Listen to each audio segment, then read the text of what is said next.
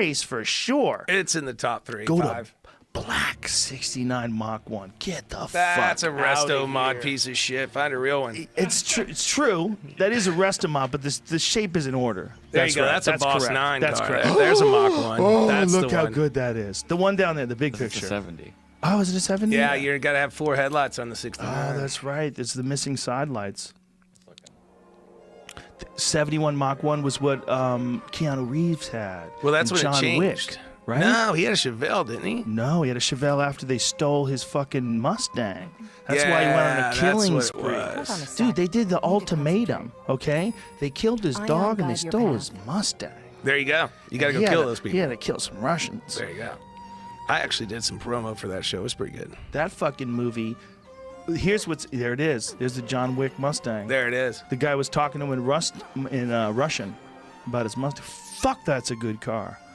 The show was great because the kid was just a total fuck up. Oh, The father's yeah. like, Made what do sense. I do with this? Yeah. Do I kill my kid or kill this dude? That's You know?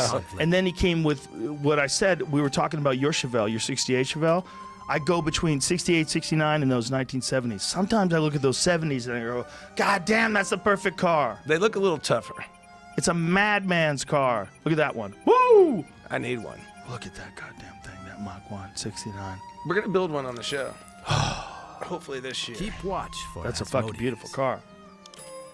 Yeah, 69 Mach 1 and the Boss 429. I need to get into building some of these movie cars because I've seen some of them up close and they're shit. Go to Classic Recreations, Boss 429. Go to this. You need to see this. He made this murdered Your out actions 1969 Your actions Boss, inspire and us it's all. look at that thing. How dare you? Now that's perfect. Woo! That's perfect right there. Jesus Christ! Yeah. Look at that goddamn car. Yeah, whoever owns that right now, give me a call. I might buy that. Holy shit!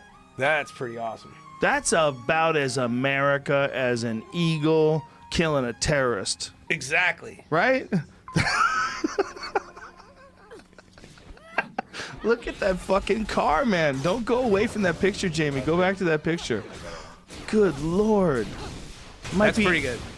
There's not a better looking car. There's just different. Nothing's better looking than that. Doesn't exist. I don't give a fuck what anybody says. There's nothing better looking than that car. There's just different. I agree.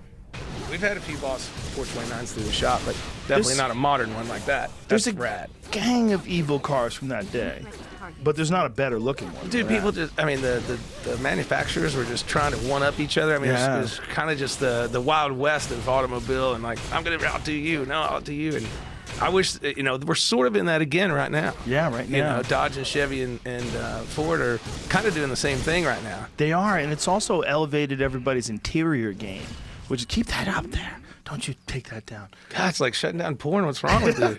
Everybody's interior game stepped up too, because it used to be like the Germans, the Japanese had much higher build quality with the interiors, but Corvette has had to step up its game considerably. Like the new Corvette's a very nice interior. Tony yeah. Hinchcliffe has one. Stand-up comedian extraordinaire, Tony Hinchcliffe. He's got a Grand Sport, which a lot of people think is the best of the, because it's not too overpowered. It's still got the wide body. But I look at the interior, I go, this is a nice interior, man. It's not like it used to be. It used to be the car's fast as fuck. It's with the seats And there's wonky. nothing in it. Nothing. You have a 2-spoke steering wheel that when you could Yep. actually bend it. You know, those cars were terrible. I just noticed, are these fake clouds in the air? Yeah. What's well, the point? what they are is these lights that used to have clear covers, and instead we got this thing from Octo Lights, and they're a company that makes it's like a photograph of clouds that you could see through. So we put it over the top of the light itself. Did Octomom start that? or- Octo Lights. Oh, gotcha. They made us So you a say bunch there's of only different 6 ones. lights in here, not 8. Well, in the old place we had them; they were stars. But the news place, the lights, these are LED lights. They're just not as bright, so we had to change it to clouds. But I've it got looks pretty dope. the new rolls with the star. Oh, you have that? Yeah, I got a Wraith, and it's got the shooting star every once in a while. And Really? yeah, so a lot of people don't know that the star pattern that they put in the headliner in the car is the exact star pattern from, I guess, the original factory or whatever. Oh, wow. And what have you. But unbelievable. You're riding along, you got stars above you. It's freaking rad. Yeah, my neighbor has one of those. That car is epic. It's an nice. epic. He He doesn't got have the the Wraith, the 2-door. He's got the 4-door. Nah, I got the 2-door. And But you get in it and you go, this car is preposterous. Oh, It's so quiet. It's like you're barely connected to the outside world. correct. Look at that. There you go. Look at Starlight that Ridge. ceiling. And those suicide doors. Mm-hmm. Look at that fucking ceiling, man. You're barely connected to the world. Barely. You barely pay attention. Oh, I jump in there and my poodle Fifi jumps in. I got a standard black poodle, like a big girl, and she jumps in there and just like rides around, looking at people. Didn't they develop poodles for some specific hunting reason? Yeah, they were hunters. Yeah. Like people think of poodles, they think of poodles as like a rich person's, a Beverly Hills dog. The Bel Air poodles. Yeah. Like something with they a were bow bred on as its ear. hunters and what have you. Yeah. As a matter of fact, mine, I call her Fifi as her name, and she brought a rabbit in one night. She comes to bed, I'm laying there, and I'm like, what is she messing with? So I reach down in the dark and pull up this rabbit. I'm like, what the frick? And but they soft-mouthed them. They're it's in their genes. They don't kill them. They bring them to you. the master as a sign of respect, a show of respect. Plus, they don't kill it. Wow. So she brought a live rabbit into my bed. Ooh. Like, That rabbit must have been having a tough day. oh, dude, but it went all freaking possum on you. It just laid there, and I carried it Wow. out, put it down. Did it run away eventually? About 10 minutes is what it took it to come out of frozen state. I mean, it just got ate by a poodle and brought into bed with me. It probably feels like as long as it's alive, just go with this. just go limp and hope you're just a toy. Just hope it happens. Yeah, that's the good thing Phoebe's about. got her own Instagram. She's doing well. Oh, nice. Yeah, she's always showing off. And Domestic dogs, right? Like they don't need to eat. They don't need to kill you to eat. So they're only grabbing you. So rabbits are probably like, just keep it together, and he'll just eventually get bored. exactly. He doesn't really want to eat you. What is that? It's a poodle. What? 1649. Get the That's a fuck out fucked of up here. poodle. It's an engraving of one. How about in 1649 they already fucked dogs up to that point? Because all dogs come from wolves. That's one of the There's Phoebe right there, I think. one of the Yeah, it biggest, looks like her. one of the weirdest stories that came out of genetics is understanding that all dogs came from wolves. They didn't think that. I think I'm pretty sure they thought that all dogs were like a combination of a bunch of different things, like wild dogs and different things that eventually became like a mastiff or something. But now they realize, no, every single dog, from a Chihuahua to a Great Dane, comes from a wolf. Yeah, but, I mean, there's some dogs that, what do you do with them? I mean, you got a 150-pound Mastiff that just lays there Yeah. and slobbers. I had a 140-pound Mastiff. He lived to be 13 years old. He was awesome. He's a great dog. No, they're great dogs, but they're just there. I mean, and they're huge. smart. They're smart and they're big. And I don't I don't mind. I mean, especially here in California, you got to pick up the dog's crap. But Yeah. You don't in Texas? I don't want to pick up a crap that's bigger than mine. In Texas, you find dog shit, you just shoot it. No, you got to pick it up. It's everywhere. There's people walking along, and that just cracks me up. I'm like, I'm gonna follow this giant animal around and pick up its shit. That's the least of your worries. The real problem is it doesn't understand how big it is, and it knocks people downstairs and shit. Yeah. You got to be real careful. If you have steep stairs and a big dog, you have to really train that motherfucker correctly. You got to let him know, hey, you can't jump on the 4-year-old at the top stair, you fucking dummy. But he's a dog. He just loves you. They love you. You get him, big dogs. Like my friend Johnny Cash was my dog. He's and my friend Joe sold him to me, and he was a trainer of dogs for movies and shit. Like the movie The Incredible Hulk. With the one with Eric Bana when Nick Nolte plays his dad, and Nick Nolte's the bad guy, and he's like a scientist, and he sticks the Hulk serum into these dogs, and he turns these dogs into these big giant hulking mastiffs. Well, the original dog was actually my friend's dog, and he was a trainer of these dogs, and he brought them to Fear Factor. Okay. And on Fear Factor, these dogs were just laying around like super chill, like. That's the cartoon dog, but there was like a real dog before that. He's a Regency Mastiff, and his name was Curly. So anyway, this guy he developed these. He raised these dogs and made them to he bred them to this place where they just had no aggression. No aggression to dogs. No aggression to people. Like, this dog was like a Hulk. Just a giant mass of muscle. But you can come up to it. Anybody can come up to it and pet it. Little kids were petting it. And he was like gently kissing their face. He was the sweetheart of sweethearts. What kind of place are we running here? You only got one more? We got more people out there. I'm good. But anyway, he's a big dog, but he was a super sweetheart. It's all about like breeders. Like how they breed them. Yeah, for sure. What kind of dogs do you have? Just Fifi, the poodle. Standard poodle. How much does Fifi weigh?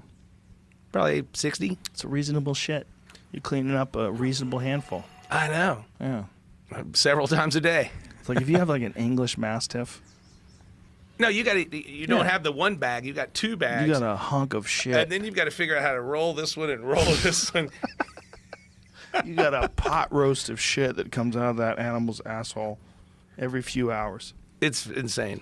Yeah, those poor fellas and gals don't live very long, though, unfortunately. That's what's sad. Those really big dogs, like 8-9 years, they're done. Mine lived to be 13, which was extraordinary. That's pretty old. But he was hurting.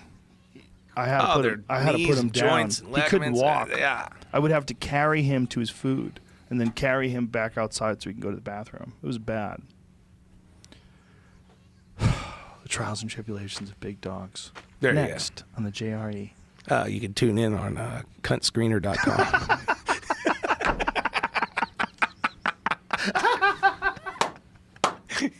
That might be one of the greatest things that's ever happened in the history of this show.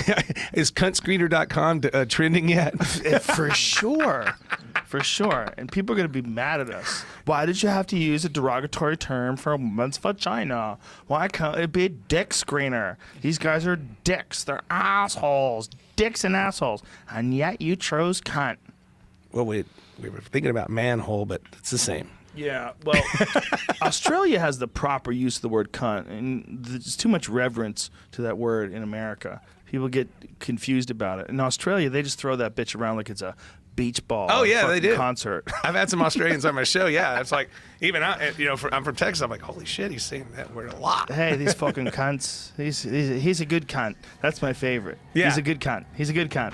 And they mean that like you might as well be replacing the word cunt for dude. Because it's all about intent. To them, it's basically saying, hey, he's a good dude. He's a good dude. And they're saying he's a good cunt. There you go. It's not bad. I gotta have a set of these. Not steal those. This is Plasticell. They're a company that is they make these one-off little dolls, and You they're all touched it, you gotta pour it. These are hand painted. No kidding. Yeah, this guy's a beast, man. Plasticell on Instagram. He makes all this stuff. That's pretty rad. No, he's wicked. He made one for my dog. He did John Wick and his dog too. Oh, he did John Wick and his dog. That's from John Wick. Dose. Not John Wick Uno. Don't get him twisted. Here we go. Salute. Now you have to couch surf Maybe tonight. it was from John Wick 1. No, it was. I'm wrong. It was from John Wick 1 that he had the pit bull. Yeah, it was. Yeah. Yeah, John Wick 2, they killed the beagle, and then he had the pit bull. Yeah. And they started going on a killing spree. It doesn't he have a 3 out now? Is there another They're one? working on it. Yeah. It's coming out soon. Yeah, he's a cool cat. I ran into him at Deus Ex Machina down in Santa Monica, Venice area, and he was on one of his bikes, and super cool, rad dude. Just, hey, what's up, man? Keanu Reeves must be one of the nicest, coolest people on the planet because no one has a bad word to say about that guy, ever. He might be what we should all aspire to be. We should all aspire to be Keanu Reeves. Or he might have some really crazy secrets. No. I don't know. I bet he's the nicest. It seems like everybody who runs into him. You know, like I'm sure there's some people that ran into you where they caught you the wrong way and it all went sideways for a little bit. Nah, not really. I mean... But now, fucking Keanu Reeves. He got it going on. But the point, what I was going to get to is one of the things that those movies did was they elevated the profile of those muscle cars because sure. people saw that movie and they went, this guy, there's something about him. I know he's murdering people. I know he's the best at murdering people. I know he killed 3 guys in a bar with a pencil. I know that.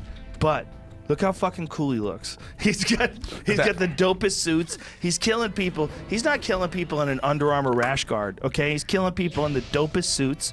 He's stabbing people in the neck, and he's driving a 70 Chevelle SS. But the trick is, unlike your aforementioned and loved Eleanor, it wasn't plasticized. It was a real freaking muscle car. It didn't have shit hanging all over it and extra side pipes. You're right. But you're also wrong. Because Eleanor, look at that. God damn it. If I'm going to kill somebody, I'm doing it just like that. God. Come on. It gets out of he's got Kragers on it. A Chevelle SS from 1970 with Kragers. It's torque press. Look American torque are press. They? Yeah. Look how good he looks. Well, that Krager style. That's a classic white wall tire. I mean, come on, man. Or white letter tire. Raised white letters. Come on, that's classic. You know you can get your own now? You can get your name on it? You can do anything. Like you have Gas there's Monkey a thing tire? that sells Why like don't you these sell stickers. Gas Monkey tires. I should, but Fuck yeah, you should. you can actually order stickers now that are the rubber letters that fuse themselves into the rubber on your tire. So you end up with a white letter like that, and you can put anything on there. Wow. Like Joe Rogan or, Cuntscreener.com. For sure, someone's going to send you and me photos of their car, a 1970 Chevelle, rolling around with cuntscreener.com. Oh, no, the company that does it's going to send us sets for our cars. I don't think they'll let you in the golf course with that shit after the burrito incident. I guarantee you they'll make it on small little golf cart tires, too. I need a set of tiring for a 10-inch wheel. Yeah, I need a smaller font, please. I'm trying to fix this electric golf cart. That's hilarious. Oh, I've got a golf cart I drive in my neighborhood that's insane. It's a Polaris, like 4-seater with the little truck bed. And I drive it all around my neighborhood because I got a nice little neighborhood. I can get to this grocery store. I get to get something to eat. I get to go to the bar, whatever. And so I raise total hell with this thing. I drive through people's yards. I'm a great neighbor because I'm really fun. And if I do accidentally fuck something up, I will definitely pay for it. But at the same time, they're like, okay, does it have to have 32,000 speakers on it and a 50-inch television screen?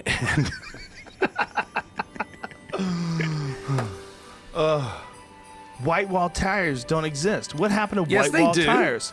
But they only exist on classic cars. Oh, yeah, you're not going to see them on anything new. What but happened? The lettered tires are starting to get more popular with Yeah. brand new ones. Yeah. But the white wall, no. Remember the 4 or 5-inch white wall? All right, I'm going to talk to you about a polarizing issue. Teleport, Yeah. Ava? Ready? Not ready. Raw welt Porsches. Ion guide your path. I have no idea what you're talking about. You don't know what I'm talking about? No. Those wide body, weird Japanese style body kits they put on old Porsches. So Was they it like take Liberty Walk shit or? giant wide ass bodies? Hold on a sec. You got Need it? to I don't know anything about Here it this. is. RAUHWELT. How the fuck do you not know about this? Well, So because see what I they've can't done? afford collecting Porsches. But no, these are old cars. These are not the most Yeah. expensive cars in the No, world. that's an old accordion bumper that's been smoothed out. And so it's like 78, See, 79. but you see the bolt-on bumpers, or the bolt-on fender flares. I like on the that. The rear and the front, yeah. Well, there's a gentleman out of Japan, and he does all of these raw welt cars by hand. And go to him. What is the guy's name? So I could give the guy his props. But that dude right there with the I Love RW T-shirt on, his name is Akira Nakai, and all raw welt cars he does himself. So he'll fly out from Japan, he sawzalls your fucking fenders off, puts these flares on the front and the rear. There's some amazing videos of him because he's a real character. He's chain smoking cigarettes the entire time. And he's like measuring this shit. He does it all by hand. He lays the caulking around the edge by hand, yeah. the weather sealing. That's the guy right there. I'm going out on a limb then. I'm going to invite him to come to Texas and do my Wraith. I wonder if he does anything other than Porsches. Well, I've been considering doing a wide body on my Wraith just for the hell of it, and I would let him come do it. If he would be interested in it, that would be an amazing episode. But if you wanted to just do what he does and get a Porsche, like that's kind of his style. But he takes these things and makes them fucking cartoonish wide. Well, Look I how wide love that motherfucker. That just Dude, cracks me up. You're dealing with like 20-inch tires. That's freaking super cool. They're I mean, outstanding. my deal with Gas Monkey, like you say, okay, well, I could actually tell you, yeah, we can do that. But I'm like, Right. this guy's known for it. Bring his ass in. Let's have Yes, some fun. yes. Let's Well, watch here- his talent. I got a situation. Look at that I'll green set up Porsche for right you. there. That's what I need. Rutledge from Top Gear. You know Rutledge Wood? I know the name. He's a nice guy, super nice guy. He's been on this podcast before. He's doing one of those cars, and he's doing it with an LS swap. So instead of using an air-cooled engine... We already did it. Oh, you already did that? Yeah. It's a good move. Why is it so prohibitive? Oh, I don't know. It's Porsche people, you know. They're crazy. The Seinfelds of the world, and God bless you, Seinfeld.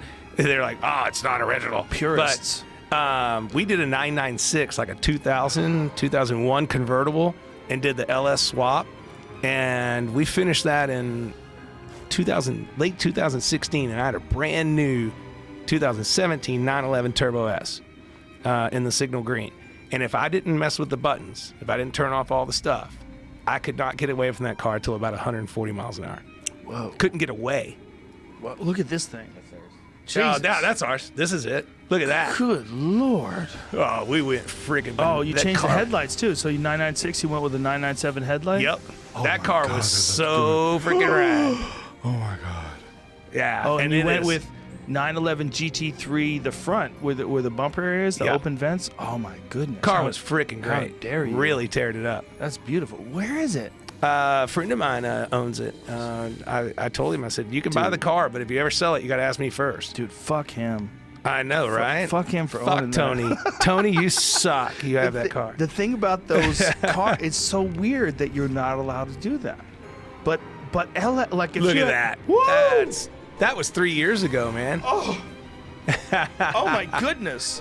There's not again. All right, put that right next to the Mustang Mach 1. It's not better. It's just different. Yeah, They're both fucking incredible. They both have the same reaction. Like that car, which is a 2001. That was like a 0 or a 1, yeah. It was, That car, the way it's modified, the way it's put together, it is so fucking pretty. If you had that next to that 69 Mach 1, they're just it's just different taste. It's a different feel, but that's a fucking amazing car. And maybe in the future, you might look at that one even better when you consider the performance. that's my other car, a tuner we built down there, the 280Z, the green one. Ooh. Yeah. I always wanted a 240, but That's a 280 with 13,000 original miles, and we went nuts with that and did the whole Lexus swap, S22Js, whatever. white leather tires, Oh, yeah. bringing them back. That car was cool. Nitto And, tires. I sold it to a customer, no bullshit, for a pretty amazing amount of money for a 280Z. And it was being shipped, and the truck burned to the fucking ground. Yeah. What happened? Who knows? But the whole trailer burned to the ground. Well, you know how there's been these fires out here? Do Well, you know about this is in the California? Northeast, but still. Do you know about California's had some pretty crazy fires? There's a guy up the street that had a really nice 3 Series BMW. Burned to the ground. It's still sitting there. I took pictures of it. I put it on my Instagram. You need to tell him to call me. Here's what I think we do, because there have been some really amazing cars that have burned with the fires that happened this past year. The panels are still good though, right? Don't worry about the panels. We take them. I need to make you this for in here, this conference table. You take it, and Yeah, that's from my okay. neighborhood. So you take the real special car that burned down. You blow everything out. You clear coat it so it doesn't stink and what have you. We put a glass top on it, and you have a conference table called "Burning Up the Competition." Ooh. You know, or whatever. But I think some of those really expensive burned out cars would make really cool conference tables. Yeah, good art projects. Yeah, for In sure. your background, you got lucky, bitch. Just having in a big plaque. You could have been me. You got lucky, bitch. You weren't in the wrong place at the wrong time. Yeah. I'm a big fan of those E46 M3s, those 2000-ish. I do not know my. You don't know my- German? My, God damn it, BMWs Richard. at How all. dare you?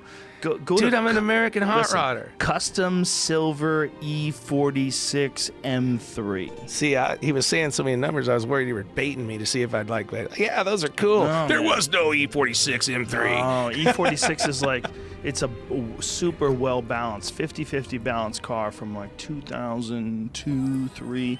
And many people think it's like the gold standard for M3s. Because M3s, there's something that happened to M3s, and right now I like the fact that an M3 became an M4. Like, stay right there. Don't move. M3 That's a became good-looking car. That's a fucking good-looking car. Because an M4 is a totally different thing than an M3. It's beautiful and it's amazing. Like an M4 from BMW is an amazing driver. Like if you want to drive that car every day, you'll be super pleased. The performance is unprecedented in the M world and most of the car world. The only things that are faster are like fucking GTRs and Corvettes that are ZR1s or ZR6s or shit, but it's different because an M3 was really light. It was really light and uncomplicated. There wasn't any traction control, or if there was, it was minimal. Mostly it was just anti-lock brakes. And it was, 3,000-pound car. And it had 333 horsepower and is perfectly balanced for the right amount of thrust, the right amount of, like, grip with the tires, because they weren't the widest tires, but they were wide enough. They had a little bit of fender flare that made them wider than the standard 3 Series, and it's just a perfect, understated-looking car. When you look at that E46 M3, you look at that car, you're like, that's a fucking good neutral zone. Like, they nailed it. Cool. If anybody has one of those, I'm buying. You can reach me at castmonkey.com. I sell it? Did I sell it? I sold it, right? Well, what we do is we buy like 10 or 20 of them. And then we sell one at auction for like 15 times what they normally bring, and then we sell the rest of them. But look at that car. That's pretty damn good. It's a good car. You want, but there's a balance to that car. It's not like a Ferrari 488 or some shit like that, where it's so outrageous. Everybody like gets light. Now, see, you got me there because I don't like rear engines. Oh, you don't? Not in the Ferrari type stuff, because to me, if you got a front engine V12, you're a connoisseur. Look at that. If you got one behind you, then really? you just got a contract of some sort, and you might not have that car next week. Look at that car. All right, do you own one? No, I think I need to. All right, cool. I need a E46 M3 in my life. Look at that. It's perfectly understated and yet flashy. It's like a balance. So of what's the things. value on that right now? Because I'm serious. I don't watch that kind of car. They're not crazy. They're not crazy because I think people overlook them. They overlook them for more extravagant, like E92 M3s, which is like the V8 years. So if you could buy one, what would you pay for one right now? I mean, just a nice California one, no rust. I have brain damage, so I have critical thinking skills. See, I don't know. Off. I'd have to call my buddy Dennis on something like that because I a good just car. don't know those kind of cars. There's something about that car that's very appealing because it's a balance issue. It's not like there's something about the Mach 1 that's like, holy shit, like America, fuck yeah. Right? So here's what we do. We put it out to the people listening. Bring us a nice one-owner, low-mile M3 that hasn't been ragged out. Yeah. E56? Yeah. E46. E46 M3 that hasn't been ragged out, and I'll bid against you, and we'll see who gets it. I had 2 M3s in a row, at least 2 M3s in a row from BMW for the V8 years because it was so good. It was my daily driver. It was so good. After I would get out of it, I was like, this car has everything I like. It's understated, and yet it's wicked. It's got V8 power, but yet it's not preposterous, like the wheels don't break loose every time you hit the gas. It has a double clutch transmission, so it's good in traffic, and it also has a whale because it's got this high revving V8, and it's so many things that I liked. All right, I got 2 of them in a row. So they're going to send us one on the old interwebs. Yeah, They're they not gonna will. send us shit. BMW? I got a pretty good reach. I think I can get You out can get there. a hold of BMW? No, I can get a hold of the people that own one in their garage right now that are probably at their golf club. So we'll just bid against each other, see who gets it. Because I don't know what they're worth. Well, how about I let you get it? And I'll just buy a different one. I'm not stupid, bro. How about we do this? Let's buy 2 of them and race. I'm not good at racing. Straight line, round lines, curves. I don't care who gets there first. I just like driving. Yeah. No bullshit. No I heard bullshit. that from your wife. You son of a bitch!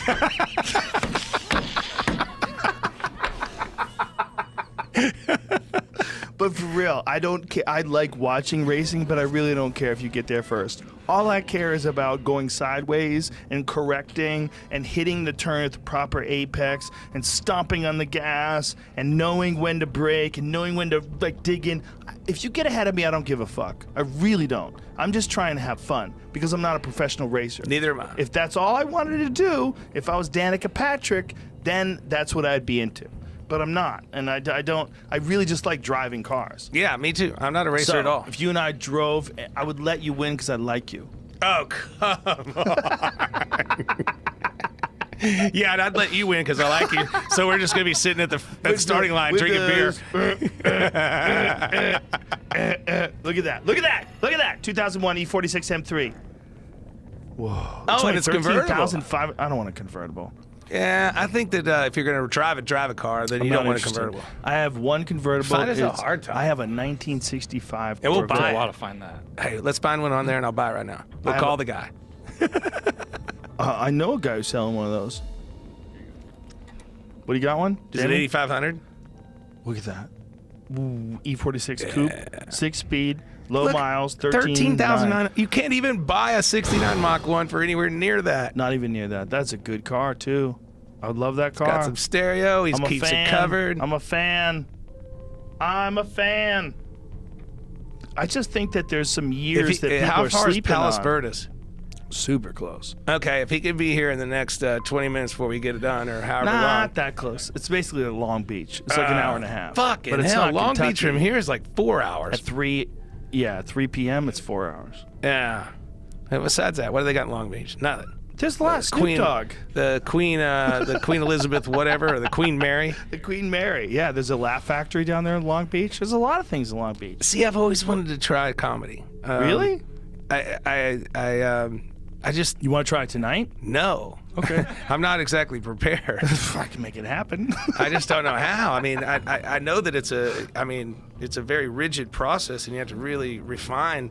And I've looked at it, I've studied it, and I'm like, I think I could probably try You're a funny that one dude. day. I think you could do it 100%. Yeah. No bullshit. You 100% could be a comedian. I need to go to comedian school. Doesn't exist. Oh, really? Yeah, this is what you got to do. You got to make friends with professional comedians who'll be honest with you. Okay.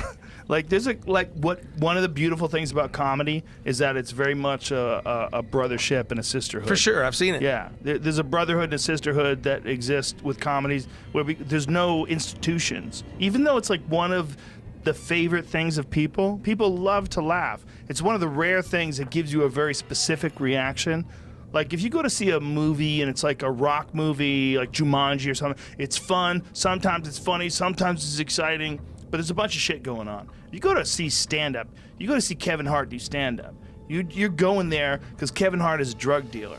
Okay, that drug is laughter. Yeah. He's there to hit you with some fucking high-level, gigantic arena laughter, and you gotta walk out of there going, holy shit, that was fun. Yeah. Woo! Like he gave you some drugs. Oh, no. I think I might try it one day. You Maybe can do I'll it. give a shot. I Do like guarantee- an open mic. Go I know out you there can and do go, it. hey, I'm Richard from cuntscreener.com. You can do it. There's a lot of places. Addison Improv, good spot. Yeah, Addison Improv's great. It's a great spot. Not only is that great, right next door is the Kobe Steakhouse. Yes. And you can get all the chop. And if you get hammered, you can go to that piano bar. Is that piano bar still there? Piano bar's still there, but the right next to Kobe is the Memphis. It's a lounge, Memphis Lounge, and that's always a good time. I've met a few of my wives there. I've worked there many times. That's a fun place to work. I used to love to do that circuit. What I would do is Cap City in Austin, and I would do the Improv. Well, there is an Improv in Addison, but there's another Improv too, right, that I haven't done. Is that in Fort Worth? I think so. I think there's one like 40 minutes away Maybe, or some shit. it's like Fort Worth or Bedford or something. Yeah. And then there was a Laugh Stop in Houston, and that was the Run. Yeah. Well, see, no. Great If you come back Texas to Run. Dallas, you need to do Gas Monkey Live. I hold about 2,000 something people. And What is it? You have a concert place? Fuck yeah, I've had the Motley fuck outta Crue here, there. dude. I graduated high school in '87. Somebody told me two things. One, you're going to build a car that Hot Wheels is going to make. And two, you're going to have Motley Crue at your bar. I'm like, no way. That's incredible. Yeah. So is this the place that you were building on your show? Yeah. You have a 2,000 seat place there? Yeah, I think we're 22. Look at the fucking yeah, look at size of that place. Now, Holy shit. What's really bitching about this is the stage is solid concrete. It's not raised, so the reverb and the sound that we get out of there. Even the guys from Crew, when they played, it was a deal with Dodge and me and them and blah.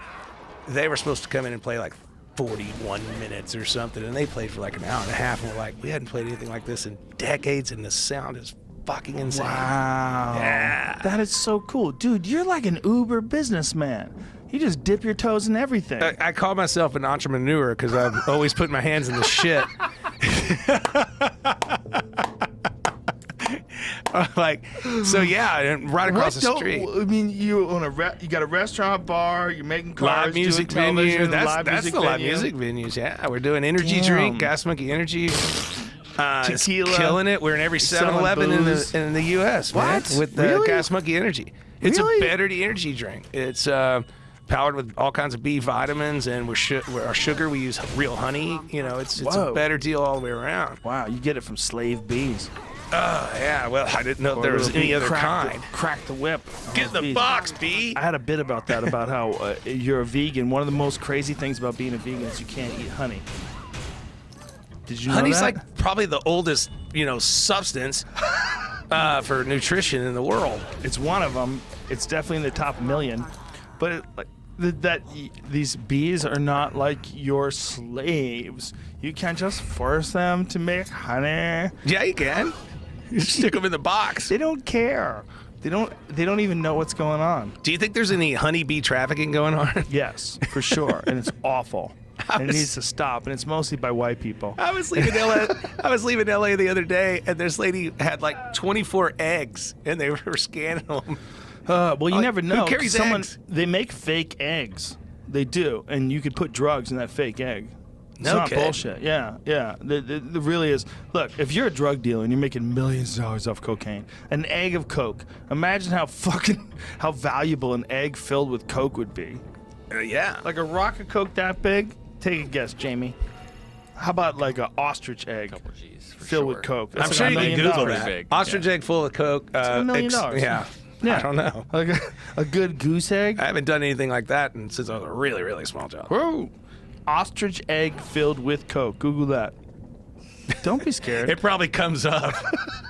That's the problem with Probably comes Google out is of like someone's ass. you're sitting there thinking with your buddy or shooting Yeah. the shit, and you're like, oh, I just thought of something really cool. Yeah. And you Google it, and you're like, ah, fucked up. It's probably someone like getting arrested for having it up their ass.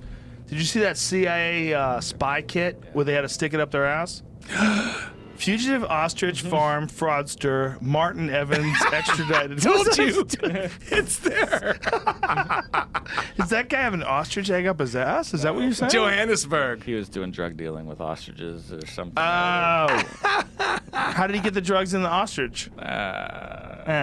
Just didn't touch that. Through his, it would be beak, not nostrils. Like, Yeah. well, they have nostrils. They're weird, man. Well, no, I knew a guy. You know, I've done a lot of the world rallies and the Gumball 3000s Yeah. and the bull runs and all this. So one guy appeared on the scene for a few years, and it was kind of weird. He was like there, but he wasn't there, and he was kind of not really competing, but he had all these expensive cars.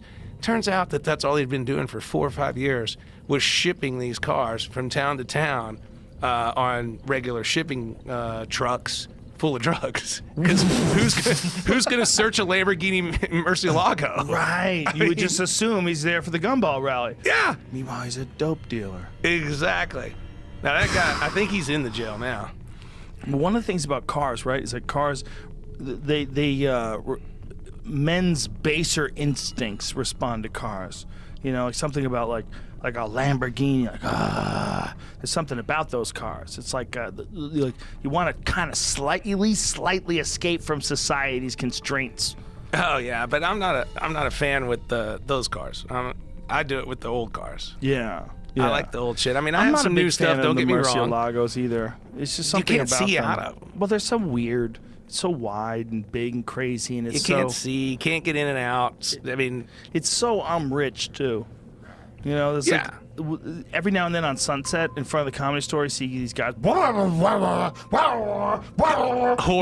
flying by the Comedy Store, and the cars are like 5 fucking miles wide. Each they're super wide. Yeah, and you always know the asshole that doesn't know what he's doing because he's pushing in the clutch and. Yeah, but there's no clutch. Yeah. There's no clutch. Well, not anymore. He's putting it Doesn't in neutral exist. and doing it. It literally but doesn't exist These anymore. guys that drive around and they're like, look at me. And I'm like, dude, just drive the freaking car. You don't even get the satisfaction of watching them stall out anymore, though. Like someone that doesn't know how to This is true. I stalled out in my Bronco the other day, man, and I was like, this is for you. Everybody around me that was looking at this car that got jealous. That's for you. Feel better about yourself. Yeah. I fucking stalled out. I'm a loser. Fuck. Everybody had to wait an extra 3 seconds, and they're all like, you fucking loser. Nah. There's That's a something pretty about badass that. Bronco. It's a badass Bronco. But you ever been to La Cienega Boulevard right when it hits sunset? Uh-huh. That's a steep ass hill, Yeah, bro. yeah, you got to come around. A lot Yeah. of dudes with manuals stall out on that motherfucker. Yeah, we started the Gumball 3000 there one time. Oh, really? We started on that hill. You had to clear that light just to go. That's a good move. Dude, they screwed up all the time. That's a good move. Yeah. They that's should have never mowed down the House of Blues, though. Well, they What mowed it the down. hell? Here's the thing. I agree with you 100%. But yeah. I'm not scared. Round number, what is this? 6? I don't know. The thing about the House of Blues that was badass, though, when it went away. Salute, my friend. Yes, sir. My new friend. Salute. You're going to teach me comedy. 100% help you out. When it was down, when they tore it down, from the Comedy Store, you could see across, and you see all the beautiful lights. Like the lights in the Hollywood Hills. I had a buddy of mine who bought a house in off of Doheny, which is like way above the hill. You'd go to his backyard, you would look out at the lights, you'd be like, this doesn't even seem real. It's like a Blade Runner. Like, most people see the lights when you're down in them. But when you're above Hollywood, and Correct. you're looking down, it's one of the most spectacular views in all of history. It's way better than any New York City view. Because you have a view on top. Look at that. That's what you see. Yep. And I'm telling you, man, this is dog shit compared to my friend Larry's house. You'd look out there, you'd look at that, and you'd go, holy shit, that's incredible. It was mesmerizing. The image was stunning. That's I pretty know rad. a couple people that have houses up there. I know Dane Cook's got a crazy house up there. Like, a lot of guys have houses up there that look down. Like Peter. I've always wanted to meet him. He's a rad dude. Yeah, he's at the Comedy Store all the time. Well, what was that show he did? My best friend's girl or whatever. I think it was a movie. Is Yeah, that a movie. Yeah. That is probably one of the better movies out there. It's pretty fucking hilarious. What's your all-time favorite movie? If you had if there was one movie, you had to Smokey pick- the Bandit. God damn, that's a Can't good attack call. Every time. Clear line of sight. That's a good call. And if I had to get in depth and think about it, I might go with Stroker Ace with it. The giant thing, the smoke tower fell and he goes right under it. Because these guys were doing their own stunts. That shit was real. That wasn't CGI. I mean, they were doing it. What was that one movie with the girl? Her name was Domino. He was a detective. Called Domino. That Was it called Domino? Yeah. I don't remember. Was that what it's called? Or talking about with Burt Reynolds. Yeah. Well, you know, like Was it called Domino? during Cannonball Run when they drove the car into the pool. Oh, yeah. Like the NASCAR looking thing. Yeah. They did that because they were fucking drunk. They were loaded. And they were partying, and the cameras just happened to be rolling. That wasn't planned. It wasn't part of the script. They did it because they thought it was funny. What is it called? Sharky's Machine. That's right. Yeah. Sharky's Machine. God damn. What year is that? 81. I was 14 years old. I remember watching this movie on TV. I was like, God damn, I wish I was Burt Reynolds. And the woman who was like his girlfriend, oh my God, she was so hot. Look at her. Leg warmer days. Genetics. That's when they had leg warmers back then. No one had an ass. They didn't even figure out asses. When did they figure out asses? Sir Mix-a-Lot, ladies and gentlemen. White people were in a daze. We didn't even know what an ass was. Sir Mix-a-Lot came along and changed the game. He came along with Baby Got Back, and we were Yes. like, wait. Oh my God, that is better. It was like everybody just got smelling salts under their nose. Yeah, and then the Kardashians fucked it up for all of us. Everybody woke up. They did, but they didn't. They'd exploited a hole in the system. You know, like Jennifer Lopez had strong ass game way before them, but it was a legit Latina ass game. Correct. From years of dancing and fucking running upstairs and shit. Right? Correct. Something. Whatever the fuck she did. Well, also, she's like 4'2". Is she? Yeah, she's pretty short.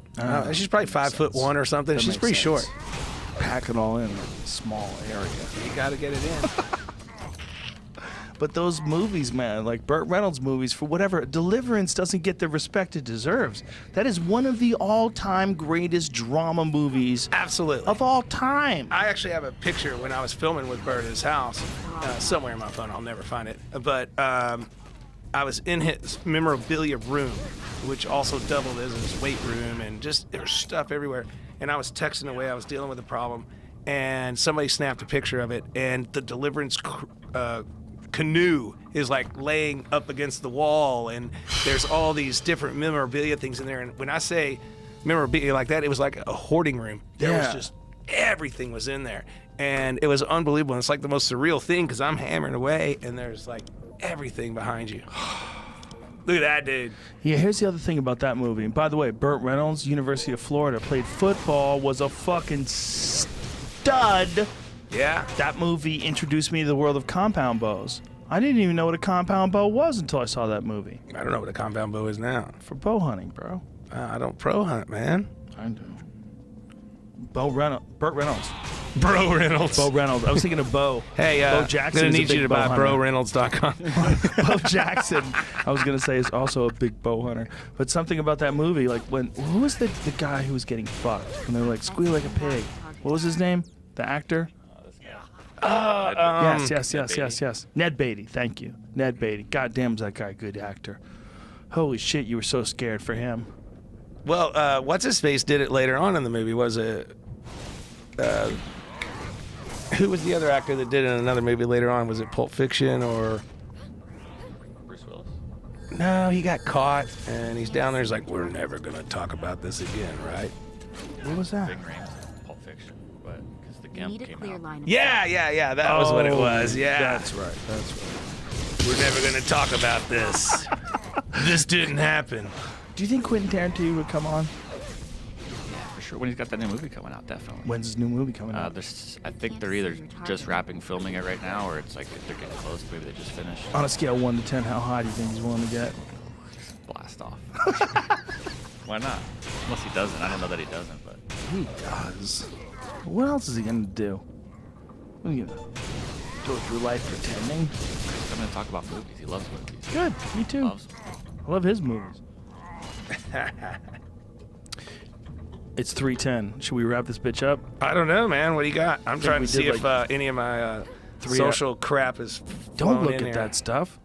Well, Listen, you know, they you might just give us entered- something good to talk about. You entered into a new dimension of social media within the last 3 hours. I suggest you leave your phone alone much more often. I was just checking to see if they gave us anything good to talk about. They definitely didn't. It's 3 Whoa. hours and 10 minutes. I'm squeezing my bladder tight. Well, how do we end it? We Another just shot? end it. Yeah, Number 7. definitely. Number 7. Jihad to everyone. Thank you to you all. Thanks for everybody for listening to this podcast. Gas Monkey apparel, clothing. GasMonkeyGarage.com. GasMonkeyGarage.com. The television show. Tell them when. Fast and Loud on Monday nights coming in June. Right now we got Garage Rehab on Tuesday nights. Misfit Garage will be coming back out. Demolition Theater. I have a lot of shows on TV. DVR, motherfuckers. It's your friend. Use that DVR. Can they get it on Netflix or anywhere else? They get it anywhere, man. Everywhere? It's like the number one automotive motorcycle thing going on. Number 1, bitches. Ah, I love it. Hey, I had a great fucking time. Thank you, brother. That was really, really fun. Yes, sir, Thank for you. sure. All right. Thank you, everybody. Bye.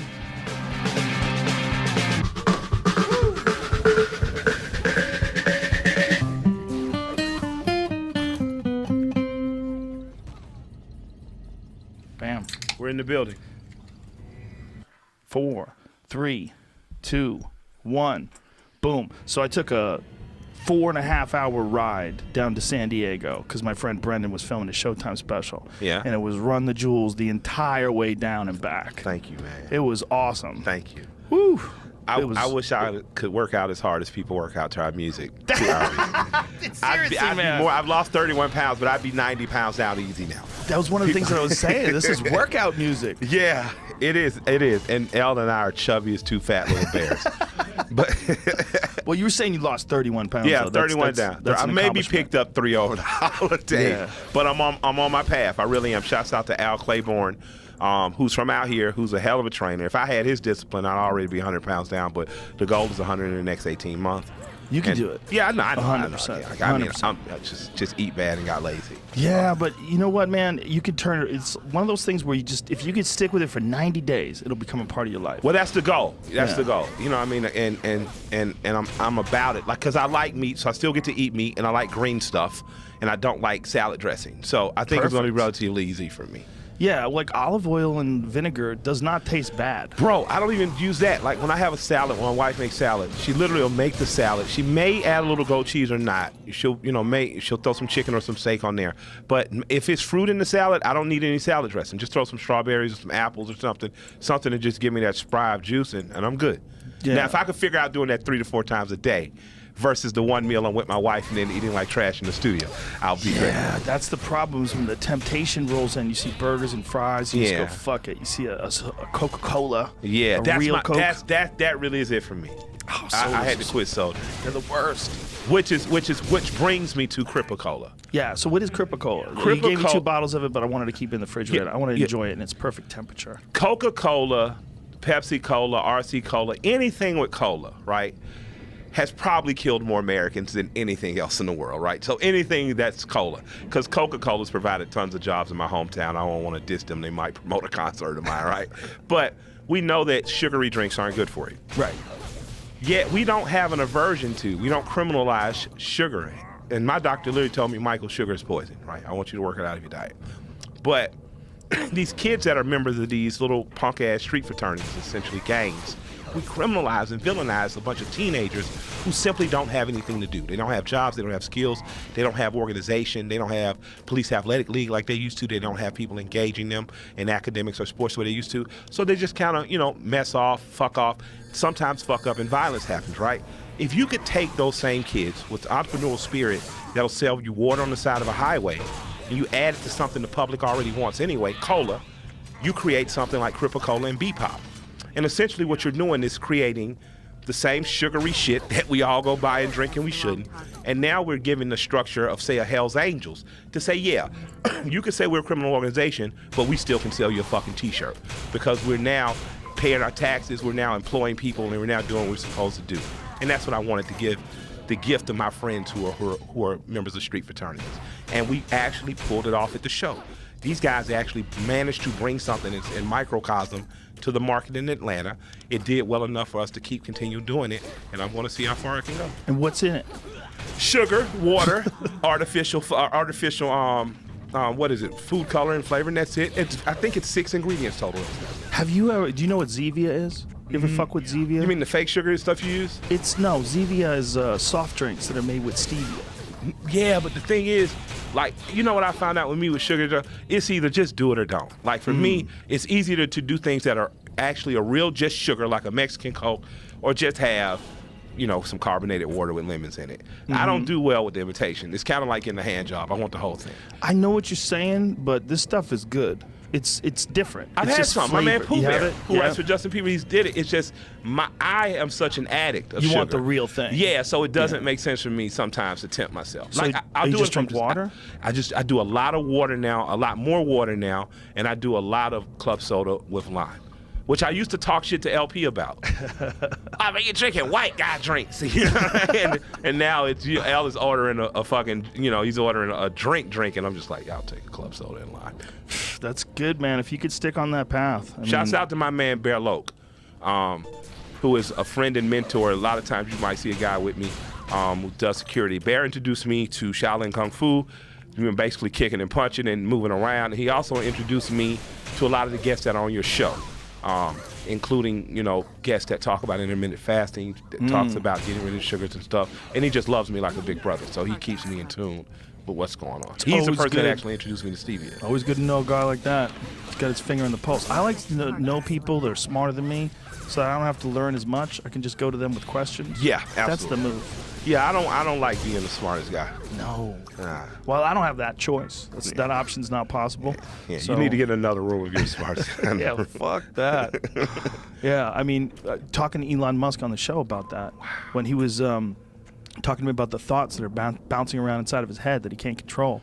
And then it's always been his whole life, like, you wouldn't want to be me. I was like, Jesus Christ, I'm just thinking about it. I thought I did something cool smoking with Mar, and that was definitely cool. But you getting Elon Musk to fucking smoke is classic stoner history in the making right there. Yeah, I didn't even. The thing about it is, if I had any idea that people would react to it that way, I mean, I would just do that on a normal show. That's normal. Yeah, It's I know. California, it's legal. Yeah. We smoke weed. It's no big deal. It's fun. It's It's like a camaraderie thing. I think so. Yeah, everybody's sharing space together. It's a peace smoking pipe of weed. sorts, absolutely. It's one of the only things you sip off that another man's lips touched. Like everybody does it. Yeah, right. Well, women too, but we Yeah. just don't admit to ourselves Yeah. that there's another guy. That's true. That's like it's been washed. Yeah. This is like joint to person. Yeah, right there, no, you know? no wash. Like if someone wanted to give you a haul off of their cigar, try this. You'd be like, get the fuck out of here. I've actually Noriega did that to me.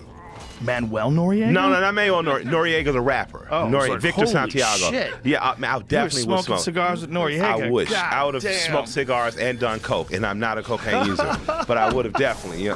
My wife talked about going to Colombia, and I said, honey, I've never said this to you. She said, what?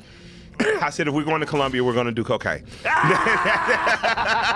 I said, of all the places in the world, I said no to cocaine everywhere, from Dubai to Denver. But in Colombia, I say, why, fuck it. We're here. We're at the source. Yeah, when you're in Hawaii, you eat poi. Yeah. You know? You go to a luau. I would try for sure those leaves, the chewing of the The coca leaves. And in Peru, as you ascend up the mountain, shouts out to Mortal Technique, my Peruvian raw rap friend. I love that dude. Yeah, I do too. He's a good man. He's been on a couple times. He's a great guy, man. Great human Yeah. being, man. Yeah. Dude, that guy brought me a plate of his grandma's food to the podcast studio. That's how down home that dude is. He's one of the best brought me human beings. a plate of food. He's a great human, man. Like he's a great that's more the stuff I'm saying people need to do instead of arguing ideas and extremes. You need to get with people who don't look like you or not culturally alike. Yeah. And you need to allow them to do things like that because that creates friendships, empathy, and builds bridges instead of burning. Well, he's just a real dude. He is. He's a real dude. Like who he is that is who he is. Yep. He's got very strict ethics in his mind. He's essentially smart. He's like a soldier, you know, in terms of how he thinks and operates and takes care of his people and moves. You know, he took me on my first tour with rap music, rap music. Before me and L went out together, I went out with him. You know what I mean? And we ran through the South together. And he was just pro all the way. And we became friends, and I just love him to death now, and I'd go to war with him any day. Yeah, he's a great dude. Yeah. I've hung out with him a few times. Yeah. Like him a lot. He came to my mother's funeral, God bless his soul. Did he really? Yeah. I believe that. That sounds like him. Yeah. Yeah, it's there's good people out there, man. Even in show business, wacky ass show business. Yeah, a lot of there real are good people. Yeah, there are good people in show business. None of the people in the offices you can trust, but the talent, we're okay. Yeah, well, even in the offices, there's some good folks I out know. there. There's some good agents and good people. They get a bad rap. You know what it is, man? It's just fucking hard. Can you imagine how hard it is, and you know how hard it is to make it in entertainment as a performer, right? You know your path, how it's fucking difficult for everybody. Now imagine you have to rely on other people performing. And you have to pick the winners? You got to figure out who's going to work for you? A bunch of addicts and emos. Like in terms of the talent, like I know I give my managers headaches 3-4 days a week. God bless their souls. You know what I mean? I know I do. I really, like my friend today who's with me, he's a promoter, Eric Milhouse. So when I met him, we were doing a show. We were booked to do a show, me and another artist. Well, the other artist's contract didn't say pay regardless. Mine said pay regardless. So after the show, I'm like, where's my fucking money? And everyone's like, what are you talking about? You don't get paid out? I'm like, nah, where's my fucking money? Or I think it may have been before, like I'm not going on. And he ends up snatching me in another office like, look, I'm gonna fucking pay you. Don't tell the other fucking guy. Oh, Jesus. And that's it. And that's how we became friends. I took my money, acted like I didn't get paid, talked shit about him in front of the other guy, and then called him later like, man, I don't know what the fuck made you hold cold, but thank you. And we've been friends. And so when he called me and said, you're going to Joe Rogan's Experience, I'm like, you're coming with me. That's hilarious. Yeah, those sketchy gigs where you're not sure if you're going to get paid. I know, bro. Part of the business. It's the Chitlin circuit. Yeah. You know, it's like me and T.I. playing Montgomery, Alabama in 2003. Wow. You know. Chitlin circuit. Wow. It's fun. The Chitlin circuit is fun. I will advise anyone who likes, like, you know, you like street rap to get to the South and get to one of those small clubs where anybody's accepted and just go watch those kids as they grow up. You're going to see some hellified shows. Now, how does a manager find a rapper? How does like an agent find a rapper? How does that work? It works they a lot. Go to the local shows? Yeah, local shows. I will say, like in Atlanta, Meech and Key, who both their management for 21 Savage, they've been on the Atlanta scene for years, cultivating young talent, whether it was Grip Plies, rest in peace, 29, which was another group out of Atlanta, and all these kids were dope. You know, some worked out, some didn't. Grip died of cancer, unfortunately. 29, the members went their separate ways, but still are making dope music. But then they found the kid in 21 that they managed to help get to the next plateau. And congrats to 21, they had a #1 album a couple weeks. But management usually it comes from a group of people who care and just want to see someone they're a fan of be treated well in the industry. So I really applaud music managers because, like you say, placing your own fate in your own hands is one thing. Placing it in the fate of an emotional addict, which a lot of times the act can be, including myself. Yeah. Oh, shit. You know, that's a roller coaster ride. That's a hard job. The stress of other people performing is brutal. Yeah. My publicist, God bless her soul, I thought I killed her a couple of times this year. You know, she might have come from my conservative. I have two publicists, white woman named Catherine, who's done a lot of music publishing. And then when I start talking about topics, I have a black woman named Jennifer Farmer, who's a great publicist, but she's also a publicist for like former Senator of Ohio, Nina Turner, and mega church pastors. So she's helping me keep my image clean, but she doesn't want me getting on television talking about doing cocaine and smoking joints. And I don't do cocaine, but it's just like if I go to Columbia, I do coke. And you could just see her face sink behind her. She's going, oh my God. And churches are calling her like, this guy supports AR-15s. So I thank you, Jennifer, for tolerating me. But she's got to understand that that's also a part of why people like you. Yeah, she does. It's just something to deal with at work. I get it. I get it. I wouldn't want to be her, but you have to do what you do. Like that's part of what makes you fun. Absolutely. People know what they're gonna get, what it is. Yeah. There's no filter. Yeah, got it, man. Somebody has to shake the box a little bit. Somebody has to be the kid that's willing to poke the hornet's nest just to see how many will fly out. Yeah. Two of my greatest heroes. When black people usually talk about heroes, right? We talk about Martin, Malcolm, Elijah Muhammad, Marcus Garvey. But two of my biggest heroes coming up were Luther Campbell and Larry Flint. Right? Because in my lifetime, I saw Luther Campbell and Larry Flint fight the government on behalf of the American people's right to say whatever they wanted to say. So at the same time in my formative years, I was learning to love the Bill of Rights, the preamble, and the United States Constitution.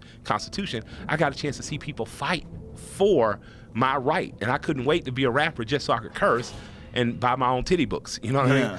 And those people have shaped my life in terms of love of freedom and liberties as much as a Thurgood Marshall, as much as a Barbara Jordan, as much as a Shirley Chisholm. So for me, who I am is needed. I remember one of my friends saying, Mike, I like the fact you talk on social issues, but why do you always feel necessary to talk about smoking weed in strip clubs? I say, because that's what I really do. And I never want someone to be able from the other side to say, don't like this guy because he smokes marijuana and goes to strip clubs. I want whoever they say that to say, yeah, and he goes with his wife and they smoke together. I don't want it to be some secret I want people to understand that when I want you to be free, I don't want you to be free to agree to see the world the way I do. I want you to be free to live as you would like to live so long as it doesn't infringe on me enough. That's supposed to be what this is all about. That's supposed to be what this country's all about. That's what Miss Ellison told me in high school. Well, the Luther Campbell thing was so strange because it was at one area in Florida, right, where they had very strict blasphemy laws. Yeah. They've tried porn stars there before. Yeah. They tried some male porn star who was doing some really fucked up videos. They tried him down there for obscenity, and they had him locked up. They it's very conservative. Yeah. And they just decided that the 2 Live Crew was just too much. They were like, they were drawing a line in the sand. Yeah. Huge, but it's a crazy thing to do when something's very popular.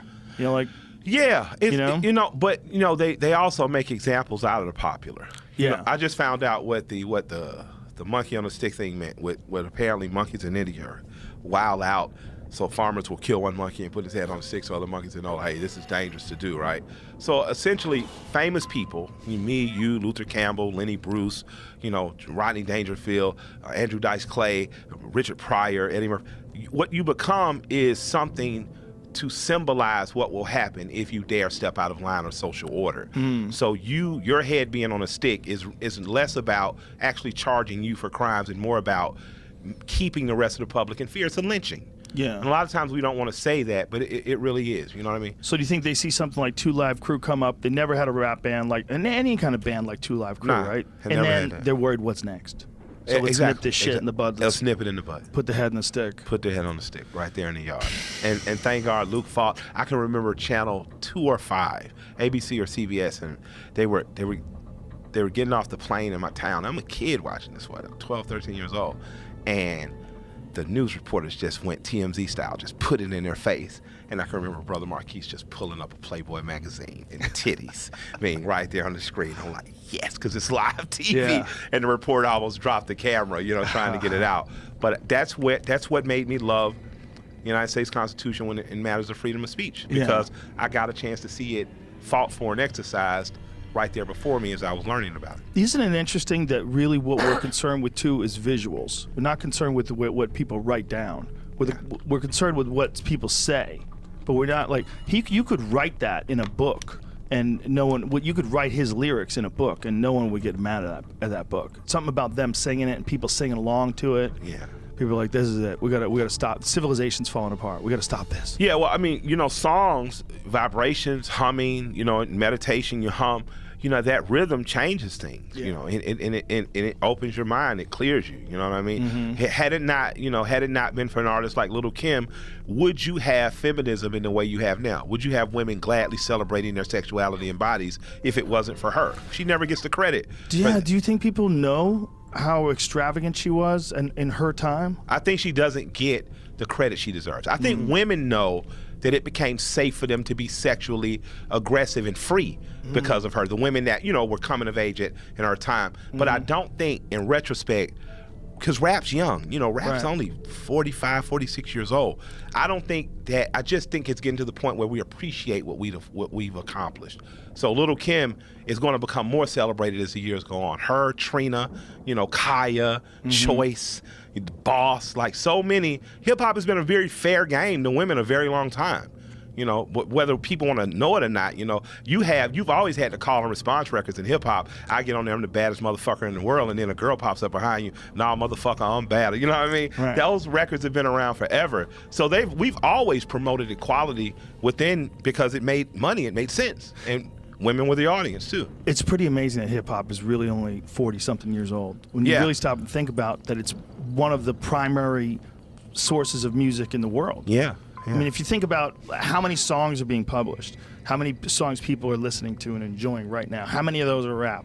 That's a fucking giant number, man. Yeah, if you could look at the whole country right now, and just a little light goes off when it's a rap song is playing, woo. And if you listen to Wheeler Walker Jr., Wheeler Walker says the rest of country music is just biting rap and acting like they aren't. So, well, I think it was a little bit of that, but I think at one point in time it was a little that a lot of rappers would look at guys like Waylon Jennings and Johnny Cash and old school gangster country guys. Outlaw country is way different from today. I love outlaw country. You can't tell me Waylon Jennings, Chris Christopherson, Willie Nelson, Johnny Cash aren't kicking it. Like, that's what the fuck is up, right? Yeah. But that's not the same as you allocating a Nelly beat to your song and talking about cowboy boots instead of Air Force Ones. No. Not the same. No. There's something about the Allman Brothers Midnight Rider and Whipping Post that's radically different than you just singing about your Ford and rafting on Saturdays with your chick. Yeah, I don't think people even understand Tied to the Whipping Post. You can't fake that song. When they came at me about the NRA interview last year, every day I smoked a joint, woke up and laughed and listened to that record. Like every single day. I just wanted you guys to know it didn't bother me any. My wife just told me to shut up talking to you all. We went shooting a lot more, and we played Allman Brothers Whipping Post every morning because I had to remind myself that this is normal, that you're being done like this publicly because you're disagreeing with a system that people have agreed to that you don't agree to, and it's okay not to agree. So the Allman Brothers really got me through that segment and stopped me from punching a lot of bourgeoisie black people in the face. Well, you're a proponent of your right to carry a gun. Yeah. And I'm a lover of the United States Constitution as a whole, of all our rights and amendments. But in particular, the First and Second Amendment rights matter to me as an African American, and as an American. First and foremost, as an African American, I've only been free 55 years. My parents were born in apartheid. And as an American, we are a country that broke off from what we felt like was the tyranny of a monarchy. And we did that because farmers and guns dared to wage guerrilla warfare against, at that time, one of the largest armies and navies in the world. So I honor that, by continuing to be in the spirit of those farmers. You know, in the continuance of Crispus Attucks, the first person to die in the American Revolution was a black man. You know, so for me, I would dishonor those patriots who started this country and Crispus Attucks, and I would dishonor the lineage as an African American who's only 55 years into freedom by giving government my gun back. It's not something I believe in. Government is people. Part of the problem with giving government anything is that they're just people. They're not something special. Absolutely. They're not flawless. Absolutely. You give people power over you, and they will. I mean, this is not saying we should stockpile guns and point them at the government, but No. if people have guns, it's way harder to just take over cities. Absolutely. That shit happens all the time in other Absolutely. countries. It Absolutely. does happen. Absolutely. Where Absolutely. people get occupied. It's just, and governments turn on them. And governments change the rules, and places that were democracies are no longer so. Absolutely. That's real. And we're never far from it. As safe as you feel, you're never far from it. But I think what we need more of is people like you that are a reasonable, very educated in the matter, very articulate person who comes from a place where they don't expect that argument to come from. Yeah, I understand. You know, like you think about left-wing people or Democratic people, progressive people, you always think, you think about Democratic people overwhelmingly being appreciated by the black community, and you always associate them with being anti-gun. Yeah. That's a common thing. So when a guy like you steps out and says, no, I think it's a disservice to take this right away. Absolutely. And if I didn't support it and fight for it. I've been an African American 40 something years now, right? I have known Democrats primarily my entire life. I'm from the South, in particular the Southeast, Alabama, Georgia, Florida. I have never known a black male Democrat that was working class that did not own a weapon. So I'm going to follow the examples of my grandfather. I'm not going to listen to the National Party and their rhetoric about dearming the population. I think obviously we could agree that we would all love it if we never needed guns. Yeah. Of course, right? Of course. Who wouldn't? I'd rather not need it than be prepared, though. Yes. Than not be prepared. Sure, right? Better to have it not to need it than need it not to have it. And the part of the country I'm from and what you do often. Like, I'm from a part of the country. I grew up fishing, hunting, growing food. My sister grows food. Don't get to hunt as regularly now. Still fish occasionally. Shouts out to Greg Street, one of our biggest TJs down there. Is a great fisherman, right? But this is as normal in my part of the country as not having straws and being able to smoke in public in places like LA. It's not that big of a deal. In my mind state, a household should have 5 guns, right? You should have a revolver, you should have a semi-automatic for if you and your wife carrying out, in public. You should have a shotgun just because it's a great all-around gun to have, whether it's burglars or vermin, You should have bolt-action rifles, some course, in case you got to kill your meat. You should have a semi-automatic rifle and defend against tyranny or just to fuck off on Sundays and show your homeboys who's dick bigger. But what you should not do is give up your right to own weapons. Yeah, or use them on people. That's what the thing about using them on people.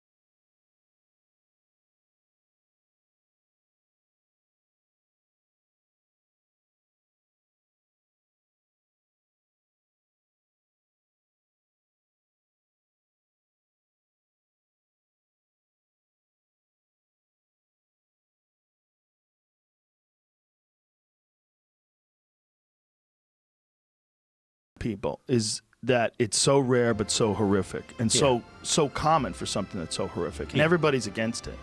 But I don't understand how you would ever, by taking guns. I mean, you would have to take all the guns away to stop that from happening. But how are you going to do it? You know, how are you you're going not- to do that? Yeah, criminals aren't going to give up. Of course not. So- There's no way. The regular people should probably not do that either. Yeah, that's where it gets squirrely. It's like, how are you going to get those guns from the criminals? You're not. You're not going to. You're not going to. It's a joke. What we can do, though, and I would say as an owner, you get lazy sometimes, you don't train enough.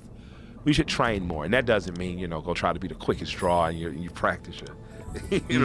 But what you want to do is make sure you know what you're doing with your weapon. Make sure you know how to clean your weapon. Make sure you know how to store your weapon. And I took my son and my nephew, and I'm shooting. I'm about to start taking my 11-year-old girl, Michael, shooting, because I want them to know what they do if they see a gun. So we've already went through, what do you do if you're somewhere you see a gun? Mm-hmm. How do you get out of that situation, get other kids out of that situation, and let an adult know?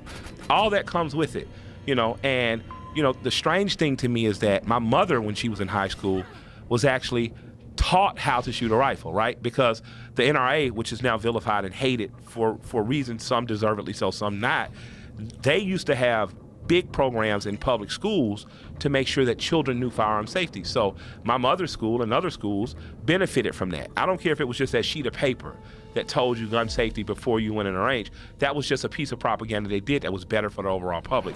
So I tend to say, as Americans, we've gotten away from stuff like trades in school. We've gotten away from different options besides funneling our kids into college debt. And we've also gotten away from basic training, such as balancing a checkbook, basic home economics, how do you make lasagna at home by yourself, and stuff like gun shooting and archery. I think that if those things return to public school, you get a safer, more confident student body. You get a reduction on things like bullying and bullshit, and you get an increase on self-propelled interests of children, and you start to grow scholars that excel. But do you really? How is it going to stop bullying? Just by knowing that more kids know how to use guns? Guns more don't kids stop are bullying. armed? No, boxing class stops bullying. Pimp C said that. No one wants to fight somebody who's going to fight back. I think you're right. I think for sure martial arts. I know wrestling does it. Yeah. One thing it can do though is make people more aggressive initially. I remember a lot of people just getting into it and learning how to fight a little bit. I get that part. It's like blue belt mentality. That's why you get with your homies, though. You go with your homies, so you and your homies are just beating the shit out of each other. You're not picking on a kid at lunch. You know what I mean? Like me and Willie Spearman. I can remember 6th grade. The thing is, though, man, you could hurt each other. There's could. a horrible video. Did you see the one that who put it up? What was it? It was one of those fight breakdown videos. Robin Black? Yes, it was Robin Black. 2 Steves. They get in a fight. One Steve KOs the other Steve. It's fucked up. 2 dudes with boxing gloves on. They're friends, and one of them knew how to fight a little bit, and the other one didn't know how to fight at all. He knocks him out. Don't do that to your His homies, head man. bounces off the floor. Yeah. I think martial arts in general is great for kids to stop bullying because you don't have to worry anymore. Look at this. Watch this shit. Look. This kid in the blue has no idea what he's doing. That guy leans in with a jab. Look at this. Blap. Oh. That is so fucked up. It's so obvious that He the put dude, his homie to sleep. he knows how to fight. Yeah. Like even when he threw a jab, he like leaned in on that jab. That was unless that guy is a real asshole that really needed that punch. That's a fucked up thing to do to your buddy. Oh, man. Like look how this kid leans in. Look how he leans in. That kid knows how to jab. That's a real jab. And here it comes. Awful. Next snap, lights are about to go off. That's bad for you kids. And boom. But blap. Good night. Good timing there too. Kid drops it in. Yo, on did you see what I put up on my Instagram today? No, what? There's a kid who looked like he was more of a boxer than a kung fu guy. It looks like Oh, he I was did doing see a spark to cut. Yeah. The guy sidekicked him in the jaw. Man, beautiful. Yeah. It wasn't jaw, wasn't chest. It felt like he hit chest to kind of teach him. I have to look at Teach it. him, like, yeah, but I it don't looked think like it could have been. I think he got him in the face. Yeah, look at this. I thought he got him in like the neck area. Bam. Yeah, I think it's a little bit of high chest. Yeah, but he close to humbled the the chin. shit out of him. Yeah. And then he smiled and patted him on his back. Front leg side kick. Yeah. Wham. Yeah, he did it smooth. That's one of my favorite moves. As a big guy, people never see just a great kick to the gut coming and getting the fuck out of the way. Just let me get out of here. That's how you get out of those chitlin circuit clubs when the whole club is trying to kill you. How many of those situations you ever been in? A good 3. 2 it was our fault, me and my crew. Really? And 2, we were just in the middle of some bullshit. We didn't know what was going on. We had to get out of that club. You know what I mean? Oof. But yeah, that's the only thing about the chitlin circuit. Fun times, great groupies, bags of money, but you could die. Now, how do you guys start out? Do you start out like, is there like an open mic night or something if a guy wants to become a rapper? How do you get going? Like, Well, how do you there's a get on lot of stage the different first ways. time? Like, I'm from the underground rap scene, and that I like East Coast rap. I like battle rap, that type of stuff coming up. So I was more out of the open mic scene. I got to hang around the older guys and the cool guys and the drug dealers because I could rap about street stuff, right? Whereas then you take like a T.I., he was always interested, loved music and stuff. But Tip was a trap rapper from the start. You know, he was entertaining for the street. So he didn't need to go to fucking open mic. He just needed to be opened up on a mic and then allowed the greater public to hear him. And I'm saying, excuse me, I talk about him and Big Boy because they're two of my best friends. So I know I got poetic license to talk about those guys where I don't really, you know, tread lightly with other rappers. You never know whose feelings get hurt.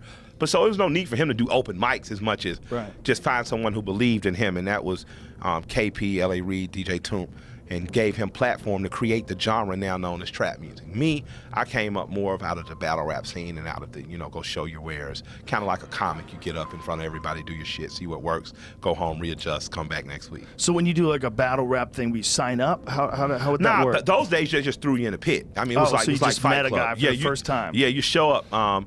I got my nickname's Skunk, right? My nickname was Skunk, or my family called me Michael.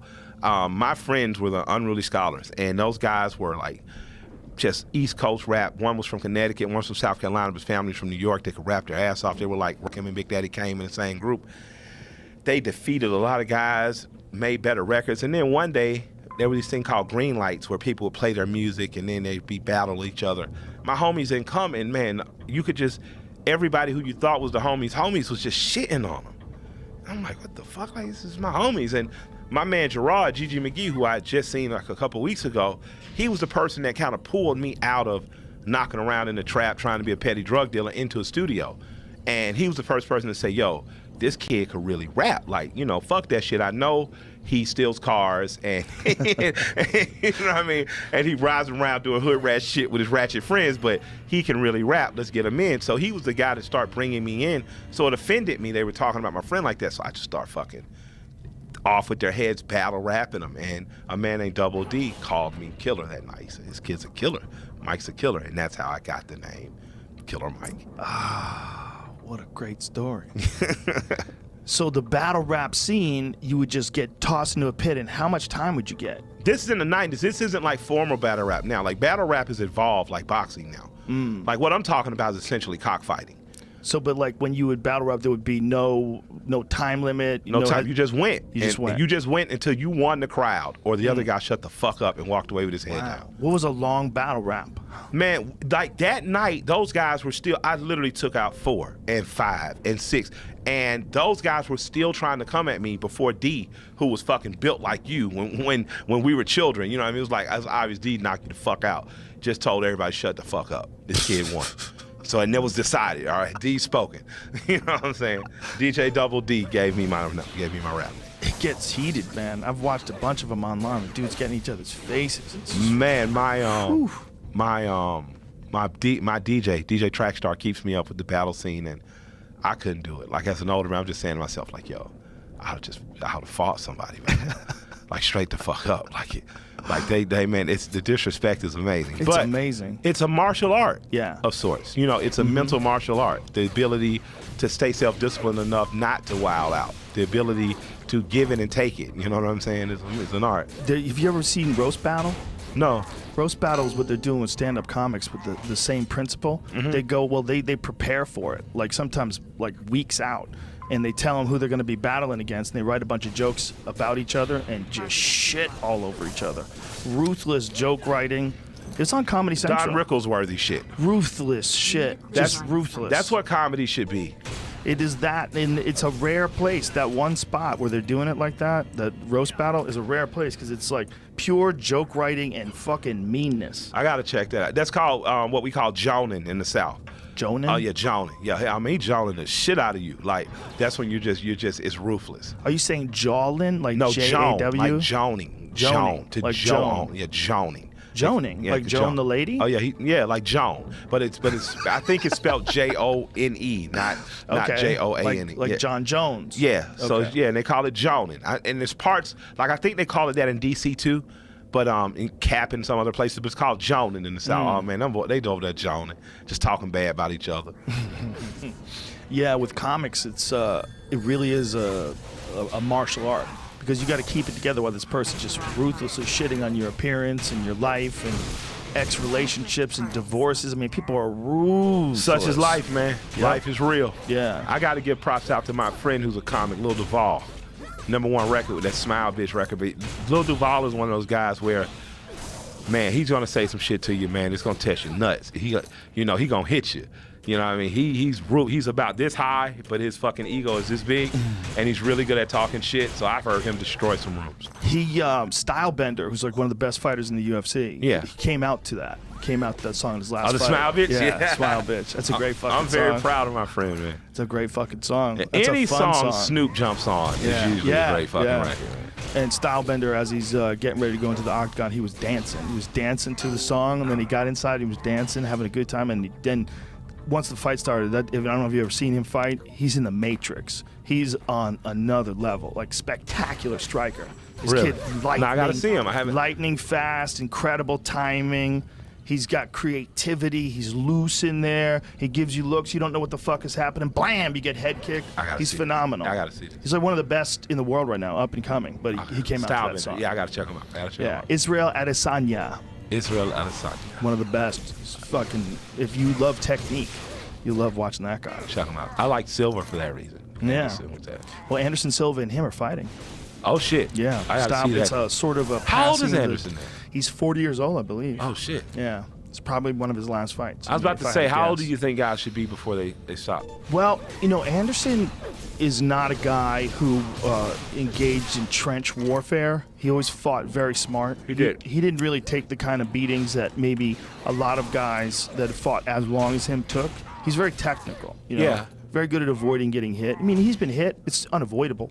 Yeah. He's fighting the best in the world continually. He got hit. He got dropped by a couple people. But it's not like most guys. Most guys that get to his amount of time in, they're going to get hit way more. He doesn't, I mean, his face looks exactly the same. It looks perfect. He doesn't have a messed up face at all. When you think about that guy, the fact that he fought the best of the best forever, and his face, thank you. Oh, gosh. His face isn't fucked up. I mean, that's all you need to know. This Just is look true. at his face. Floyd, I tell scars. people that about Floyd. Like people, Look at his face. People hate and get mad with Floyd. I'm just like, yo, man. Defense is a part of boxing too, man. And the ability not to get hit is a talent not a lot of people have. Dude, it's a part of everything. Yeah. It's part of life. But it's a part of jiu-jitsu. It's giant. Hickson Gracie's #1 principle. He's like, first, I defend. I'm always safe. No matter what. Yeah. Always safe. Always. You can't do shit with him. There's certain guys that allow you. Hickson's one of them. He would allow black belts to take his back and put in a full rear naked choke with the hooks in. And they would start from there. Start from the closing sequence. Yeah. Like you're at Usually 10. you're going to sleep. Yeah. Exactly. And he would get out. That's amazing. And dudes couldn't tap him from there. That's amazing. Yo, shouts out to Defense. Wiz. Wiz is Wiz Khalifa? big cousin Breeze. Yeah, shouts out to Breeze. Breeze got into jiu-jitsu and has brought Wiz into it.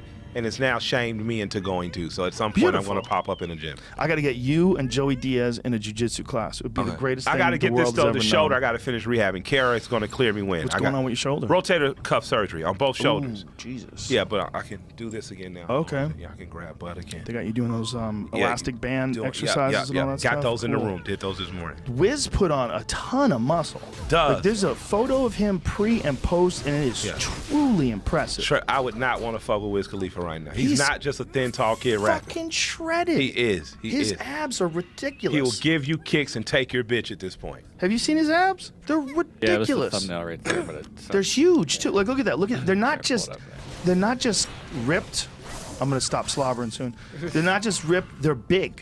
Like, look how much power. That's the is in advantage the of going core. from skinny to big, though, versus me, where there's tons of muscle under here, but got to lose a lot of chubby to see it, baby. Well, your legs carrying around all that weight. I've Yeah. always thought if someone could lose weight once they're really heavy, they would have an advantage of their legs. Calves are still good. But the legs are constantly used to Yeah. moving around with much more weight. Now all of a sudden they don't have that weight. It's like you've been backpack training. Like, Yeah. look at the difference. Well, that's not as good a difference. It's hard to tell. on Still that a big one. There's difference. Still a difference, though, Yeah. for sure. Wiz Martial is a arts great training, human my being. friend.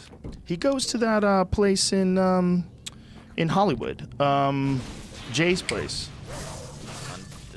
Performance, what is it called? Unbreakable? The place is the shit, supposedly.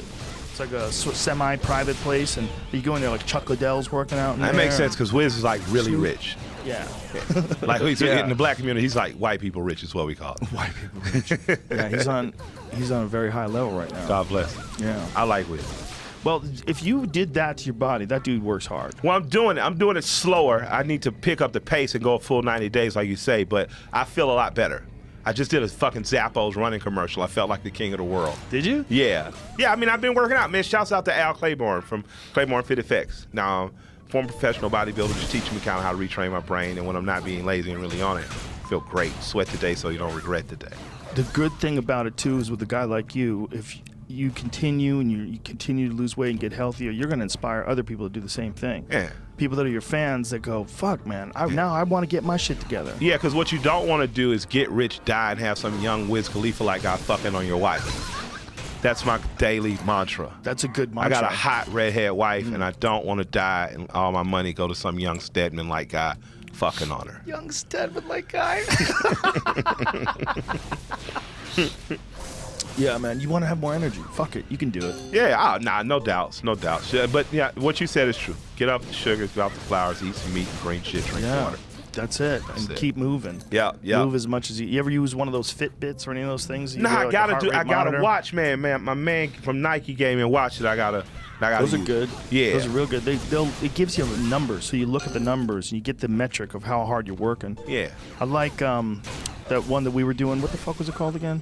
The one that we did for the Fitness. yeah. I'm trying to convince My zones. Yeah. trying to convince my wife that having threesomes and foursomes is like circuit training. It is. She hasn't went for it yet. It'll definitely be a hormonal buildup. Yeah, a but lot I'm of anger going. in the room. I'm going for it. I'm trying. I think next season on Trigger Warning, that's what I'm going to do. I'm going to try to start a polygamous compound based on CrossFit. Man, that never goes right. Has Nah. anybody ever pulled off a compound?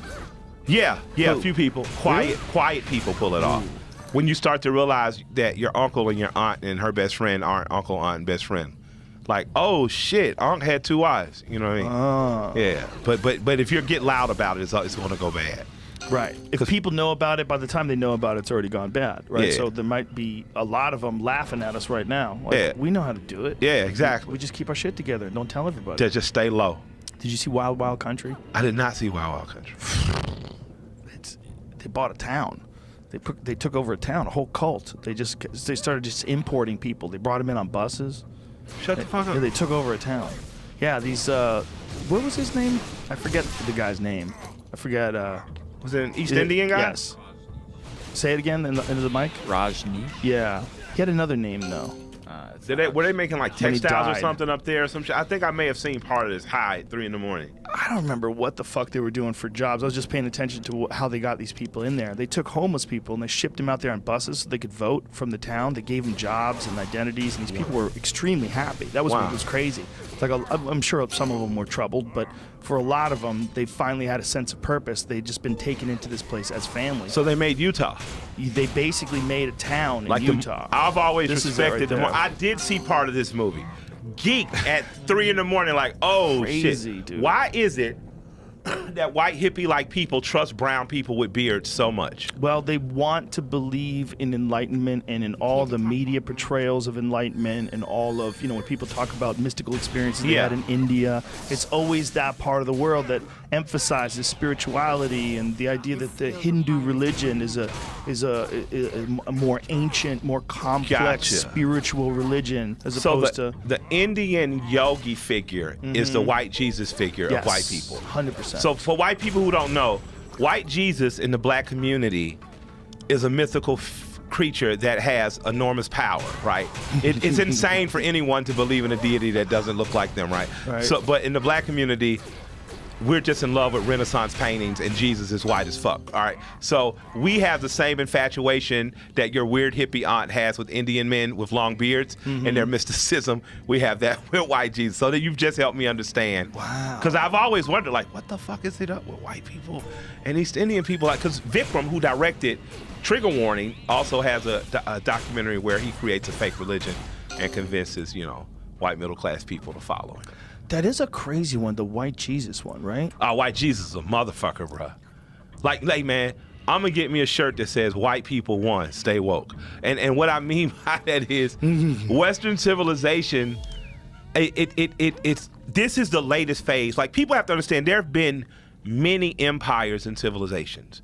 There was a time where Mali in Africa and Kemet in Africa were the biggest civilizations and colonizers on Earth. Later, Persia, like, you've had systems, and right now the West has just for the last 1,000 years or so has been kicking and dominating ass. A lot of what we see on the news between the West and what we call the Middle East now, what was once Western Persia or Western Asia, this is thousands of years of war. You know, you're hearing Islam versus Christianity, but it's really two ideologies that have been fighting for thousands of years over how the globe should be governed. So with that shit, man, it's like, there's no stopping this shit. But white Jesus springs out of that and kind of goes everywhere and colonizes everything. So, you know, the church pops up with candy for kids, Bibles for you. And by the way, we're going to be gone a while, but we're going to leave this guy here on the wall so you know what the ideal, what God's son looked like. So if God's son looks like a doobie brother, then so does God. God looks like Jim Morrison. You know what I'm saying? Jim Morrison with a full beard. Yeah, straight the fuck. You know? Wow. Yeah, it's when really Jesus was probably a tan guy with dark hair and curly hair and, you know, and brown eyes that was saying shit that the government and the church didn't like, so they knocked him the fuck off. You know? Why do you think that each race looks for someone of another race to be their advisor? Because I don't think people trust the divinity in themselves. You know, I think that once you understand that as human beings, we really only look different because of subtle differences in atmosphere and change and, you know, who you mix with when. But I think that all those books that our moms paid Oprah to sell us of self-help and inward looking, Reverend Ike had told my grandmother's generation that in the 70s, you know what I mean? And I think that we're scared to turn off the lights and at some point see something divine within ourselves, because once you do that, that requires you act differently. And I think that people need to be told what to do. Not that they actually need it, but they want to be instructed, you know, versus knowing or going on a gut feeling or experimenting and getting something wrong. You know, my grandfather was one of the most kind, moral men I've ever met. He was always You have business with me? gentle with children. He only put a belt in my butt twice in my life, and shit, I think he cried harder than I. Same man at 14 years old shot a man at church for kicking his bike down. You know, he grew up in between 14 and 54 when I was born, and he had experiences that he had learned to regret, and he had dealt with that, and he had become something that by the time I was a child and he was raising me, my grandfather was divine in my eyes almost, you know what I mean? Not because he was perfect, because he was genuinely good and moral. But as a 14-year-old boy who had grown up fatherless, who dropped out of school in the 3rd grade, and who understood that I must protect my mothers and sisters, he refused to be bullied by anyone, even an adult, to the point of putting a bullet in him. You know what I mean? So I think that a lot of times we're afraid to see that divinity in ourselves also, because then you have to acknowledge the darkness and you have to deal with that. And it's easier to get instructed by someone else, and it's easier to see the evil is outside too. It's easier to see that it's something, I can't control, it just happens, versus I'm compliant, I'm complicit in it. It's also a consequence of, you know, one of the things that bothers me the most when people talk about people that commit crimes or think about people that commit crimes, so much of who a person is a consequence of things that had nothing to do with them. Absolutely. They could have been born in a terrible neighborhood to horrible parents and been abused sexually and physically, and by the time you get to them, their life is already a mess. It's a shambles. Broken. And for you to try to think that they are going to look at life and just figure it out with no assistance whatsoever, it's crazy. Doesn't work like that. One of the weirder things about our culture is that we haven't put more of an emphasis in finding the spots that are the ghettos and the terrible neighborhoods in this country and figuring out a way to build them up. Absolutely. Just make it even. Figure out a way. We know unequivocally where jobs and commerce are present and economic opportunity and prosperity occur, there's a dramatic reduction in elimination in gang violence. Yeah. Yet we do not put resources into building institutions that will create entrepreneurs or work on the soft skills so the kids can be working at and around production houses, studios. We put that money into prisons. Yeah. And then we use prison labor to undercut things like call centers, things like that jobs, that factories may need. And we're doing a disservice by doing that. And I always say we because we look to our quote unquote leaders and blame them when so many times we allow it. We allow this to happen by not paying attention and not voting. We allow it to happen by not raising our voice, even though we know someone in prison and saying this is wrong. The last people, I don't believe, just for the record, I don't believe in the big three, the Abrahamic religions. I'm not into them. But the books I've read, and they're amazing graphic novels. I kind of read them like a graphic novel of sorts, right? And when you look at the people who Christ died with, right, he was up there with thieves. The last person he saved before he got out of here was a thief. Was a confessed thief, was dying right next to him, and he was like, we're gonna go on this together. That's an amazing thing. So as you're serving your Savior or your Messiah, you need to be thinking about who he spent his time with. He was with liars and thieves. He was in the streets. He was with people who alleged to be prostitutes. And I think that if we start to turn our attention to those places and we put our intentions in good there, we do produce on the other side better. But as long as we look at religion as something that makes us holy, makes us clean, washes us of our sins, and we become pious in that, I think religion will be something that's forever kind of harmful and help to create that. And I think that believing that some people are good or evil doesn't allow us to say, well, what could we do to fix those ghettos, to fix those depressed areas? Because for every ghetto where I'm from, for every ghetto that's in a city in the South, I can show you a mountainous region with a trailer park that's just as bad. For sure. And those kids deserve a life better than Oxycontin addiction and turmoil and pain too. You're right, 100%. And I feel like there's money to be made doing it too. I feel like there's jobs. I feel like it's an ignored resource. Yes, man. I follow a kid named Turbo Jesus. Follow a kid named Turbo Jesus in Alabama, man. I'll follow anybody named Turbo Jesus. His name's Turbo Jesus. This kid, listen to me, man. He's amazing, man. I believe you. I'm not a big Confederate flag just doesn't bother me as much. All right, not saying that you had a past. Just I've lived with it so long. It's just kind of like, right. All Were you shocked that all of a sudden it became a bad thing, like with Dukes of Hazzard and all that? No, well, I was a Dukes of Hazzard. I have pictures of me with the General Lee on a shirt, right? I'm not surprised because my thing with the Confederate flag is that side lost. Right. So you're flying a loser's flag, so it just never really bothered me. But as I got older, the drama that's been placed around it has been amazing because if I'm not going to change Robert E. Lee, the school's name, I'm not going to really be able to change the flag. It's going to be here. As a Southern, you just kind of accept it's going to be there. But Turbo Jesus is a kid I saw following, so my natural assumption is, typical redneck kid, right? Hella talent. He can fix anything with the motor on it. He makes these amazing katana-like swords out of wrenches, right? He's just an amazing kid. But I see him rallying against kids that uphold that flag and upholding, anything that feels like racism and nationalism. And he's just one of the most morally good kids I've ever seen running around. And he's an ally, and he doesn't look like stereotypically anything you would expect. But that's the great part of this to me. The great part of all this country is, as polar opposites as people try to make, say, you and I, here we are together as equals. Here we are together engaging one another as equals, and we don't look like one another. We're not from the same places. And I think there's just a whole bunch of opportunity in that. I think that there's money to be made in promoting that versus promoting division and fear. And so absolutely, there is money in helping children be better. Yeah. There is, and if we're going to live in a capitalist system, be a compassionate capitalist and be the best you possibly can, because we need more of you. But just seems like in terms of something that we think about as a civilization, we don't think about neighborhood rebuilding. No, it's not a primary concern. Even though one of the biggest problems we have is with crime and violence. If you ask people, what's the two biggest things you're afraid of? It's crime and violence. Next would be car accidents and cancer. Yeah. Right? Yeah. But crime and violence, you could severely mitigate. Yeah. You could see if you had all these community programs. If you think about the amount of, I bet if they calculated out, probably a wash. The amount of money you'd spend to fix things versus the amount of money you would save by not having as much crime. I agree. Roxanne Shante, I saw her. Again, I don't know shit, so I'm just guessing. Anything is better than just building more prisons. Yeah, yeah. Well, that's the scariest shit we got going on. The idea that someone's profiting off of putting people in cages, and that they also lobby to make sure that there's more laws in the books. I told Larry King earlier today that I'd rather stop arguing over the Second Amendment with people that I should be arguing for amendment of the 13th Amendment. We should stop arguing over guns And we should start to say, why does our 13th Amendment have a loophole that allows for slavery? That says slavery is illegal except for.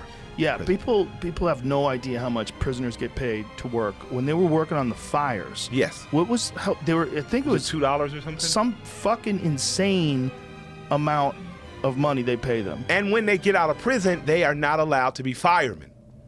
Oh, Jesus Christ. Is that real? Yeah, it's real. Like, because you're a felon.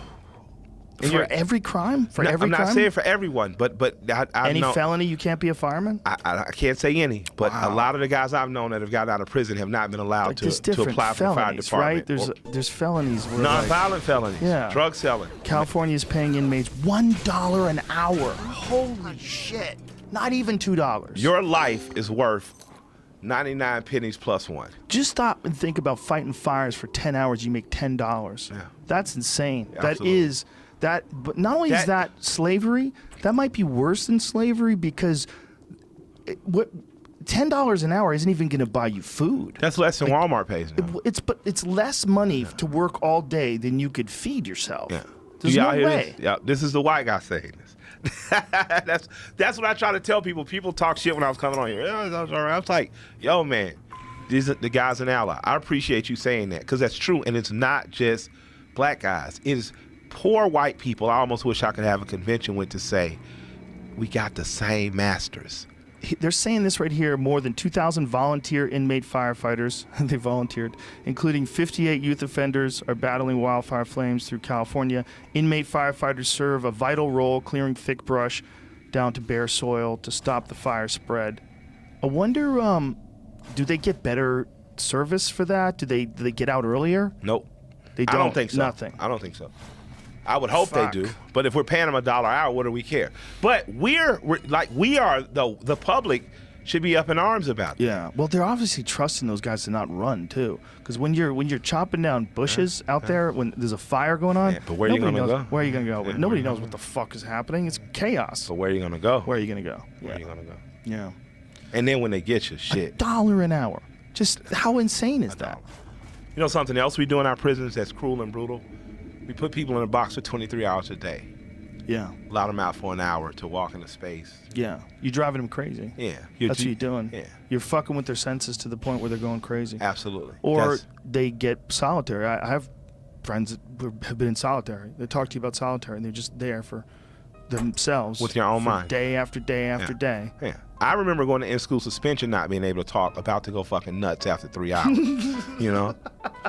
So imagine being in Georgia State Corrections in solitary When you're a little kid, you can't shut the fuck up. for anything. Coach Dollar used to tell, he used to be on us like, shut the fuck. Cameron Dollar, who won 1995 UCLA, he played point guard for them when they won the national championship. His dad was the coach at our high school. His dad was the basketball coach, and he saw off the in school. And I stayed in school. Oh, man, I knew his dad like a fucking player. I couldn't play any basketball. I'd just be sitting there quiet. He'd be reading the paper, just like, can't wait to get the fuck out of here, man. Coach Dollar don't let us say shit. That's how I knew I didn't want to go to prison. Thank you, Coach Dollar. Shouts out to Cam. Not talking to anybody for just a couple of days would be enough to drive you crazy. Now imagine some people that have been locked in the hole for like 8 months. Yeah. They do that to people. Yeah, they do. Isn't that what they did to Chelsea Manning? Yeah, didn't they? Yes. That's exactly what they did, I think. I forgot what her original name was. As do I. I forgot. No, it's not. Get out What of here with you that. might It's you Chelsea. might you might get It's always been played for, Chelsea. yeah, I was gonna say you might. I Son want of to a say the bitch, OG piece name. of shit. It's always been Chelsea. But yeah, she I think they locked her in the hole for like 10 months. Damn.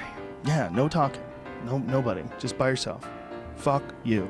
By yourself. That's crazy. I mean, you could break someone's brain. Easy. Easy. I heard of people's brain get broken on a good edible. I One good watched edible. First 48. I see motherfuckers' brain get broken 15 minutes of cigarettes and a honey bun. You know what I mean? Yeah. That's another reason I tell kids don't commit crime with your homies, man. Watch First 48. You're going to see everything go bad, man, for a Newport. Yeah. Just so many fucking crimes. So many laws that don't need to exist. Poverty, we end poverty, we fix crime. You fix a fuckload of it, that's Yeah. for sure. When There'd I- still be sociopaths and greedy people that You're going to have that, but far less than crimes of opportunity like robbing moms of their purses at gas stations, Yeah. I have something for you to do carjackings. for You're not me. going to see stolen cars. You're not I going to have see something for burglary. you to do for You're not me. going to see that if you Ah, start to have you're an here. influx of. We need to bring a lot of stuff back to America. We need to start making shit again. We need to start buying shit we make again. We need to, we need to start refocusing on what we could be doing in the house. I think. I think that would certainly help us, and I don't know what we could do to sort of promote that idea Peace and all of. that. I mean, why isn't it? It's nothing that ever gets discussed in any political discussion. Like whenever there's some debates going on, or whenever there's Because any we're being given an campaigns. agenda. Yeah, but nobody ever thinks of that one aspect of our culture, the weakest aspect of our culture economically. We don't really consider it. You just look at it as a source of crime. It's a statistic. We look Nobody at considers, it as though it's something that just is, like Just it has is. to be. Yeah. But it doesn't have to be like that. well, especially if we what know my- history. Yeah, and the television show, that's all I'm really trying to say. Like, there are other alternatives. There are other ways to try this, and we could. Yeah. You can try to fix homelessness without criminalizing being homeless, right? We know that most men that are homeless have some types of mental illness or schizophrenia. So that means that we've broken down and we're not taking care of.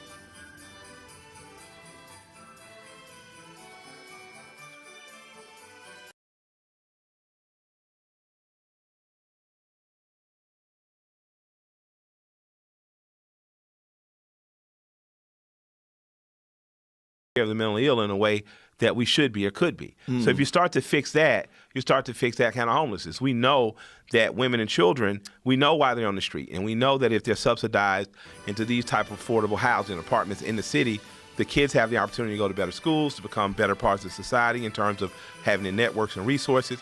We know the mothers are closer to work, can be home, but we don't do that. We build cities like right now we're developing Atlanta, and we've been promised a certain amount of workspace in the city for working class people, for poor people. Some of the developers aren't doing what they say they do. And because you do that, you start to increase the things that are blights on us. We just have to be really committed to it and do it. That's it. And once we do it, it's done. But if we keep acting like it's not happening and complaining about poverty and crime and war and not doing anything, it's just the cycle never stops. And that's the insanity I really don't understand. Yeah, well, everybody feels like it's somebody else's job. Everybody feels Doesn't like work like that. Yeah, and everybody feels like, well, you just got to get out of that neighborhood. Nah, That's that what you doesn't hear. work. No, That's none what I of was those going things work. Roxanne Shante talked about regentrification. She said, she doesn't want to hear people keep complaining about gentrification when the kids that are leaving these neighborhoods, whether they sing, dance, rap or not, or just go get good jobs and go be decent human beings, you should be re-entering your neighborhoods. You should be buying houses or pieces of land there. One of the most impressive things, one of my favorite players is John Stockton. And I don't know if it's true or not, but I read a story that he actually bought a house right on the street he grew up in. So in the off season, he'd go back essentially home with his kids. So they'd had some type of normalization to their life. We should be doing that. T.I. and I have bought properties together in the same neighborhoods we grew up in. We're developing things like restaurants.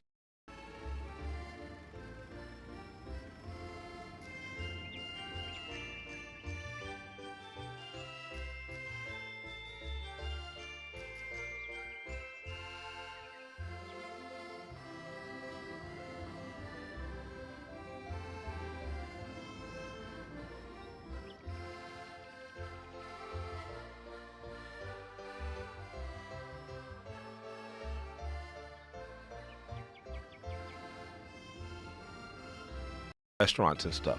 I'd like to see more athletes and rappers become the merchant and business class in that way. And I'd like to see people who grew up in neighborhoods move back to those neighborhoods they grew up in, like the typical iconic American dream. You know, you can build another 8,000 square feet in the back of your A-frame house if you want to, but you shouldn't be going to 60 minutes outside the city and then complaining about the blight of the city because you took yourself away. You took the talent and the resources away. Do you think that everyone should feel that way, though? Or is it, I mean, do you feel like you have to be committed to the city that you grew up in? Or couldn't you want to just get the fuck out of there and go somewhere different? There's nothing wrong with getting the fuck out, but you just think you should go back and support it? Yeah, it's like I tell kids, in college when they say, Mike, what can we do? Kids in college, when you go speak at college, they say, well, what could we do? Kids want to inspect the world. Very easy. Find a kid in high school, tutor that kid, make sure they replace you at this university or another. That's it. You're just replanting the seed. If you grow food, you don't grow the same land year after year after year. You have to give that land a break, retill it, you know what I'm saying? It's kind of like the neighborhood. So you don't have to stay in the same neighborhood your whole life. You don't have to feel like I never went anything or escaped anywhere. But you do have to, don't sell your mother's house. You rent it to your cousin. Let your younger sister, but don't sell your mother. That piece of land was worked for. The blood, the toil, the soil, it means something, and it should. And for working class people especially, it keeps your neighborhood and communities more like the ones that made you be a good human being, So I think that there's something, most people don't leave the town they grew up in. They move to the other side, or they move to the suburbs. Most people marry somebody they knew, you know what I'm saying? My thing is make the best of it. Don't let it keep becoming the worst. A man named Mr. John, my wife and I own barbershops, for people who don't know. We own these things called the shave, wash, and groom shops. We have one in State Farm Arena where the Atlanta Hawks play. We have our flagship store on Edgewood Avenue. Edgewood Avenue was once, and Auburn Avenue were once the centers of Black Atlanta in terms of commerce and retail and money. Atlanta Life Insurance Company was there. You guys Google some of this stuff. This is big time shit. This isn't the old narrative of we've never had nothing, because that's not the truth. Atlanta was a very rich city for African Americans. Still is. On this street used to be owned by African Americans, the storefronts in there. Their children, after these people died off, sold the buildings off and sold them for cheap. And I know this because a man named Mr. John, who runs a grocery store there, stopped me one day. He said, Michael, after we're gone and this neighborhood's been gentrified and everything's different, they're going to come along and say that white people stole this from us. And he said, that's not true. He said the children of the people that were here left, and they never came back because they didn't think what their parents built was good enough. Oh, man, and it killed me. Because that's not just black people, that's Americans, period. We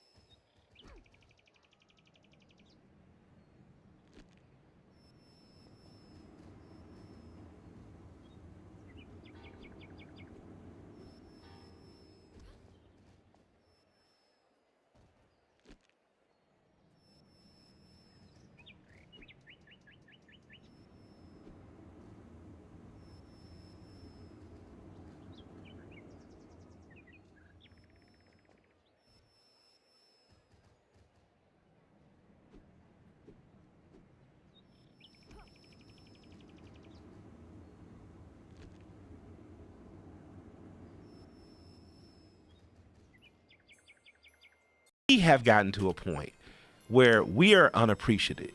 We are entitled, and we don't think what happened before us was good enough. So we don't treasure it, we don't honor it, we don't reinvest in it. That could be a farm in Milledgeville, that could be a house in Adamsville. But we have to do a better job of appreciating ourselves, appreciating our community, and then appreciating our greater community. And you have to re-enter, you have to re-entrify that. You have to be a part of whatever gentrification happens to make sure that your stake is still there and that what you care about from a morals and civil perspective is represented there. My uncle John Blackman, who was a huge influence on me, died and had a 5-car garage where he did transmissions and stuff, and I begged my aunt to sell it. Please, I don't want you, I know they're going to come, the Beltline's coming, all this cool, but please sell it to me. I didn't want my uncle's building, to go to strangers and become, an apartment complex or something. And I walked in your building, I seen your building, and I said, wow, I know what I'm going to do with it now. I've had it for like 3 years now. I just had it, but I never knew what I wanted to do. But you were like, yo, you need somewhere to go every day. Your building is impressive. I'm like, yo, I'm just going to just make my uncle's building my offices, right? And I'll figure out a way to make a lot of money off of it. I mean, I've already made a lot of money, which enabled me to buy it. But it's important to me that as this neighborhood turns into hipster land, because it's definitely going to be, it's just going to be black hipster, it's going to be like chocolate hipster land. I just wanted to make sure that there's still some chocolate working class in there. And sometimes they're going to go buy coffee and there's going to be a loud ass muscle car and lots of marijuana smoke blowing out of it. So they'll know that, my uncle's nephew's still in the town. Well, you've got a great combination of work ethic, a sense of community, and you got a business perspective. I don't have a business perspective. I'm dumb as shit. My wife. Your wife is doing it all? Well, she taught. Yeah, but you seem to know what the fuck you're talking about. You've got a pretty good roadmap. Yeah. I have zero of that. Zero business perspective plan. You have the discipline to go to the gym every day, though. I do have that. That's what I got. Yeah, but I'm crazy. I'm going to the gym to try to silence demons. Yeah. Forever. Failing was the best thing that ever happened. I think for everybody. Not because some people get stuck at their failure and they become bitter and they become envious, they become hateful. At least out of my community. Yeah, they can. You know what I mean? Yeah, but I mean, failure can be yes. one of the best things that ever happens to you. Yeah, Failing and having to learn to become a business person, I'm very thankful for. Removed from the failure now. Don't you think that about your rap career as well? That's what I was talking about. Yeah. Oh, from business perspective as well as from. I failed at rap first. I was a good rapper, but Outkast Equipment Out Records, my first record that went gold at a time where every other record was going 10 million. It didn't work, right? Didn't work for me. So I had to go to Texas, and people like Chameleonaire and Paul Wall, Bun B, Zero, Slim Thug, Trader Truth, right?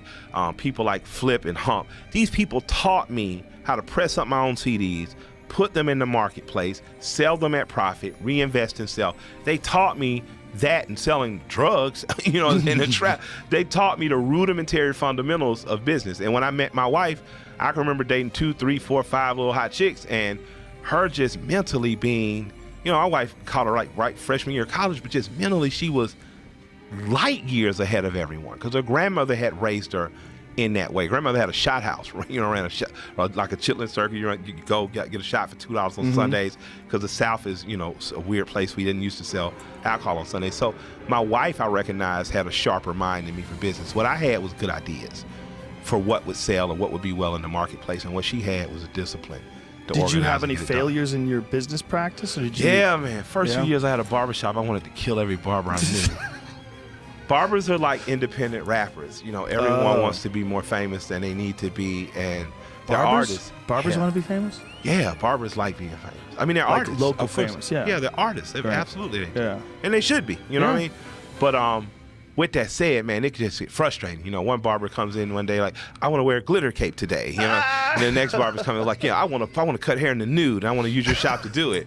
And you're like, bro, it doesn't work like that. Like this is the right. But I had to learn for us that the booth rent model, like you paying booth rent and us not making any more profit, that doesn't it. So we had to kind of say, well, what does Supercuts do? What does Great Clips do? You want it by commission, and then you split.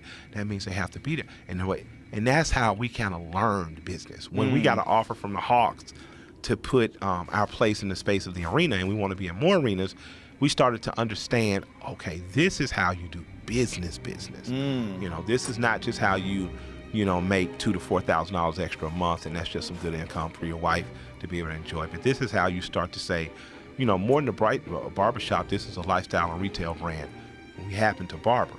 But if you're a guy, I don't like going to beauty shops or beauty stores to buy my brushes or buy my combs, or, you know, if you want to get a little gray out of your beard. You know, you don't want to be in the RX section of your local Walmart, or I was like, hey, where do I get the gray for my beard? Because I want to go get hot young chicks. You know, you want to go in a shop. And so we develop products. We have cool stuff. And you can just buy it right there. And we're learning to be business people. And hopefully I would like to become the Chick-fil-A of barbershops. I'd like for people to want to have us in their towns and pay us a lot of money to come. Well, it's a man's hangout too. And man, you can say anything you want, and no one judges. You can talk. No. You can watch Joe Rogan talk shit. You know what I mean? Yeah, barbershops are uniquely masculine. They are. Like beauty shops are for girls. Yeah. Girls can go into a beauty shop and get their nails done and know there's not going to be any men there. They can talk all kinds of crazy shit. Yeah. That's one of the reasons why they like it. Yep. And the women that do come to barbershops are some of the best shit talkers, so even they fit in. Right. Yeah. That's what no barbershop is exciting as one that has those 2 or 3 women customers that are just prime shit talkers. How much, if any, are you paying attention to things like cryptocurrencies? DJ Vlad has taught me a lot about stocks, so much to the point that I bought my wife thousands of dollars in stocks for Christmas. She cried. She cried when I showed her the wedding band that I bought, because I never really got a wedding band, and said, I really want to, you know, show you I'm dedicating myself to you, and this is never coming off. So at the beginning of Christmas, she cried when she saw my wedding band, and at the end, she cried when I said, I never want you to be fully dependent upon me or feel that way, so here's a lot of stock. And she cried like a baby. I called Vlad like, that shit works, bro. I'm going to get a threesome, bro. You know what I'm saying? But so I'm learning about, and I just put lots of money into S&P 500s, but I don't know a lot about cryptocurrency and stuff. I'm learning how to have money. I'm fascinated by them. The idea of a decentralized economy. Yeah. You know, because we're always the whole thing has always been about the amount of money that banks control. If you just stop and think about what goes on with the Federal Reserve and what goes on with all the money and how much a dollar's worth overseas and the balance of it all. If there was something that we could all rely on that wasn't controlled by any gigantic group of people that have a vested interest in profiting off of this pile of money, if it was some sort of a Bitcoin-like thing, it'd be a really different world. Really, really different. Yeah. It would. It'd be different if the world was moneyless. It'd be different if there was a gold standard again. It'd be a lot of differences. But the question becomes, is the banking mafia of sorts ever going to let that happen? And what happens? How could they stop it? Well, it's like stopping the internet at this point. So you think it's coming? You think we're going to get the cryptocurrency? I think it's eventually going to be. What are we going to throw in the strip clubs? It's going to. They're gonna, it's be Bitcoin. That's a question, correct? Right? You can't throw coins in clubs. It's true. Yeah. What can you? Well, pieces of paper that tell you how much it's worth. Exchange on your way in. Yeah, that's what'll happen. Yeah, I'm not cash apping no ass, bro. Bitcoin will become like dollar bills that'll represent Bitcoin, like a black dollar bill with a gold, like a shiny gold. Did you leaf lettering? That would be Did dope. you make a shit ton of money with Bitcoin? No. We made some of it for Fight for the Forgotten charity. They build wells for the pygmies in the Congo. My friend Justin Wren, he lives in the Congo for 6 months out of the year building wells. And so Fight for the Forgotten, we raised a bunch of money through this thing called the Cash App. Every time someone signs up, $5 goes to Fight for the Forgotten. Gotcha. And we got some Bitcoin that we raised that went to them too. So wells got built because of that. He's built, I don't know how many wells. Did you say like 18 wells they built for the pygmies? They're constantly building new ones. Because the pygmies need fresh water. Yeah, he's a fighter. He fights for Bellator. He's one of their top heavyweights. Dope shit. And goes over to Africa and lives in the Congo with the pygmies. That's fucking dope. Yeah, he lives there in the village for months. He's gotten malaria 3 times, almost died from it. Yeah. That's some dedication. He's one of the nicest people that's ever walked the face of the planet. That's fucking nuts. So did he do the malaria shots and shit and still catch malaria? I do not I'm doing know. first trip to Africa next year. So, as a black guy, I feel it's important I go. I don't want to catch malaria. That's him back there. Wow. Yeah. They call him the Big Pygmy. That's amazing. Yeah. Nicest guy that's ever lived. Those are, wow. Yeah, I mean, the guy goes there for 6 months a year. It's I mean, he's amazing. always All over those there. people in the picture with him look like they're related to me. Yeah, it's pretty cool, man. He's got some great videos on Fight for the Forgotten, That's beautiful. where you can see the wells being built and the water coming out. I got to check that out. You can send me the link. Yeah, for sure. Dope. For sure. What were we talking about? How do we get up to this? Cryptocurrency. Oh, yeah. Which I know so we nothing raised about. we raised some money for him through Bitcoin as well. But I think that it's Give me some advice. I don't know enough about it. I'm an idiot. Just on anything money related. Because you have an Icon Jeep, so I know you have more money than me at this point. I just work a lot. You know what? That was such grandfatherly. That's true. That's the shit my grandfather would But say. I'm not a big investor. I'm Yeah. not very smart. I got you. I have people handling that Yeah. kind of stuff. But you I do don't- work a lot. But I don't pay attention to anything. I don't feel as attention guilty to- now. Yeah, I do too many things. Yeah. I've gotten myself to the place where I know exactly what I have to pay attention to and what I don't. And Yeah. what I don't have to pay attention to is just gone. Robert Polay, my accountant, has made it pretty easy for me. It's literally a graph. This is $1 you make. This is what goes into savings. This is what goes into investment. This is what you and Shay were investing in real estate. This is for retirement. So now everything that comes in, I already know. So it's like when they call us and say, like, hey, you guys got a $500,000 day. I just know that I'm not going home with $250 because after management commissions, my wife and my accountant already chopped that shit up. So it's like, I got Yeah. enough money to buy a Camaro. Yeah. I don't like to think about that. I have just- to think I about know. that because, I'm black. And, shit ain't been too good if you ain't got money. If you poor and black, America's fucked up. Yes. If you poor and black, America's fucked up with a dildo in your ass. So, my whole shit is let me take care of my money because my grandmother, her family owned land. They started as sharecroppers, but because they own land, she could become educated because they could sell the stuff they grew to stores and produce markets and stuff. So they were Methodist, so she got to go to school. My grandfather's mother owned no land. So my grandfather had to work in a bread factory and cotton mills and shit. So I knew the difference between ownership and, the advantages of having something in it. So it's something that I kind of obsess on because I don't want my children to endure poverty. And I grew up working class. My wife, she jokes, but she says it a lot. She's from housing projects in Savannah, and her grandmother and mother worked their way out of there. But she says to me all the time, you were spoiled. You're a little rich kid. So I'm like, what are you talking about? She's like, you had a fucking RV. I'm like, I lived in an A-frame house. She's like, I don't care. Your grandparents could afford an RV. You guys went on vacation. You were spoiled. You know what I mean? So I understand money means a lot, and it doesn't mean everything to me, but it helps afford me to be able to take care of her and my children. I completely understand it. But I don't really give a shit. Like on a daily basis, I'm more like you. But you think about businesses. You think about starting businesses and forming businesses. How do you have the time to do that and write and perform and all the other shit that you do? Because the businesses enable me to enjoy writing and performing. When I had to rap, when there was no choice, it wasn't as fun anymore. Oh, okay. Because the pressure was, am I going to chart? Can I make this much? Will the record? Versus, if I have a couple of streams of revenue coming in, it makes it a little more relaxed, and my art is freer that way. Ooh, I like that answer. That's a great answer. That makes sense. That makes a lot of sense, actually. Yeah, to free yourself up creatively so that all you have to think about when you're doing that, you're just doing what you want to do. Yeah, that's it. Yeah. That's it. Yeah, man, that's ideal. That's wise. That's the goal. Yeah.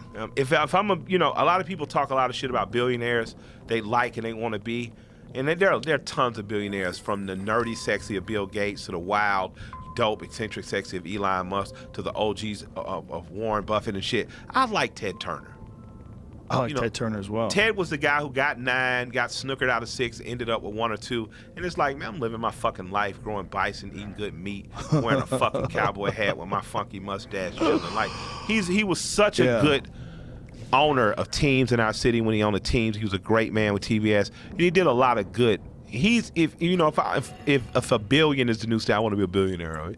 But if having a lot of money is a standard, I'd like to be the quirky, eccentric guy like Ted. Yeah. He always seemed free to me. Yeah. Especially once he got rid of Jane Fonda. Hey man, shouts out to listen. When he married Jane Fonda, the South boy, we thought it was it was like the city of Atlanta had went back to Gone with the Wind. It was just amazing again. People were strutting around there. You know, Jane Fonda's virtually our first lady. Wow. You know, people start to, but she was a nice lady to the city. David Justice and Halle Berry were interesting too. Look Not at as him. interesting as That Ted. handsome bastard. He was. Handsome One motherfucker. billionaire. Where was it? What's the yachting event he won? I don't know. The yacht. He got in the yachting out of nowhere. America's Cup? That was it. America's Cup. Was it? Was that right? Yeah. Ted Turner lived the Look at life that Ralph Lauren puts on T-shirts. You know what I mean?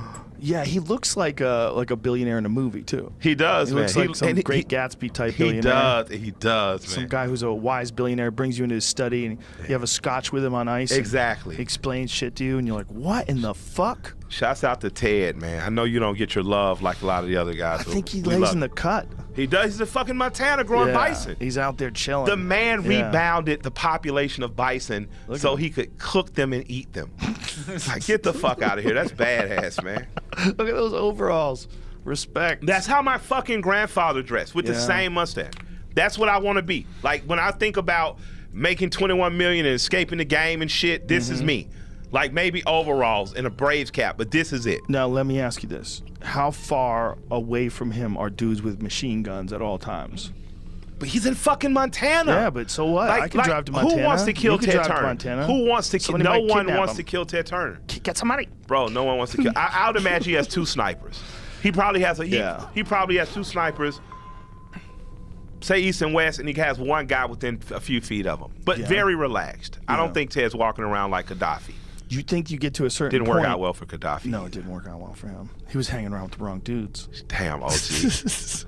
That last video of Gaddafi, that is one of the most disturbing videos bro. in all of human history. To see him realize that they got him. It's over. And then that guy shoves that knife up his ass, Ah. and he's barely even reacting to it. man. He's in a state of shock. Like, you gotta understand, people who are not of a certain age, man, these were the villains when we were young, man. Gorbachev, Gaddafi, Castro. Like, when you start to, and I'm not saying I agree or don't agree, I'm just saying they were given to us as the villains. Yeah. I never thought Gaddafi could go out The way he went out. bad. We saw a couple guys go out like that, but Yeah. that was the craziest one That was because the that was craziest him one. getting caught by rebels and Yeah. them executing him on the spot. They didn't even wait. They didn't even wait. They're like, fuck this trial. We're gonna kill this guy right now. They threw his body on the hood of the car and they're driving around Like with a it. fucking deer. Yeah, like a fucking deer. Exactly. There he Oh, is. man, you bring Freaking it up, out. man. Research. They beat the shit out of him. It's a horrible video. And his dye job is showing. You can see his gray hairs. Y'all so fine. little bit in the How you gonna temple. laugh at you dirty? Little bit in the temple. Damn. Yeah, that's a well. But one- Ted Turner's the billionaire I want to be, if I could pick him. One of the most disturbing videos was Hillary Clinton laughing about him dying. Yo, bro. You see that video? No, bro. She's doing an interview and they're talking about Gaddafi. And she goes, "We came, we saw, he died." Oh, wow. And she That's- starts laughing because I guess they That's had just, Game of Thrones worthy. That's was it Cersei's the queen over? Yeah. That's yo. I mean, I don't want to. My friend called me this year, Outkast DJ Swift. My wife tell me I need a husband more than the world needs a martyr. That, and my friend called me saying, you know, man, really, I just don't want nobody to kill my friend. That really made me put shit in perspective. Like, maybe I should keep singing and dancing. Maybe you shouldn't try to Braveheart this thing. You know what I mean? Yeah, people definitely still do get shot. Yeah, I don't straight give a up. fuck what anybody says. Yeah. There was a dude who was an Enron whistleblower who shot himself in the head twice. Yeah, exactly. That kind of shit. Yeah, like that doesn't. What in the fuck are you talking about? Did you ever read The Strange Death of Vince Foster? I have not. It's a great book. Okay. It's about Vince Foster, who was in cahoots with the Clintons, shot himself. When they found his body, the gun was still in his hand, which never happens. Guns fly out of your Yeah. hand. There was less blood at the scene of the crime than was missing from his body. So the idea is that someone moved him. Someone put him there. Yeah. Ray Donovan shit. Ray Donovan shit. They did it. For sure they did it. Back before there was an internet, all you had to do was grease the right amount of people, And it's have done. a plan in place. And it's done. It's done. They did it forever. They did it through the Roman era. They did it. I the concur. Greek. They did it I from concur. the beginning of time. People have been whacking people. I concur. I concur. It's I don't think that 100% era still has ended. happening. A lot of people act as though those were, again, like I said, these empires that we're under have been thousands of years. Yeah. Like, it's like a corporation will change its name, Yeah. you know, and go forward as something else. I'm going to at some point get a what are the brothers' name? Romulus and I forget the other brother, but who were suckled by the wolves. That was like the fairy tale start of Rome. I'm going to get that as a pendant. Ooh.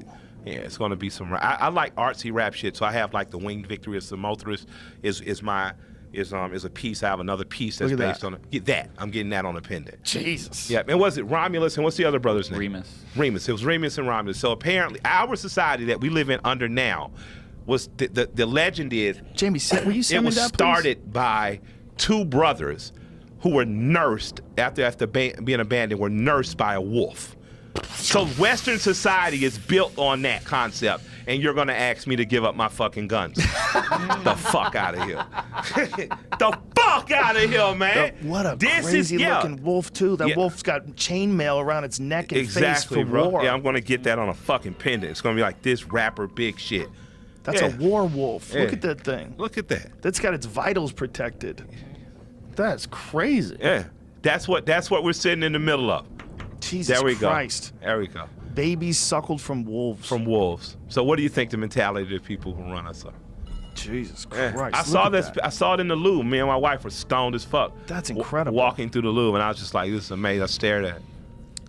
What a freaky looking wolf too. It's all Yeah. hungry and shit. Looks like a fucking hyena, actually. Yeah, it does. It doesn't look like it's got wolf hair. Because Looks- wolves are beautiful. Yeah. Like that wolf ain't. But it's weird that they decided to make a bald wolf. That's a bald wolf. Yeah, it's like shaved. Yeah, there's no hair on it anywhere. Exactly. It doesn't show any hair. Who knows what the fuck wolves look like back Been then? hard though, to either. make. That's a good point. To shave the hair into the rock. Yeah, that's true too. Yeah, it would be hard to shave it, but still, what a freaky idea. Yeah. So that's what. Suckled off of wolves. Yeah. Oof, And think man. about it, and that's the mentality of the rest of the rest. Have you been to Rome? Have you ever been? I have not been to Rome I yet. went a couple of years ago for the first time. It's amazing. Really? It's stunning. Yeah, it's stunning. Antiquity. Is that what they call it? Yeah. Yeah. When you go to the Vatican, man, you walk around, you realize how much these motherfuckers stole. There is billions of dollars worth of art there, and you're like, where did you get this money? Yeah, and why Like, won't you guys give it don't have back? a business. Yeah. You're not out there selling sneakers. Where the fuck We're did gonna you leave get this all this candy shit? and Bibles, and we're gonna take all of this art that you Dude, guys had. It's crazy. Yeah. It's crazy. Yeah. You know what's interesting? You know when you see Roman guys with little dicks? The little dick yeah, yeah. thing, On they the thought sculptures. big dicks were disgusting. Like big dicks were too savage and not civilized. They had little dicks in these little statues. If you look at these beautiful, perfect bodies, all little dicks, and that was because they felt like big dicks were gross. Oh wow. How crazy is that? That's what the guy, at least the professor that was guiding us, told Little us dick that. dudes, you're in the wrong century. You missed it. Yeah, you were almost there. The thing is, though, they want something that doesn't exist, right? Because a guy who's built like that's gonna have a hog on him. You know? If you look at the way those guys are built, those guys they're fucking Adonises. They'll have a hog on 'em. Right? That's beautiful. You see Anthony Joshua step into the ring, you go, that guy's gotta have a gigantic dick. He has to. Look at him. He's a fucking specimen. There's no way he has a But regular sized dick. if with that said, if you look at bodybuilding, Yeah, but that's a different animal. They're breaking their body's ability to perform to create Yeah. testosterone. Their nuts are shrinking. yeah, fucked up, bro. Yeah, This looks bad. I got a picture of Ronnie Coleman that I send to my friends every now and then, just as like a wake-up call. Yeah. I save it on my phone. I send it. I just want you to know that this is how big people can get. So while you're lifting weights, just keep everything in perspective and always know Yeah, baby. that this is Lightweight. possible. Get it. There's man. one of Yo, them. Ronnie Let was, me show you the one that I got on my phone, Jamie. he just had back surgery again. Prayers up to Ron. I heard there's a documentary about him that's on Netflix. I watched now. it. It was just sad. It was Yeah. not sad, but like you feel bad. Just like, first of all, it's amazing he had that type of discipline. He was eating 10,000 calories a day. He was training for 1 hour a day, doing full training, top to bottom, because he was a cop at the same time, and he was just a bull about it. Here it is. But with that said, oh my God, Look at that picture. yeah, that's not good. That can't be. That's insane. Yeah, that's insane. That's insane. This one, Jamie. That's See if you can find that one. It's insane. yeah, and now his back is savagely just betraying him. Yeah. Well, he apparently would lift so much weight. Yeah, he's much smaller now. He would lift so much weight and worked out so much harder than anybody. Wow.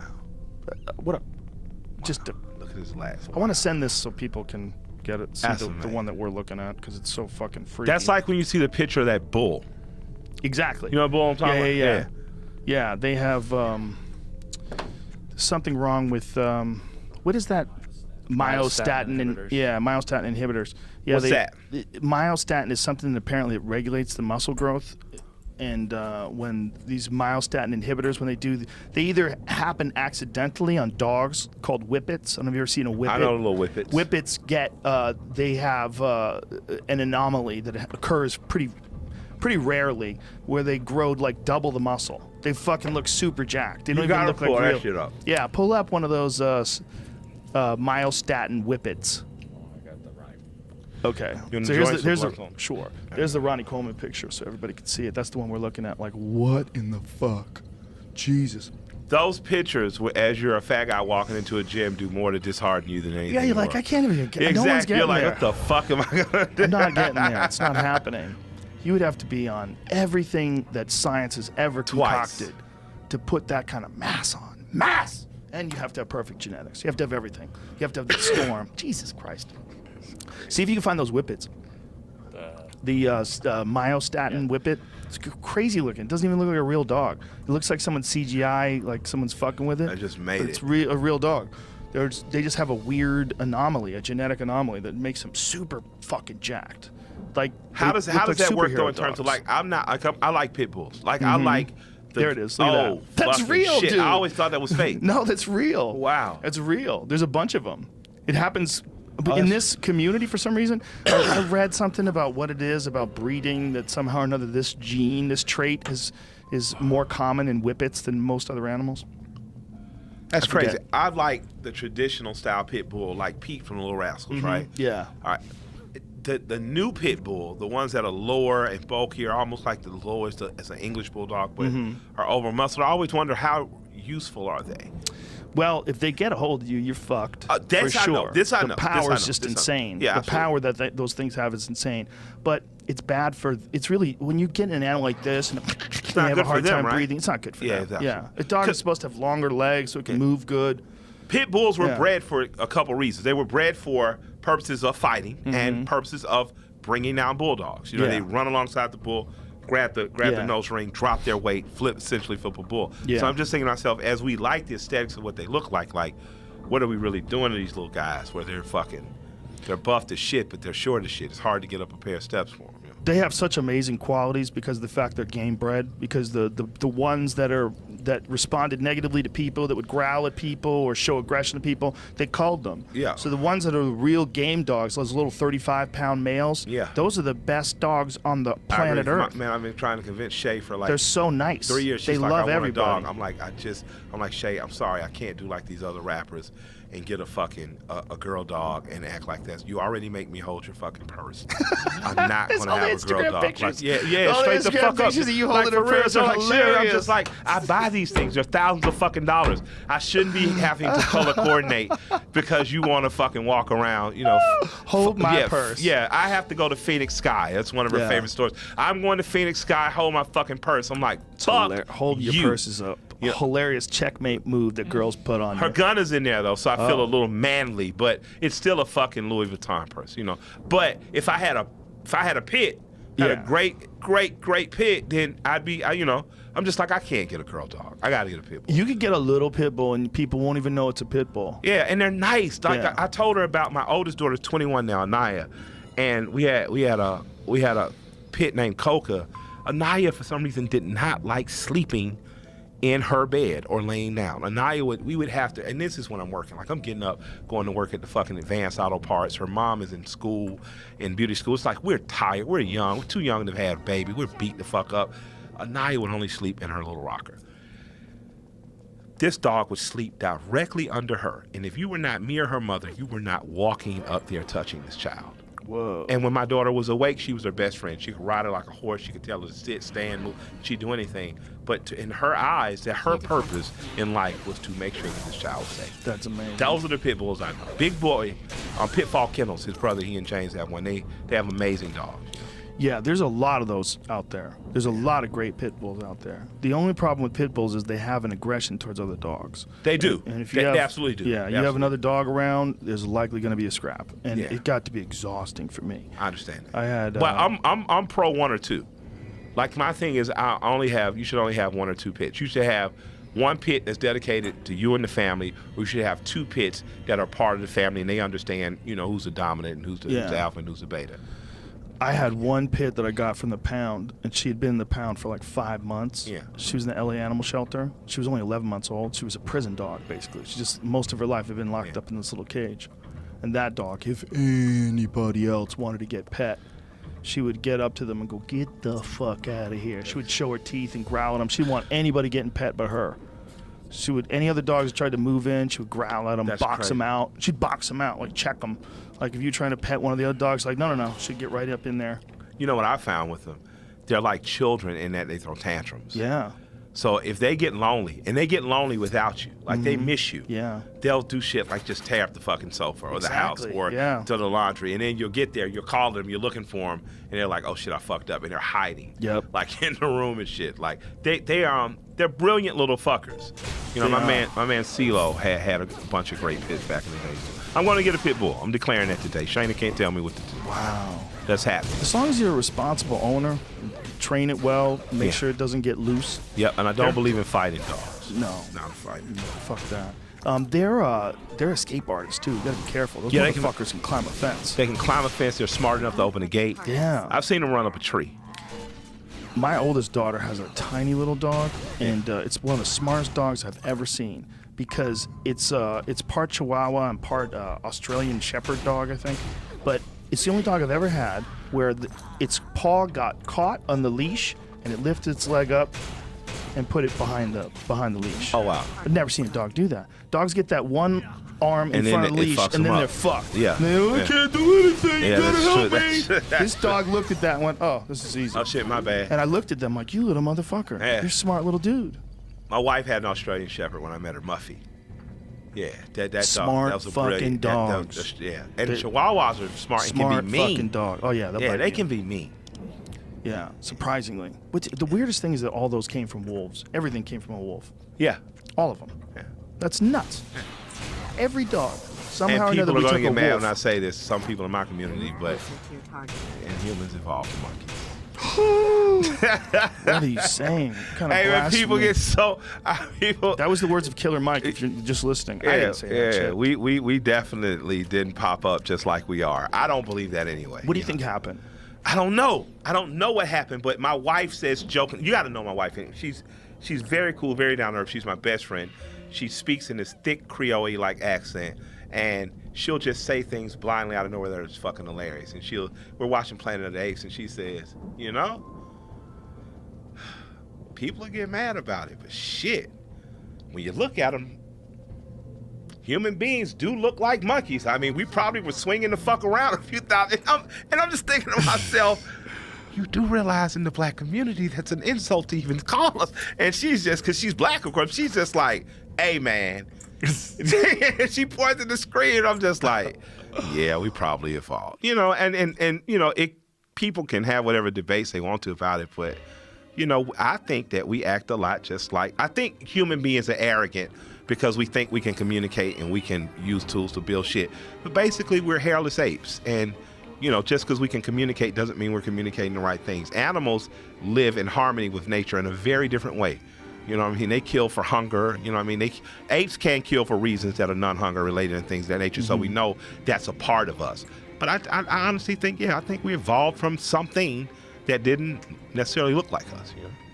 Yeah, That may have swung from a tree. Even, we're the most advanced of the primates, but we exhibit characteristics that we can see in the lower primates. And if you pay attention to all the top scientists who have been studying human evolution, they're all pretty much in agreement that there was something that we were all similar to, and they all branched off in a bunch of different ways. It's amazing they keep finding new forms of people, too. Yeah, I saw one they just found. Decinovian or something like that. That's what it's called. The one from Russia. So do you think aliens really popped down, fucked a monkey, and we popped out 9 months later, and here we go? Oh, look, that would be the most fun. Yeah, I think That'd be so, the most too. fun. I think if a pit stop happened, and what was the movie that was really crappy, not as good as it should have been, that was the aliens, like, precursor or something, it showed essentially where they Prometheus? came. Prometheus, right? Yeah. That should have been very good in theory. Yeah. But yeah, I think that's the possibility. Aliens were hanging out at the moon, said, yo, look at the blue planet, let's fucking go see what it is, and said, yo, wow, that monkey looks great. fucked the shit out of it, got out of there, and the next thing you know, you have war and pestilence and violence and poverty and MMA. And joints. But one monkey that accelerated stop, no way shot. past all the other ones. Yeah. Like one invention, the ability to communicate, and the ability having opposable thumbs, the ability to communicate, and then it started advancing. As soon as it started talking, it started figuring out ways to express itself to each other, and then they started making things, and they're off to the races. And the next thing you know, a couple 100,000 years later, the world's different. It's like this thing erupts and then just covers the world with its shit. Yeah. And that's us. How do you subscribe to the theory that we just may be a virus and the Earth may be getting rid of us? Well, no one would like to think that, right? But the reason you call a virus something, it's just a word that's been assigned to a living organism in a system by medical science. I mean, we all know what a virus is. It's a real thing. It's amazing that these brilliant people have discovered it and come up with vaccines to stop it and prevent them. But it's some sort of a life form, really, essentially. Yeah. Now, if we looked at the Earth as being a living organism, and we should, it's certainly, you can make an argument that it's a kind of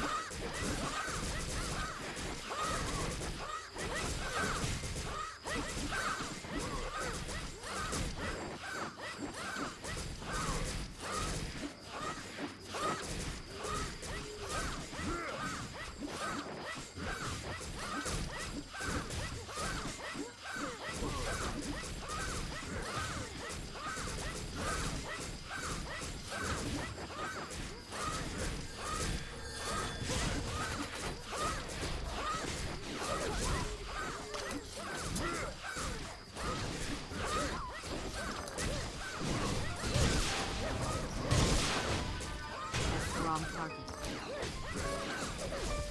An incorrect target is selected.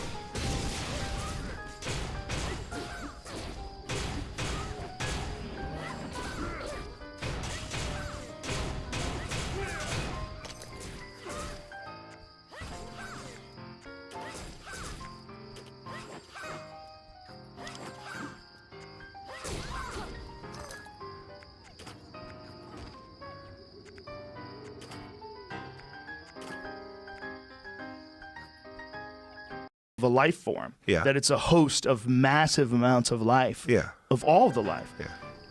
You would think that maybe some of those things would not be in harmony, just like some of those things in a human body aren't in harmony. Yeah. Right? Your gut bacteria is off, or you got a cold because there's bacteria in your body that you picked up from a fucking bathroom somewhere, or whatever. You're sick. Absolutely. All that stuff could easily apply to how human beings interact with the Earth. Are we the virus though? Because when you got to look at it, at some point the Earth is, or the theory is, it's a living, breathing organism. Here's what I can say for sure. Okay. We are the virus to the ocean because we don't even live in it. And think about it. Yeah. That's life. Yeah. Before we were monkeys, we were something that crawled out of the ocean. Right. Right. Imagine if the ocean was, I mean, I don't know what it was like. We are couple getting 100,000 really years stoned ago. now. Yeah, This is we're where our stoned as fans fuck. wanted us to go. We're stoned as fuck. I don't know what the ocean was like a couple 100,000 years ago, before people really became what we are, tool using, people that figured out how to get out into the ocean and capture fish. Imagine if you could see it. Imagine if you could see an image of how many fucking fish were out there 200,000 years ago versus how many are now. It's like they lived next to a vampire that just keeps sucking the life out of it. I bet we've killed 50% of all life in the ocean. That's what I'm saying, bro. Like we have to think of ourselves at some point. You gotta say, maybe the best thing human beings could do for the Earth is to end humanity. Maybe, but maybe viruses are there for a reason too. Maybe it all needs to exist. There needs to be some sort of a balance. We're always trying to eliminate bad things. Yeah. Maybe they do serve some sort of weird fucking purpose. So even in that, we find purpose as humans. That's the talent of humans, the ability to adjust and make logic out of us being here. Yeah, well, and to keep moving and make more of us. Does China make it to the moon? They grew cotton on the moon apparently already, right? Yeah, they grew something on the moon, but it died. Yeah. It died quickly. I was happy that it was the cotton, because seeing as how they're the biggest investor in Africa and China was growing cotton, that didn't go well for black people 500 years ago. So I was just like, please don't let cotton grow on the moon. I don't want the transatlantic slave trade to start and I have to learn Mandarin and shit. So do you think they actually set up shop before us, or is America still number one? Because I feel like we lost that day. When China landed on the moon? Yeah, I feel like, oh shit. I've grown up being, like I'm black, I'm American, but I like America. A lot of people don't say I like America. I love America. Yeah, exactly. I feel like we're bad. Like Frederick Douglass, when asked would he leave, I answered, like, what the fuck am I gonna leave for? When I see something like the moon landing, the China with the growing the plants and landing their what exactly was it? Was it what was the kind of ship that they landed on the moon? I don't know. They put one on the Some moon apparently, remote and some landing. type of rope Yeah. on the dark side though. Right. On the side that we didn't make it to, Yeah. or just went and And told, they got not to video come of back. it. It was a drone, right? Yeah. Is that what it was? Some sort of a drone? I honestly think about that as a win for science and for innovation. I don't think about it in terms of like nations, because I feel like that is done by scientists. That's done by the wizards and the geniuses. So are you saying we're going to steal the scientists? Because when Kennedy gave the fucking speech, Kennedy made it seem like the moon landing was going to make us the preeminent nation. And I think that's the propaganda China's going to run with. You don't think? Well, I think they have some fucking amazing technology, and to deny that would be ridiculous. But I also think that it's important that everybody be competitive in this. Like, if you really want to make things better, you're not gonna do that in a vacuum. Gotcha. What helps the technological innovation, and one of the reasons why it's so accelerated, is there's so many people working on it. It's not just a few people trying to make cell phones better. I got There's you. fucking Absolutely. so many geniuses Absolutely. out there. So when I see something like this, like they landed on the moon, I go, the geniuses won. You just They gave got me hope. Yeah. Yeah.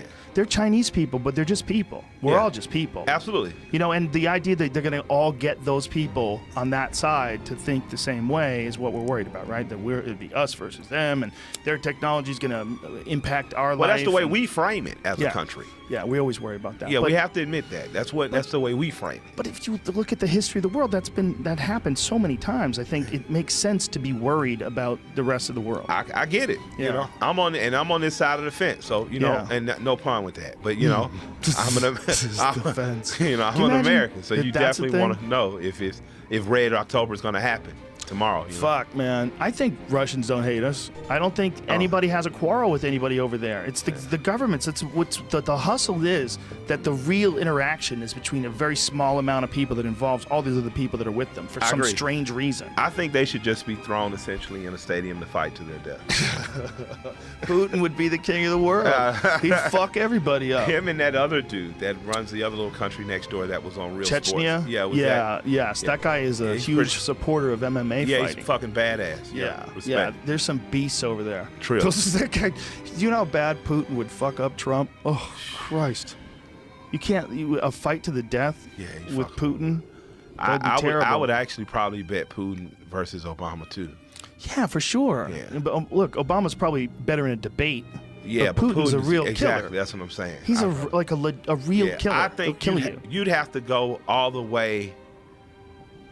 Bush Judge- one, I think, was badass maybe as a younger man. I He mean, was a to tough lead the guy. CIA, you got to have some killer in you. Yes. You know, He was a tough guy, But for I sure. probably have to get all the way back to Kennedy in terms of physical prowess, and his back was bad. I think you got to go to Abraham Lincoln. He was You a gotta go all the way wrestler. to Lincoln. Yeah, he was wiry. He, was He a had that wrestler. farmer build, Yeah. farmer strength. He did. Wiry. Those old dudes back then, well, you had to carry everything. Trill. They didn't, True. farm work was real work. Yeah, just Abraham. Carried Lincoln's all the everything way back. everywhere. It's all the way. All those dudes are just wiry as fuck. He was a wrestler too. Yeah, I heard. Yeah. So he probably, He's beloved in my community. We like him a lot. yeah, I get it. He wrote this little thing called Emancipation Proclamation. Did you see that stupid fucking movie where they had him as a vampire slayer? Did you ever see that? Nah, I saw the trailer and decided maybe that's not the one for me. You know, That was that's so weird. That was one of the ones you're happy your kids don't ask you to go see. You know? Yeah. Jamie, didn't you say it was based on a graphic novel? Yeah. Yeah. So it was like a fun Sort of, comic something book like that that. somebody made, and then they turned it into a movie. As a movie, it was like so weird.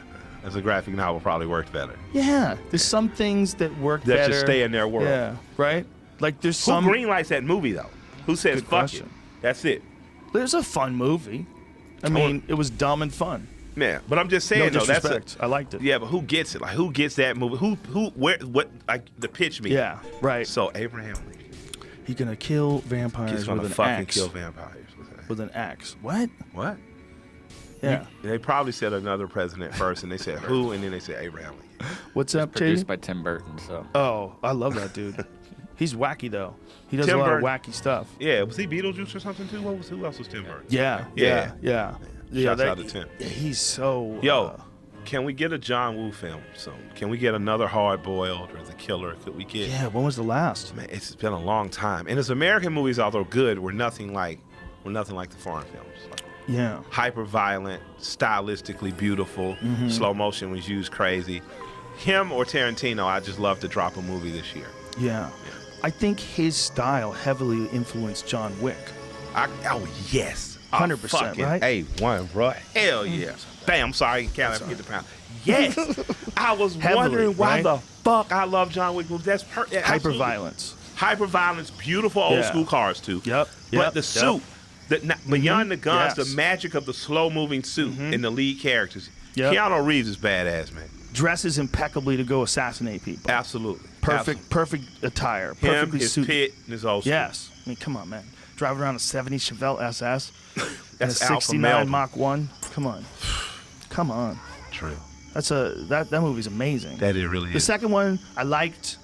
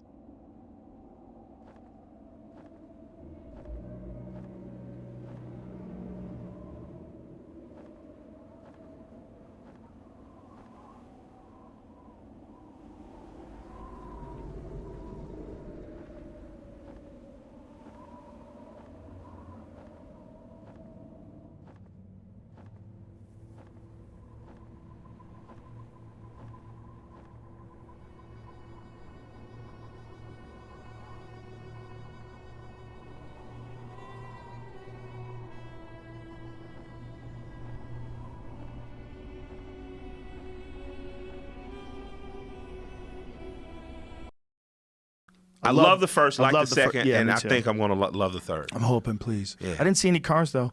I saw the previews. I didn't see cars. I saw motorcycles. Just- got to give them a car. Yeah, they always go to motorcycles. fuck I always up. wondered. You got to give them a car. People But don't you- understand. Men want to go to see that car. Motorcycles bring out the teenage boys, though. Yeah, that's true. I remember ordering Cycle World when I didn't even have a motorcycle. And my mom was like, you're going to get a magazine this year as a Cycle World. That's true, right? Muscle cars are for old men.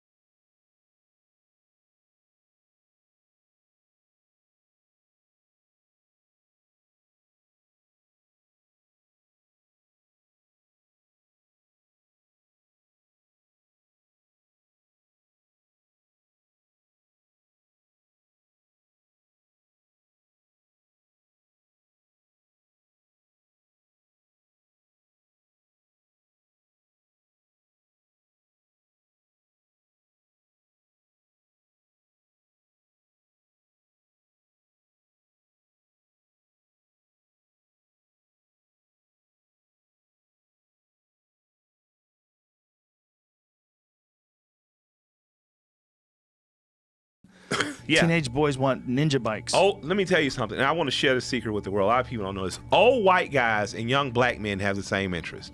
They both like young black women. They both like muscle cars.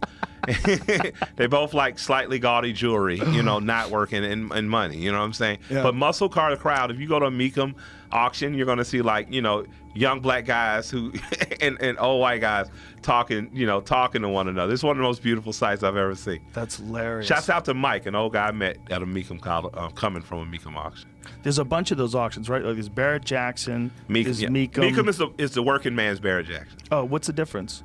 You can actually afford the cars that you see. Barrett Jackson is beautiful cars, but you're going, you're gonna spend a little money. And they got cars you can get but Barrett. But with that said, they say the inspection process is better. And Mecum is the guy who's a blue collar guy, might have retired, but he wants to go to an auction. He goes, gets a great car. He's probably gonna know something about cars and look it over himself. Yeah, man. There's something about the camaraderie of a fellow muscle car enthusiast. Yes.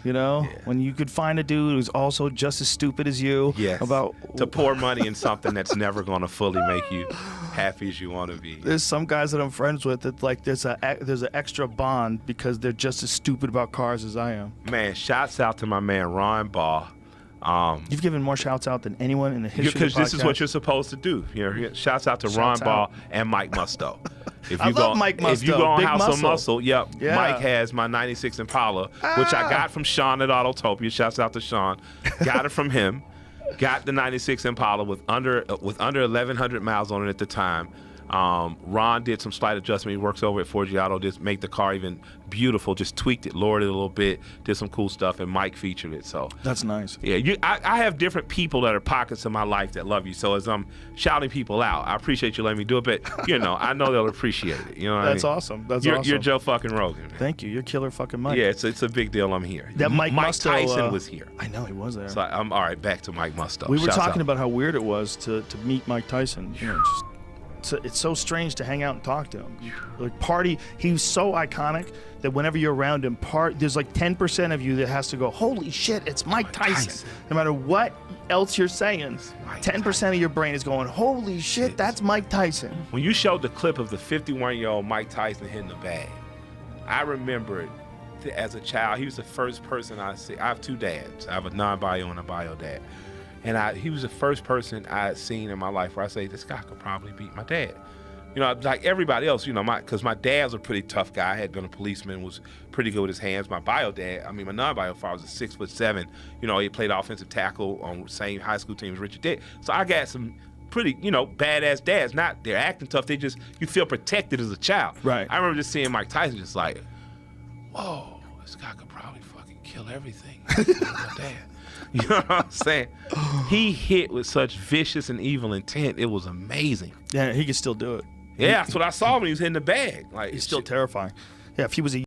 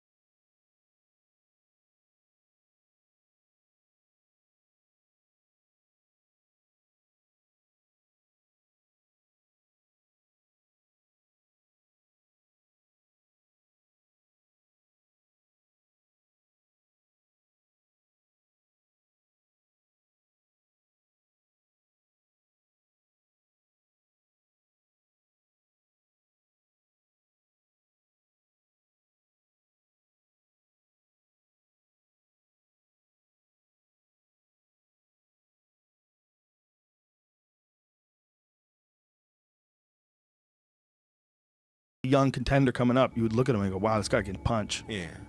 He doesn't have nearly the hand speed that he had when he was young, Look at that, man. Yeah, that was the peak. He had an amazing story, though, man. Listening to him describe his childhood and how Customato had hypnotized him. Yeah. That was amazing because I'd never heard him talk about that before, and that's what people need to understand, like who he was. People want to say, "Oh, he was hyper aggressive and he did terrible things and he was violent." And this, think of how this kid grew up. How He was he an developed. orphan. Yes. He was literally orphaned. Taken in by this one guy, the first time in his life where anything is positive and it's all about fighting and being a destroyer. And he gets hypnotized by this guy to be a destroyer. And he's a physical specimen. He really is. You put your hand, when you grab, when it's just his hand, like his whole body's like carved out of a large block of rock. He's a tank of a man. Wow. You know, still to this day, he's a tank. Absolutely. And when he was young, they saw that right away. Teddy Atlas said on this podcast that when Mike was 13, he weighed 190 pounds. And they didn't believe he was 13. They thought he was sandbagging. They put him in at 16. He's like, yeah, okay, say he's 16. Nobody would believe he's 13. And they were like, come on, you're saying this fucking kid's 13. They didn't want to believe it. And he just let him have it. Okay, you don't want to, because he said people were always lying about how many fights people had. Yeah. They would always say he's only had 10 fights. And you see the guy move immediately. I'm like, oh my God, this guy's had 50 fights. Yeah. Like you can see watching him. And Teddy was saying that was always the hustle, that everybody always lied a little bit about someone's record. And when they saw Mike Tyson at 13, weighing 190 pounds, just a fucking specimen. There's some people that are just built perfect for certain things. You know? And he was built to be that. He was built perfect for bobbing and weaving and getting in tight. And he was so fucking fast. His hooks and the uppercut was so nasty. Which fighter has that uppercut? Lennox Lewis had a tremendous uppercut. Yeah. Yeah, there's some fighters today. But Lennox was Anthony taller. Joshua has a tremendous uppercut. Yeah, there's some amazing talent today. But it's like what Mike had done was revitalize the entire country's image of the heavyweight division. Yeah. Because the He heavyweight captured division got everyone's boring imagination. for a while. Absolutely did. And no disrespect, but there was guys that just like Pinklin Thomas, who's a champion, and Tony Tubbs. They weren't the kind of guy that you like look forward to seeing as being the champion of the world. You didn't believe it. You're like, I don't believe that's the toughest guy in the world. He might be a tough guy. I'm sure he's a tough guy. He's a professional boxer, but I don't think that's the best guy. And then Tyson came along and like, there he is. Yeah. Mike there had the perfect name. He had the perfect look. He had the perfect body. He had the perfect image. And he came at the perfect time. Yep. Mike, when you look at hip hop and where it was and where Mike was at the time, it was a perfect synergy for him to become a hero. Mike Tyson, Mike Jordan, these people became icons at a time where the United States, like in the 80s, after getting OPEC kicking ass and that crisis fucking up the 70s, Iran shit at the end of the 70s, early 80s, Steel. I remember my grandfather worked at Hall Steel. I remember Steel, my other grandfather, Steel leaving America. I remember it just kind of being it wasn't as proud. Yeah. And he was one of those things that made you feel badass. And the times feel dangerous. And he wore black and those little boxing. He didn't wear the boots. He wasn't flashy. He was a perfect villain at a time where villainy, NWA, you know what I'm saying? Yeah. It was celebrated, danger. I think he was perfect for the times. And I think he's perfect for now. Like what Mike is, when I hear him interview and I really talk, and people make fun of his lisp or whatever, and I think that gets in the way of you hearing the real wisdom he's saying a lot of times. Yes. Like Mike has repeatedly talked about change and about growth and about how he doesn't see things the same. And I think if we actually listen to that, it kind of challenged us to do the same shit that we really don't want to do. Yeah, he's one of the rare guys that you'll talk to that accomplished an insane amount, literally became one of the most famous boxers in the history of the sport. And you talk about him now, and all he wants to do is dismiss that past life. Yeah. He wants to. I was silly. Look at me. I'm a silly person. Yeah, like he's a real warrior. Yeah. Like he's like in a classic kung fu film. He's the reluctant teacher almost. Mm-hmm. You know, Yeah. he's you do a movie. Mike is the guy who, as a student, go to beg to teach you to fight, and you want to know why he won't teach you, and it's because you find out later your teacher killed someone, in the ring or some shit. Like he is really that character. He is you could tell even with the pigeons back in the days that there's kindness and love in there somewhere. Yeah. And now he gets to express it to human beings. You just see he's a happier person. You know what I mean? Until you bring up Don King's name. Yeah, don't do that. Yeah, and then you get scared like he's gonna fucking beat me up and my dad too. The crazy thing about him selling weed now is that they charged, what did they charge him? $300,000, I think, for he tested positive for the Andrew Galata fight for weed. So they fined him $300,000. They just stole money from him because he had weed in his system. Now he sells weed. When are they gonna let NFL guys smoke weed? They should let everybody smoke it. It's good for your brain. I concur. If you're especially if you're doing something like slamming into each other, running 30 miles an hour. Yeah. It's probably good to give them something to calm them down. True. Release some of the inflammation. Yeah, I mean, just grown adults telling you can or can't do it is just what's ridiculous about it. At the end of the day, a grown adult telling you they can't. The ones who say you shouldn't smoke weed, they don't do it. They don't know what they're talking They have about. never done it. The ones who do or don't, or the ones who have, and like, I don't do it anymore, I don't like to get high anymore. Those guys, you're like, oh, okay, I get it. You used to, you don't like to do it. Fucks with your productivity, whatever. Yeah. I get it. But if you've never done it and you're talking shit about it, you don't even know the benefits. Nah, you really just want to be like, shut up. There's benefits too. Yeah. There's definitely, some people get fucked up by everything, Yeah. whether it's weed or alcohol or speed. People get fucked up by Some people things. get fucked up by Benadryl. Yes. But I can honestly tell you that I read an article in HuffPost or something years ago that talked about parents who smoked and stoners actually being more engaged with their children. So that doesn't mean you get up and you get fried the first thing in the morning and take your kid to school. But it does mean that where drinkers or smokers would come home and almost avoid the child to smoke or drink or do something else or had other things going on, stoner would literally pop up, may take a hit or two of the joint, and the focus would be more on just being a child parent and kind of kicking it, cooling it, and chilling. Yeah, you're way more curious when you're high. So if you're just a little bit high and you're around kids, you would be thinking more the way they're thinking, or trying to be a little calmer with them and a little bit more, patient. It makes you a more relaxed person. Absolutely, because the anxiety is given to you. You know. Shouts out to Charlemagne the God was shook once. Another Talked one. about. Yeah, he talked very openly about anxiety in that. And he's one. Yeah, these are the people I like to see you bring up too. He's a great folk. I got that on tape too. I got that one in audio. It's nice. I was listening to it. I was running. Yeah, like man, there's It's good because he reads it. Yeah, we don't acknowledge that. Like in the African American community, kidney disease is something that plagues us, and not just diet. Carrying around stress and all that anxiety is bad for your kidneys. That's where your fear and stress beats up the most. Yeah, I think it's very important for all of us to be honest about how we feel. It doesn't make you weak. It just makes you brave enough to be able to express honestly what everybody is probably feeling, but is scared to bring up because they don't want to be thought of as weak. Yeah. They don't want to be a whiny bitch. Yeah. So they don't want to tell you what's going on that's wrong. But especially something like anxiety, man, the delicate balance of chemicals that exist in the human mind and how much it can be affected by stress and relationships and life in general and your diet and all these other factors. And then there's genetic issues, and some people just have problems. Yeah, a wound tighter than others. Yeah, Absolutely. and you can get help. You can get help. You can Absolutely. get help through cognitive therapy. You can get help through medication. There's a lot of people that believe that ecstasy should help people, but they should be able to do MDMA therapy for a lot of people with stress.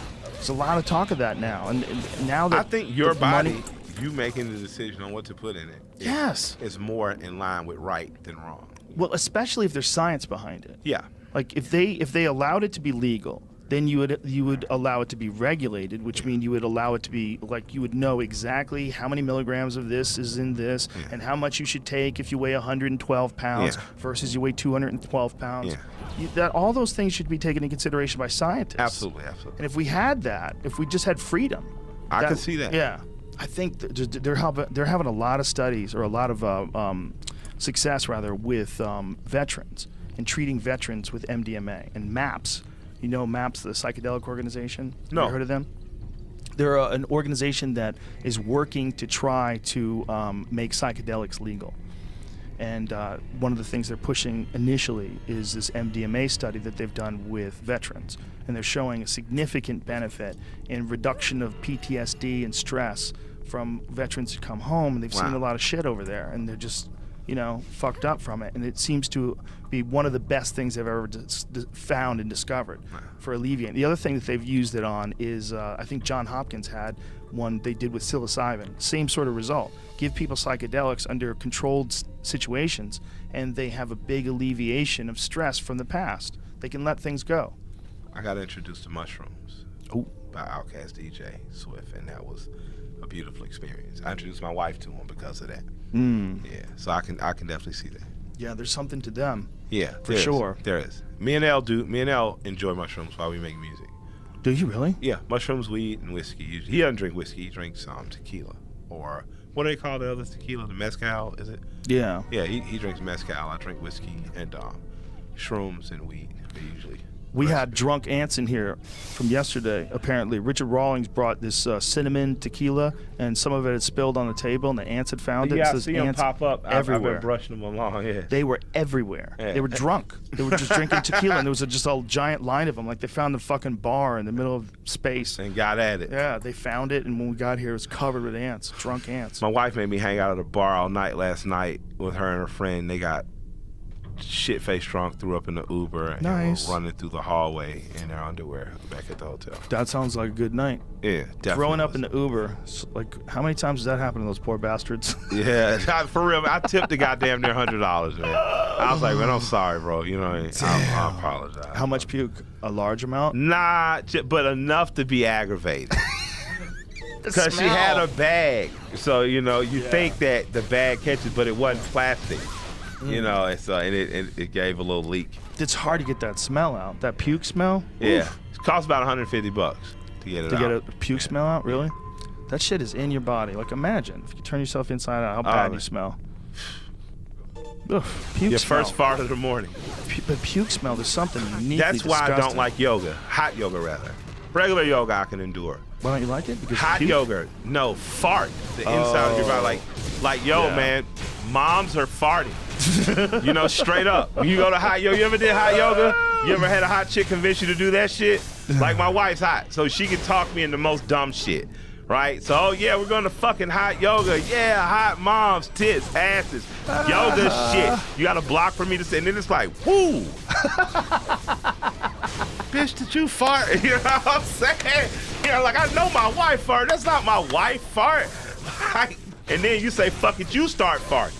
Oh no. Yeah, like fuck, Battles. and then that shit is wow. Battles. Yeah. Yeah, so I don't fuck with hot yoga. I'd rather just do regular yoga and then just sauna that shit out like you. Yeah. I like hot yoga. I like it. You but don't fart? No, Tell the truth. I don't. Come on, I do so it get the fuck out. fasted. Okay, but I do it first thing in the morning. Respect. Yeah. No one farts though.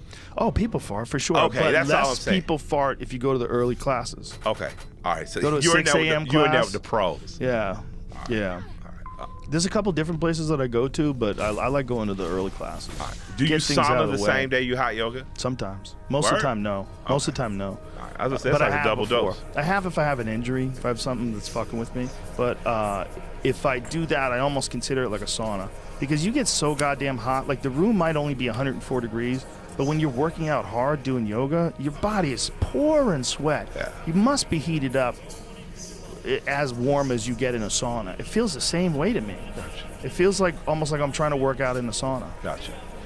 They're doing some study now at Harvard about it, about heat shock proteins and hot yoga and how much inflammation it reduces and how beneficial it is to you. I forget what scientists were involved in it, but a bunch of people were talking about it the other day. I know it definitely gets gas out your ass. It definitely does. Shouts out. Well, if you have something that you shouldn't be eating, like you eat a hot dog with sauerkraut and a Coke, and then 2 hours later try to go to yoga class, you're a criminal.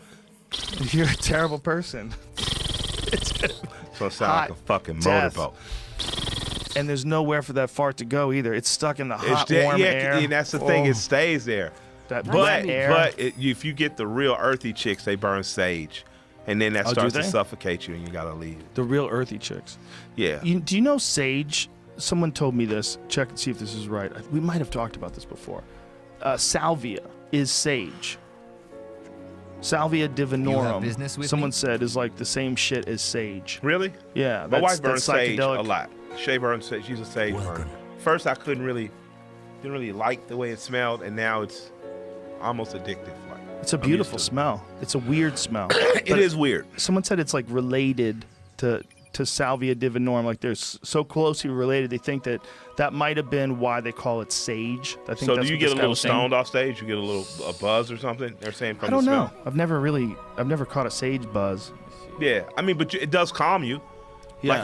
Like if I walk in the room and I smell it now, I instantly feel just like Yeah. The common sage's official name is Salvia Deva makes bold officinalis choices. or something. So it's like a cousin, the Salvia same divinorum. sort of like genus, I believe is how that works. I never know if I could say genus or genus. I always panic on that one.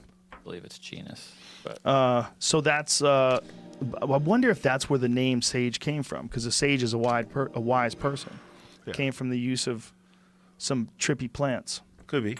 It might be, or it might just have some other strange. Find out like what's the origin of the word sage.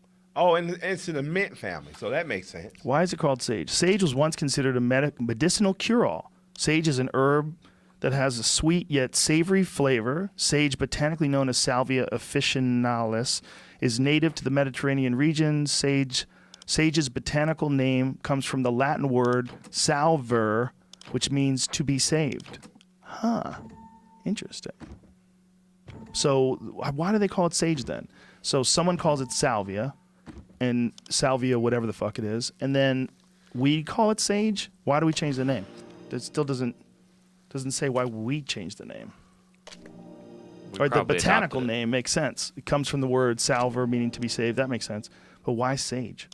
You mean like we like in English? Yeah, why do we say We probably sage? adopted it from however they were using it back in the Mediterranean region. Whatever word they use is probably very close. But they always like treat you like you're stupid. Like you have to have a botanical name. Like, bitch, just tell me the name. What's the name? Why does it have two names? What is it? What is it? Is it sage or is it Phoscomyces ilatosisamanine? Yeah, sage is definitely easier to say. Yeah, these crazy ass names you guys want to give them. These scientists, they're all like, look, we'll tell you, let you make your own little name for it. There you go. What do you want, little people? There you go. Little people that don't understand science. Yeah, let's just call it sage. That's right, sage. Sage. You can't pronounce that salvianorum. Can't do it. Have you ever experienced that stuff, salvia? No. That was one of the ones that slipped through the 1970s psychedelic act. They had a sweeping act that made a bunch of things illegal, including apparently some of the things they made illegal aren't even psychoactive. They just try to make everything illegal, but they missed salvia.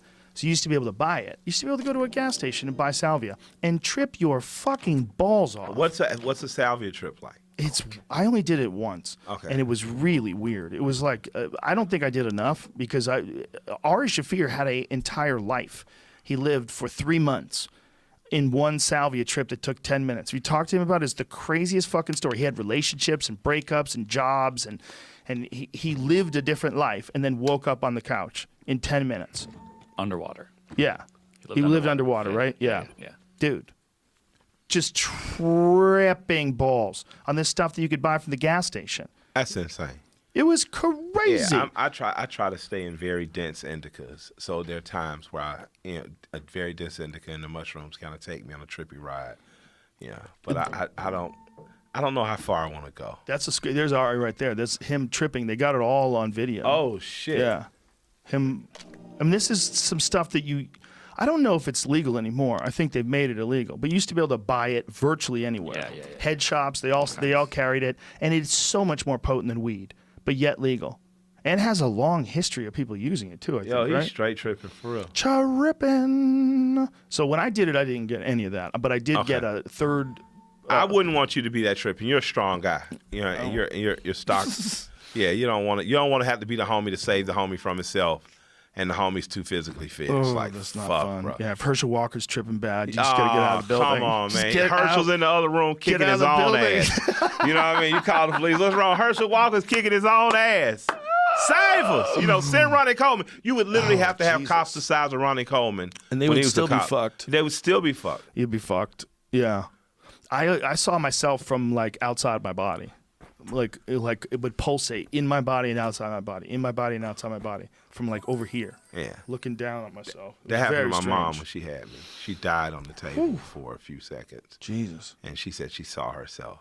I wonder what that is. Because that's the same thing that everybody says. I mean, regardless of your religious beliefs, just stop for a second and try to figure out why so many people see themselves from above their body, see themselves outside their body. Like, what is that? Well, we know one thing. I mean, all people and even science kind of agree at this point that the body's just a vehicle of sorts, or a machine of sorts. That whatever energy or soul or spirit, whatever people are trying to identify, it's within it.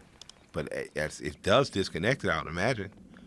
I'm hoping that they figure out how to put my soul in a Easy computer teleport, before I Deva? die. I'd like to live a couple hundred more years. Fuck off. But what if it sucks though? Yeah, what if? Ion I'd I like think to you try want to to be what if. alive, dude. Hey. If you're in a computer, you can't die. No, I'm saying if you're 89 and you're about to get the fuck out of here, and you got the opportunity to upload Right. into 29 again for the next 29 years, like, yo, fuck that. I might try that before I decide to click on out of there, you know? I think they're going to be able to reverse aging, and I think they're going to be able to do that before they're going to Hold on a figure out sec. a way to get Need you to into a concentrate. machine.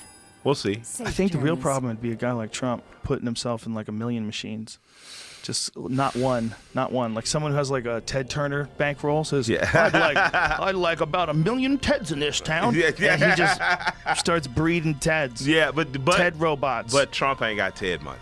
No, he might not have it, but he's got money for a few robots. Yeah. You know, and those robots will go out and make more money. Are robots gonna destroy us?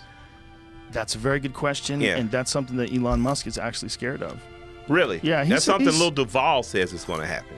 He's a very intelligent guy too. Just besides making a good record, he talks about us essentially replacing each other with robots soon. It's entirely possible. Yeah. Well, the way Elon Musk looks at it is that he was trying to warn people, but they weren't listening, and that there's no telling how powerful they could get once they become sentient. Once they start taking control of their own destiny and creating new robots, and just deciding whether or not we live or die and how they're going to run things, they're going to become a life form, an artificial life form Yeah. that's way fucking smarter than us. Yeah. And he's saying, do you think it's smart to arm these things? Do you think it's smart to make this? Like, he's looking at it in terms of, he's the tip of the spear, right? When it comes to technology and implementation of it. I mean, think about who this guy is, right? Yeah. And if he's the one who's telling you, everybody's got to slow the fuck down. This is dangerous. might you wanna slow the you fuck down. literally might be making a Terminator movie here. Yeah, You straight literally might be making a Terminator movie. Yeah, we have to worry because you're saying that you think we evolved from monkeys, we evolved from some lower thing. Well, the idea is that we got to keep going. Well, yeah. If we might hit a biological bottleneck, and that might be the whole convergence of humans and technology, that might be what it's all about. Like biologically, this system doesn't move fast enough. But if we can transcend this and move into some sort of a digital life, that life, we can accelerate all of the innovation, all of the improvements in insane numbers, light years, travel through time, change the fucking nature of life itself. That's going to probably be one of the stages of our future, whether it's 1,000 years from now or 100,000 years from now. It seems to me like with this adoption of science into our daily lives, in terms of like the technologies that we're all addicted to, phones and tablets and all these different things. I was going to say, he says that we're cyborgs already. Yeah. We're extension. This is just a rudimentary way. Yeah, he's of it right, already. for sure, right? You're already living, people are already living through this already. Yeah. Yeah. Yeah, and he's also coming out with something called Neuralink. I don't exactly know what it was. He was very vague about it, but he was saying it was going to change the bandwidth, to change your ability to access information, and people are going to wear it. You're going to wear this thing on your head. It's going to literally charge up your fucking brain in some strange So it's way. going to be like Strange Days. He couldn't explain too much about it, but he was saying it was going to come out in a few months. I'm like, what in the fuck, man? We're 30 or 40 years away from being unrecognizable. That's what I think. I think we're 30 or 40 years away from living in What's it half look the like? time living in a virtual world, half the time living in an augmented world. I think people are going to exist in these weird worlds where it feels real and isn't. I think they're going to come out with programs that are fun at first, but then become life-consuming, where you put on these fucking goggles and this suit, and you go into this world, and you live with these people and interact with, touch each other, but no one's there physically, but you feel like you are, and it's magical. Like you're living in Avatar. You're on Pandorum. You're hanging out with the blue people. Gotcha. You know, you're with the Na'vi. That shit could happen. Gotcha. You could literally get to a point where you believe you're there. Or we could be there now. We could be there. Yeah. That's a sneaky argument, right? Yeah, but that's the truth of it all. It is the truth, right? We could be there. We could be there. We could be a part of a simulation. Yeah. That's another thing that Elon Musk said. I'm like, God damn it. You're supposed to say no. You're supposed to say, no, this it's shit could all be- impossible. This shit could all be. It could all be fake. Yeah. Deja vu could be just a glitch. Yeah, sure. So I just try to live like my grandpa said. Just enjoy the regular shit as much as you can. You know, maybe I won't upload. Maybe I just don't want to go earlier than the fun stops. But I think that there's a beauty in, now that I'm getting older, I guess I see a beauty in the life-death cycle.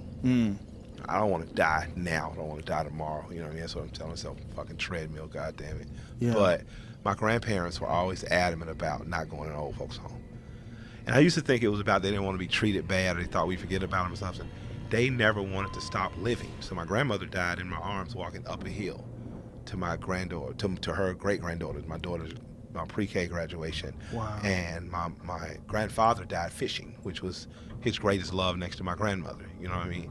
And I realized that their life never stopped. They literally died living. So I guess that's maybe ultimately what the real thing you should think about is, whether we're in the machine and outside of it, you know, live the best possible life. You shouldn't be trying to escape your life with goggles or even a phone. You know, this shit is to be lived. I agree, unless this is the goggles. Yeah, If they could got be. putting goggles on inside the goggles, like mirrors, looking Yeah, at mirrors, could be. and then we figure out who we really are. Could be. That would be the ultimate mind fuck if you put on the goggles one day and you realized you got to get out of here, man. No, I do not. You made me think of something. I'm just stoned, and I forgot. I forgot the fucking name of the exhibit. There's an exhibit at the High Museum. I'm on the board of the High Museum, right? And there's an exhibit there by Japanese artists, and it involves that it is the Infinity Mirrors ticket. Ooh. So it's Yayoi He's got it. Kusama. It's up on. You got it? Yeah. So Yayue Kusama. yeah. I'm not good at that one. But Infinity Mirrors. I'm taking my daughter. I'm taking Mikey when I get back. Mikey's an 11-year-old. Whoa. Exactly. And I'm going to probably hit a joint a couple times, and we'll Uber down, and I'm going to walk through this museum. Now, she usually doesn't like going with me because people kind of sometimes they'll recognize me, and it bothers her if she's really trying to hang out with Dad, you know what I mean? But I'm going to get a chance to walk through there, whether it's just me and her kick it solo dolo, and just experience that with her. Just that you see the goggles and goggles and mirrors on mirrors.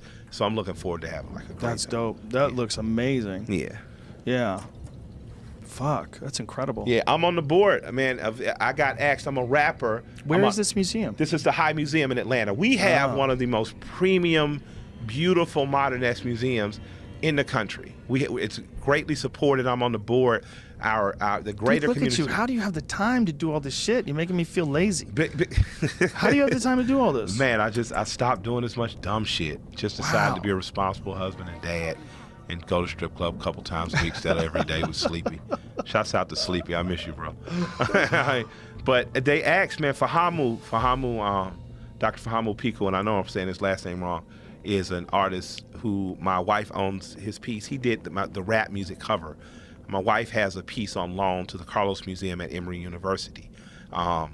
He's going to be a Basquiat-like artist in terms of how he's talked about and more. He's an amazing human being and artist. We're lucky enough to own some of his works. He's on the board, and he suggested that me and a guy named Kenyon who worked over at Interscope be brought to, and they met us and they accepted us. And I'm like, you gotta understand, I grew up about 4 or 5 miles from this place. And for most kids, this place was an impossibility to go to because their imagination wouldn't let them do it, right? So you're in these cities, a lot of times you have very poor or working class areas that are right next to things that are inspiring, but kids are not brave enough to break the filter and go because they're never encouraged to. Ted Turner and the High Museum and things like that have always made it very accessible. So when Ted Turner owned the Braves and the Hawks, if you got B's and A's, you got tickets to the game. Right, so you could see baseball. Part of the reason baseball died in inner cities is because the stadiums moved out and you couldn't see it. Right, the High Museum and the Woodruff Foundation, which is a Koch charity, gave me and 2 other kids a scholarship to go train on Saturdays to draw and paint, stuff like that. So this museum has been in my life since I was a kid. So being asked to get on the board was just a huge honor, and especially having an 11-year-old now that probably is going to want to be an artist, man. It makes me the coolest dad in her life. So Yeah, plus, like, what a thing on the resume. yeah, I mean, you just look so sophisticated. I know, right? I get to go buy a jacket and slippers. Dude, you get to have one of them jackets with the leather patches on the elbows. Yeah, You can be one of those scholarly gentlemen. Perhaps even have a pipe and some tobacco. Yeah, I got class, man. Yeah, man, for sure. That's cool. That's cool that you're involved in all those different things. Yeah. It's very inspiring. You know, you're doing a lot of shit. You Try. obviously have a mind for it. Yeah. You know, it's like, have you always been entrepreneurial like that? Have you always been? I just didn't want to be poor. The world treats poor people bad. Yep. And I didn't grow up poor. I grew up working class. So you're taught to work. That's what you do. Yeah. And I didn't like working. I knew I was lazy by nature, so you got to figure out. But it's cool that you apply that as well as you're still artistic. Yeah. You know, you're still very creative. You know, your raps are great. Your fucking flow is great. Thank you. Your raps are great. Yeah, I got. If I was a fighter, I'd probably be a multi-style fighter. I have the ability to get on tracks and rap next to T.I. and Big Boy, you know, next to Bun B and, you know, Project Pat, and next to LP, and be something totally different every track. I've been blessed with some talent, you know what I mean, and I'm glad that I got with L, because L is like the Freddie Roach of producing and rapping, right? He's a great fight coach for me. When I first heard his beats, I was just like, no one in the world raps better over his beats than me. I'm supposed to be rapping over his beats. So he was only supposed to do 3 beats on my first album on rap music, but I went into a fucking campaign to make him do the album. So I started calling him. Like, this is how we became friends. Like, yo, so, you know, man, the records are dope. We got to finish them up. Yeah, like, yeah, man, I'm working on my album. Yeah, man, your album's dope. Remember, I got to give you a song for that. Yeah, you got to make sure. But so what's up, though, man? You need to do the whole album, bro. Man, I don't have the time. I can't do it. All right, call back in a couple of days. So you thought about it? Thought about what? What we talked about? What we talked about? About you doing my whole album. Yo, I told you no. Nah, you didn't mean that, bro. We'll get up there. So we went back and forth until he finally just succumbed. I think, you know, the company probably called him and said, here's some more money. And he was just like, yo, fuck it.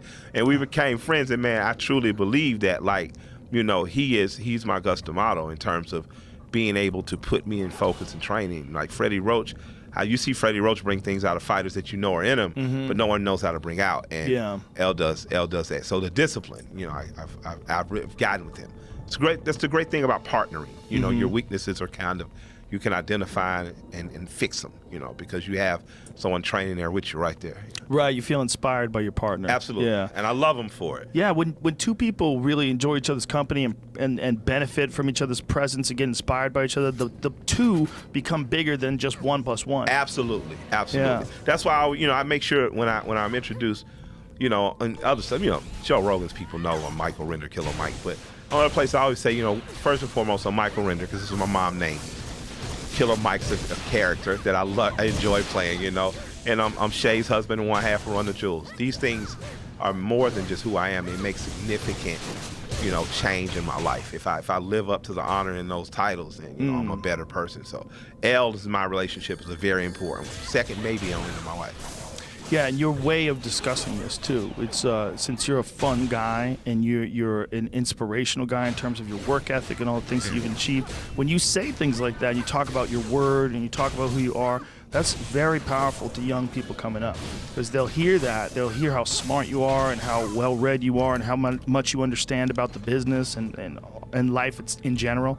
And then they hear how your thought process works, and it'll help them, you know, mature their own thought process, gravitate towards positive things. It's very beneficial. Yeah, thank you, man. I learn a lot. Like listening to you, checking out the guests you bring on. Just pick it up from everywhere. I just believe in picking up whatever you can. Yeah, well, that's all I'm doing, man. I'm just picking up with an antenna that spreads it out. Yeah, it's and the you same do a hell thing. of a job. Yeah, Thank you. You do a hell. It's a weird gig. Yeah, I know, but you do like your main job is making people laugh, and your fucking side hustle is making people think. That's an amazing side hustle, bro. You know what I mean? It's overwhelming though sometimes. Sometimes I do so many of them, and I do some of them on subjects where I'm not even well read. I don't exactly know if this guest is being honest or if they're, you know, biased. But you're learning, right? Yes, But that's how I'm you learning. filter. That's Yeah. how you, like. That's how you kind of you fall into shit. You don't, you don't wake up and know. Yeah. You can wake up curious and you can search, and you're honest. You have an honesty and an integrity with your audience where you say, I was wrong about this, or I've learned or picked up more of this. I think that's what it's really about. You know what I mean? I don't think it's about being right or knowing all the time. Your forum is very dope because it's conversational and not contrived. It really is me having the ability to, as we're talking, you know, Google, research, have these notes. I don't know if you know, well, of course you know Dick Gregory. Sure. An amazing comic, but an amazing The reason thinker. why we know about the Zapruder film. Exactly. Yeah. Dick Gregory brought it to Geraldo Rivera. I knew this man his last 3 years of life. First of all, first meeting him, he cursed me and T.I. out as though we'd stolen the tires off his car. right? Why? What'd he say? Well, me and T.I. just kind of got on like two hokey rappers that kind of saw them. We've embraced the fact that our community looks at us as leaders, right? We're not trying to be Dr. King or Malcolm, but we're businessmen, we're rappers, we have accountability and responsibility in our community, so we accept some of what comes with that, and we're willing to do things. So in considering protesting, considering, talking to politicians on the behalf of people, and you have to consult with elders. So we get on the phone with them like, so what do we do? Like, kids are getting shot, how should we be engaged, or should we wait? Should we march? March? Nigga, what the fuck you gonna march for, nigga? Nigga, we marched 50 years ago. You don't think them crackers gonna open the street up, let you march, tell you close itself, and then shoot your ass if you gonna? You just like, oh shit, like I never thought of that. And this is more serious than we're showing up and we're angry. This is confronting government. And once government has seen you do something a few times, you have to practice guerrilla warfare, or you're just doing what the British did that lost them America. You're stepping up in a formation, shooting your shot, falling back, stepping up you're just playing a fucking game where they're dancing versus doing things that really disrupt the system and things that really progress the move. And I was like, oh shit, this guy is more than just a funny man. He's more just a thing. He's really sacrificed and laid that shit down. So yeah, we got cursed out by Dick Gregory. Tip hung up. Wow. And then called me back later like, man, hey, my phone messed up, dog. Tip talk cool. My phone hung up, dog. I don't know. I said, nigga, you hung up. He say, but what'd he say though? But around that, Tip and I have been able to be of better benefit to our community. Yeah. And then when I say our community, I don't mean some imaginary mythical rapper place. I mean the 5-10 mile radius we grew up in. We've made some change. You know what I mean? And for the better, we're gonna bring some jobs and shit like that. And I think that's cool. That's very cool. Yeah. It sounds cool too. It sounds like you think in a very positive and a progressive way of helping community in a real sense. Yeah. That's nice to hear, man. Yeah, I hope I help some people before I get out of here. I hope some young people say, And your music is fun as fuck. Yeah, straight up kick you in the dick, punch you in your face music. It's fun, man. Yeah. It's really good shit, Like man. you, I got a great job. You know what I mean? The secondary job of doing the TV show and shit is cool, but I got a great job. You're a great stand-up, man. Thank you. In the line of like Carlin and Hicks, like you really push buttons and make motherfuckers twitch like, oh shit, and think and go home. And that's rare. It's easy to do, kind of shucky shit, but I like your shit. Thanks, so man. I appreciate you liking my music. Thanks, man. Yeah, I love your music. Yeah, no, I appreciate it. It's I think we both are in tricky businesses. Yeah. I get a lot out of music, man. I get a lot of fun and energy out of listening to music. I don't have any musical talent at all, but when I hear good music, I get excited, man. It fires me up like, I think it's one of the most important things in our culture in terms of like our ability to generate energy and motivation. It's a vibration. Yeah. It really is. It really is.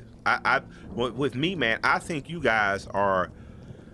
I think right now, stand-up comedy is the last vestige of freedom of speech in this country, and you guys are to be protected at all costs. And I think if people don't protect you at all costs, it's going to be for the worst of us all.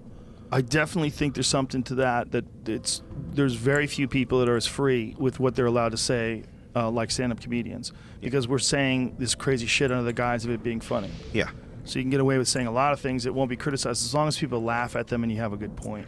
If you're just making the points without the joke, people they don't want to hear it. They get mad at you. But something about delivering a point with a joke. That's why trigger warning works. Yeah, for sure. Yeah. It's one of the last ways you can deliver a message that maybe people don't agree with, but if you can make them laugh at some shit they don't even really agree with, and they're laughing hard, they'll see a little bit of your point. Yeah, absolutely. Yeah.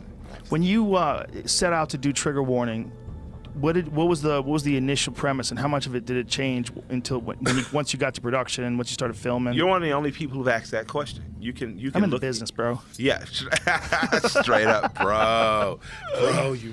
Yeah, bro.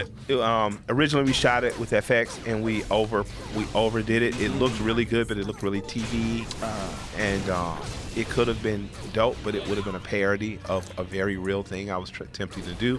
And right now, I'm talking about Cripicola. What it turned into at Netflix was a real in your face, simple and plainly shot documentation of the possibilities of barbershop arguments, right? So in a barbershop argument, you get to say, you know, the only thing that separates Al Capone from Joe Kennedy is Al Capone got caught and eventually died in prison, and Joe Kennedy went on to produce presidents, but they both have been bootleggers. You know, people say shit like this, barbershop talk, and then you have to go home and be asking yourself, like, well, damn, if Papa Joe was a bootlegger, like technically it could have went fucked up for him, and we never would have had an American dynasty versus Al catching Sibley's and shit and it not going so well. But him being the preeminent marketing campaign and face of any Capone-like thing you want to sell cigars to a restaurant, right? Yeah. So I got a chance to say, you know, well, shit, what if I could do this for my guys? And again, giving it a shot and giving it a try. I thought of that shit at 15 years old. I started trying to figure out how to do it 10 years ago. Daniel and I got it done 8-9 years later, and now you have this. And I say that just to say that Brian Koppelman, the creator of Billions, is a brilliant writer to me, and he's a friend also. But Brian has been putting up lately these just encouraging things, telling writers to write, even if your stuff isn't getting bought, even if you don't think it's good, to write, to push yourself, to push the idea forward.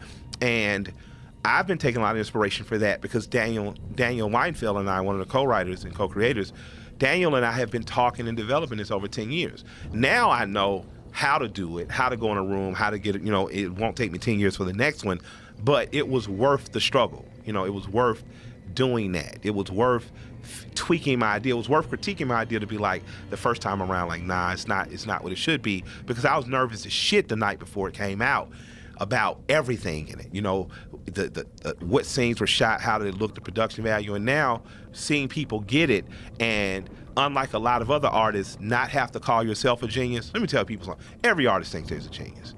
Every comedian thinks they're fucking Richard Pryor. In some part of your mind, you have to think you're great, or why do it? You have to believe there's greatness in you, right?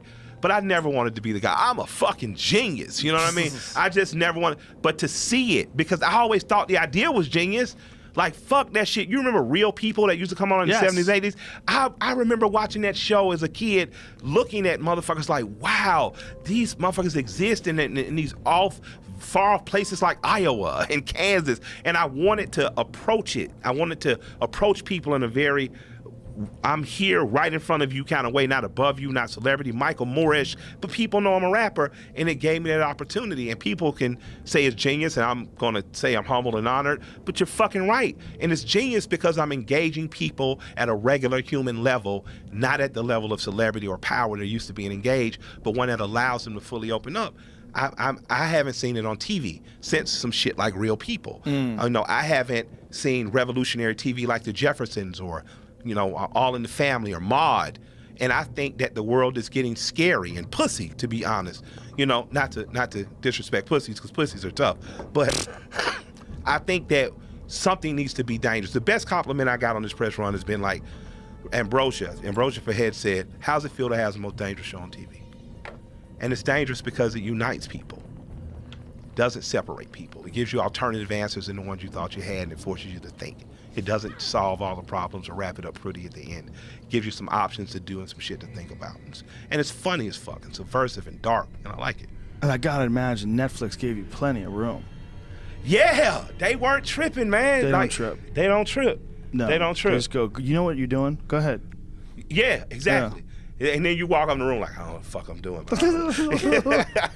But they're smart enough to let people create their own shit. Like for stand-up comedy, there's no one better in terms of like interacting with them about a special. You don't have to give them any notes on the material. That's so dope. They know that you're gonna do your best. That's dope. Yeah. That's dope. They can't help you. Like, no one can help you as a comic. There's not another person like an executive that's gonna help you do your best. Yeah. You gotta be looking at it yourself ruthlessly, and you'll figure it out. And so they trust you. Yeah. So I would assume they did the same thing with you. Yeah. Yeah. Perfect. Beautiful. Right. What a world. Yeah. Forever, it was the opposite. There was 50 fucking cooks in the kitchen. Everybody's pulling you this way. And Telling you you need a gay what to do neighbor. with your shit. Yeah, you need a fucking theme song. You need a thing you say every week. What you talk about, Willis? Exactly. You needed a hook. Everybody needed a hook. Oh shit, you said that. Shouts out to Different Strokes. Oh my God. Shouts out to Different Strokes. Yeah, what a weird change in that short amount of time from Different Strokes to today in the world. Yeah. That's the weirdest thing. I'm older than you, but not so much older. We grew up in similar times. I'm 51. Yeah. You know, when we were children, for both of us, the world was a way different place than it is for children today. Yeah. These kids are being forced to turbocharge their evolution and their education. They're getting, every kid over the age of like 13 has a phone, basically. Parents hang in there as long as they can. Then when the kid's 13, here's the whole world, you little fuck. Yeah, this is true. Good luck. And the whole world at a push of a button, where my grandmother would get encyclopedias every 4 years. And I couldn't wait to get the new set because you got to read and learn new information. And now that information is right there, but if they aren't genuinely curious and interested, it'll die right there. Well, there's also a lot of things other than that information. It's not just an information device. Bullshit. These fucking apps these kids are using back and forth with each other and games and all sorts of... So addictive. Yeah. We used to have this place called Outside, too. That was amazing. Yeah, outdoors. Yeah, I'd go and I'd be gone for hours and I'd return dirty as fuck, having went on an adventure. That was amazing. Now even outdoors is regulated to some. Well, also you worry about child molesters, you do, creeps, and you worry about shit. We've almost like heard too much about what's possible, and then the fact that there are really still child molesters out there. They do exist, and we also send them to church with them. Mm-hmm. So you know, some of our worries are exasperated. You know? Yes, yeah, for sure. Yeah, that's one of the weirdest things ever. Yeah, like more than likely the child molestation is going to happen. Yeah, the place that's real. We should be getting outside again. You know, I started, man. My man told my wife, you know, get Michael a leaf blower, and he'll just start going back outside. So I started looking for leaf blowers, and I started taking, instead of having my nephew do it, because I'm running around on tours and shit, just when I'm home, taking my own trash up and down and spending some time fucking around in my yard, watching around and stuff. I realized, being a rapper and living on a tour bus, how much I had stopped going outside. You know, meanwhile my cousins are fucking hog hunting in East Georgia. You know, and I'm just like, if it went down tomorrow, like I'd be fucked. Like I'm rusty as a nail in the rain right now. So I definitely think there's something to be said for introducing your kids to maybe a little more of what it was like 20, 30 years or 30, 40 years ago. You know? Well, just imagine that human beings lived before houses. Yeah. There was humans, and then they figured out shelter. You know, or some kind of primate, and then that primate figured out shelter and eventually became a human, is a better way to describe it. But that we lived, something like us lived, and it hadn't even figured out roofs yet. Yeah. I mean, I love to watch those videos or YouTubes where it's usually these people they're dark in their Asian, so it has to be either India or Southeast Asia or somewhere. But you'll see two dudes. They'll just make a fucking a hut or something out of mud. They'll make a pool. But you get to see the ingenuity, and you understand if their quote unquote primitive culture never does that, we never get to skyscrapers. Yeah. Like Jacques Fresco talks about that. Like there's nothing new. Everything you see is an improvement or some variation of something they've seen before. Yeah. So those just the curiosity to do that or the necessity to build that shelter, now gives you Trump Towers. Well, that's where the dark side of it comes from. Yeah. The dark side for me is that with this innovation, that it happens almost unchecked in terms of our ability to think about what are the consequences. Like, what are the consequences if we keep making things better and better computers and artificial life and artificial intelligence? Yeah. And what are the consequences? The consequences are there's no more of this thing. There's no more weird pink monkey thing. Yeah. That thing goes away because we don't need it anymore. Now we got a new life form. The new life form is digital life. Yeah. I mean, that's the real concern, is that just like we are an evolution of those lower primates, it's going to be an evolution of us. Well, yeah, I think that's going to happen. I don't think, there may not be any avoiding it. It might not be. Again, we're the virus. Yeah. And this is just one of my thoughts. This is me saying unequivocally that But we we're are cool. the virus. Just The thing is, I like people. This No, is I the other. like This is the other side of it. People are cool. Yeah, They're cool I to hang often around pray with. that aliens go ahead and attack this motherfucker, so white people and black people will cut the bullshit and finally have to unite, like one great movie of Red October. You Dude, know? I think we're gonna get our asses kicked every I'm not single saying we're time. not, but Don't for do it. at least for one time in humanity, all the Yes. empires would have to unite. Like that's what I'm saying. Do Like, you remember that Reagan speech? No. You never heard it? Reagan actually said that in. He was, I forget who he was addressing. You may be the first it's a person to famous- ask, besides him putting in the civil rights, the King Day, you might give me the only other thing I like about Ronald Reagan. It was a very strange thing he it to said. me. Okay. And one of the things that was really strange about it was that it shot off this gigantic wave of conspiracy theorists who are thinking that they're going to tell us something about alien contact. Check this out. Listen to this. Some outside universal threat. I occasionally think how quickly our differences worldwide would vanish if we were facing an alien threat from outside this world. Dude. And yet I ask you, is not an alien force already among us? What could be more alien to the universal aspirations of our peoples than war and the threat of war? Tell you what, dude.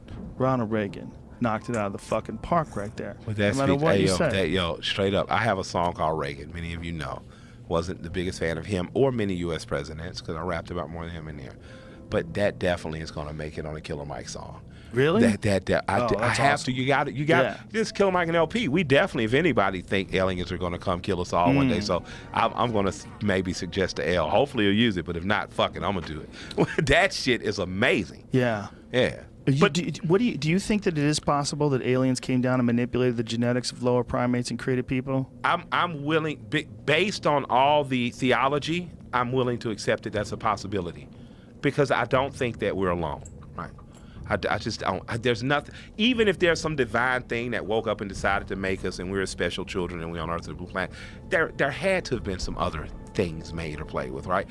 I don't think that. I think it's very arrogant as a human being to think that it's just us, right? And I think that the possibility that something made it here and something happened exists, absolutely. Because if we're experimenting on animals and things, we got, like, my daughters are me. Their temperament is me. Their curiosity is me. Like, I'm looking at Michael and I'm looking at Anaya and I'm like, arguing with Anaya is like arguing with myself. She doesn't know why she acts like that. I don't know. Now, if I can look at my pit bull and say, well, her mother acted like this, and this is why I know she's coded this way, I know her father was this, then I have to look at my daughter and say, on a genetic basis, 23 of my chromosomes, I know our temperament is like that. I know why Michael is not going to argue. She's a smart kid, she's an art student, but the minute you put her in danger, she's going to punch you. You know what I mean? That's what it's going to be. And it's not going to be anything else because she is going to protect her. And so it's like, I have to think that my curiosity, if nothing else, my drive to do this. So if you take the primate side, you say, well, you know that I have to live amongst this. I got to survive as wolves, as lions, tigers, bears out here. I have to go high. I have to create shelter. There's something else with a very small input could have dropped here, landed here. And what's crazy, if you look into Nation of Islam philosophy of sorts, they have a UFO type philosophy. Something here, and by their mind, a scientist created, all of went a ray and kind of created the different races. But something could have come here, and it gets here, and it says, boom, if I do this and this, and I create this, and then we set upon evolution, and we end up here. Or that just could be, me stoned, having watched too many sci-fi movies, but it's possible. It is possible. There's zero evidence for it, but it's certainly possible that if we could go to another planet that we knew had life, that it's possible if we found some lower primates that we would manipulate them. Yeah. It's very possible. No, if we had a full survey of another planet, we got there and like, okay, here's the good news. Good news, a lot of life. Yeah. Bad news is the most intelligent thing is basically a chimp. But we got some ideas, and what we're going to do is we're going to plant some seeds of our genetics in some of these chimps. They're going to be smarter than the other chimps, and then we're going to leave mushrooms everywhere. Yeah. Why not? Yeah. Leave the mushrooms everywhere. Let the chimps eat the mushrooms. Maybe we're in a fishbowl. Maybe. Yeah, because again, we very arrogantly think of ourselves as top choice, but maybe we're just a virus on this living thing. Maybe we say, but you think about it. We could go extinct. Yep. A mass virus could kill us all. Yep. That's sure. That's what we're constantly fighting. The Earth wouldn't stop. But the thing about a virus is, like, virus is wholly negative in our eyes. I don't think we're wholly negative to each other. I don't think a virus thinks it's wholly negative. So What I'm viruses, saying when is they're that, eating you up, you're having a good party. When you get the flu, they're like, dude, it's a party up in this bitch. if this thing is really a living thing, if the Earth is really a living thing, Yeah. we are possibly the worst things for it. Oh, for sure. Why shouldn't it get rid of us? Other than meteors. Yeah. Yeah. We're the worst thing for not just the biological life, but the particulates in the atmosphere. And now we're creating technology that's going to eventually kill us and get rid of us that may be able to live in harmony with biology. Maybe. So yeah, maybe Yeah. it's over for us in a few thousand years. It could be. But, you know, the thing that makes us fun is the thing that's totally unnecessary. It's the thing that got us to the dance. It's the thing that made us want to breed, and there's the animal side. I got to piss so bad. I give you that. The animal side, you have to embrace Yeah. your primal. It's there. It's a part of you. Yep. You've existed in this state for a long time. Abso-fucking-lutely. And the people that came before that were savager still. Yeah. You know? Yeah. I What- saw a I always think that to comparison. myself when I hear people say, Closer to your target. "Why did he throw it all away?" You just think to yourself, "That bitch was hot." You know what I mean? You can't fight nature. It's just Nature's a crazy gene. crazy fucked Yeah, up. and that's the reason why there's 7 billion of us. It's insane drive, this computer code that's in the back of your head that's constantly running. Yeah, the species must survive. It must. That's really all we put here to do is reproduce. Well, we're doing that. The way I've been describing it is that I feel like we're some sort of electronic caterpillar that's making a cocoon. We don't even know what the fuck we're doing, and we're about to become a butterfly. And we're just making this cocoon, and we're just completely engulfed in it. We're not thinking about it, but everyone does it. They all do it. That's how I felt like. When I see all this stuff getting better and better and more invasive in your life, and the technology becoming more and more advanced, and everybody obsessed with it, that's the thing I think is like, this is eventually going to be everything. It's going to be way better than this physical life. They're going to offer you a life that exists just like The Matrix. The Matrix sounded like such horseshit. Fun movie, great movie and shit, but like, that can never happen. Now I think for sure it could happen. 100% it could happen. I see that. There's no I question. definitely- If they could make a world that's better than this, and all you have to do is plug the back of your head to it. Let's see. I think that's and again, if I'm 89, I might say fucking and plug in for another 80, 89 years. Yeah, and maybe if they keep your flesh alive, they'll figure out some way to reverse everything. Maybe. Yeah. Maybe. You think? I mean, but then you got to decide who gets to live, who gets to die. Yep. Then you go into elitism classes. Everything's messy. And then you gotta Yeah. go to kill your masters mode. And that's what I think happens ultimately. The other thing they say is that as people get more affluent, they have less children, and the population decreases as the world's economy evens out. And so that we reach like a point where we can maintain a sustainable population. How does that still happen without mass genocide or mass Good question. sterilization? That's a good question. I don't think they're saying that. I think what they're saying is that as people become more educated and more affluent and more successful, as more urbanization takes place, people work more and have less children, and when they have less children, the population actually slightly decreases. I've heard this argument, but I don't know it. Fuck more. People who fuck more have more children.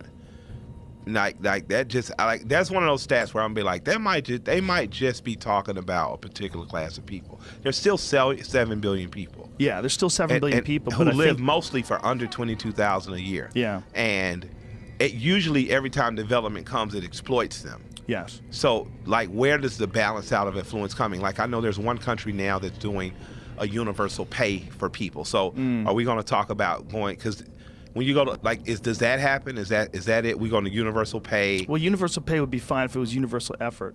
If everybody did put out the same amount of effort, I would agree with everyone getting the same No, amount of I'm not pay. saying I'm for What or do you against mean? that. I'm just saying, how do you maintain?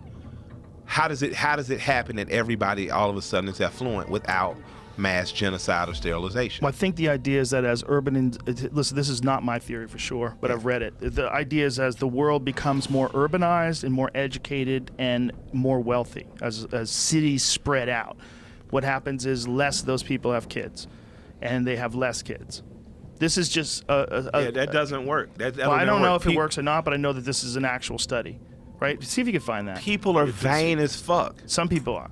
Yeah. Most some people are. But the overall humans, once people have serious careers, like the man and the woman have a serious career, they both of them are like really invested in their career, they generally tend to have less kids. And when this is the idea is that as this people, I don't Are think we it's a talking about solution. I don't think it's a good solution. Yeah, like I'm make just like, people man, become obsessed with work. That's one of those things where, but the rest of the world's just not. That sounds like I'm still talking about America. Like poor people are fucking, man. Yes. So again, it just goes back to me. Like I hear those studies, Joe, but you got to say to yourself, how do you handle the other 4 billion people? I think the argument is, and this is not my argument. Where do again, they go? They keep expanding.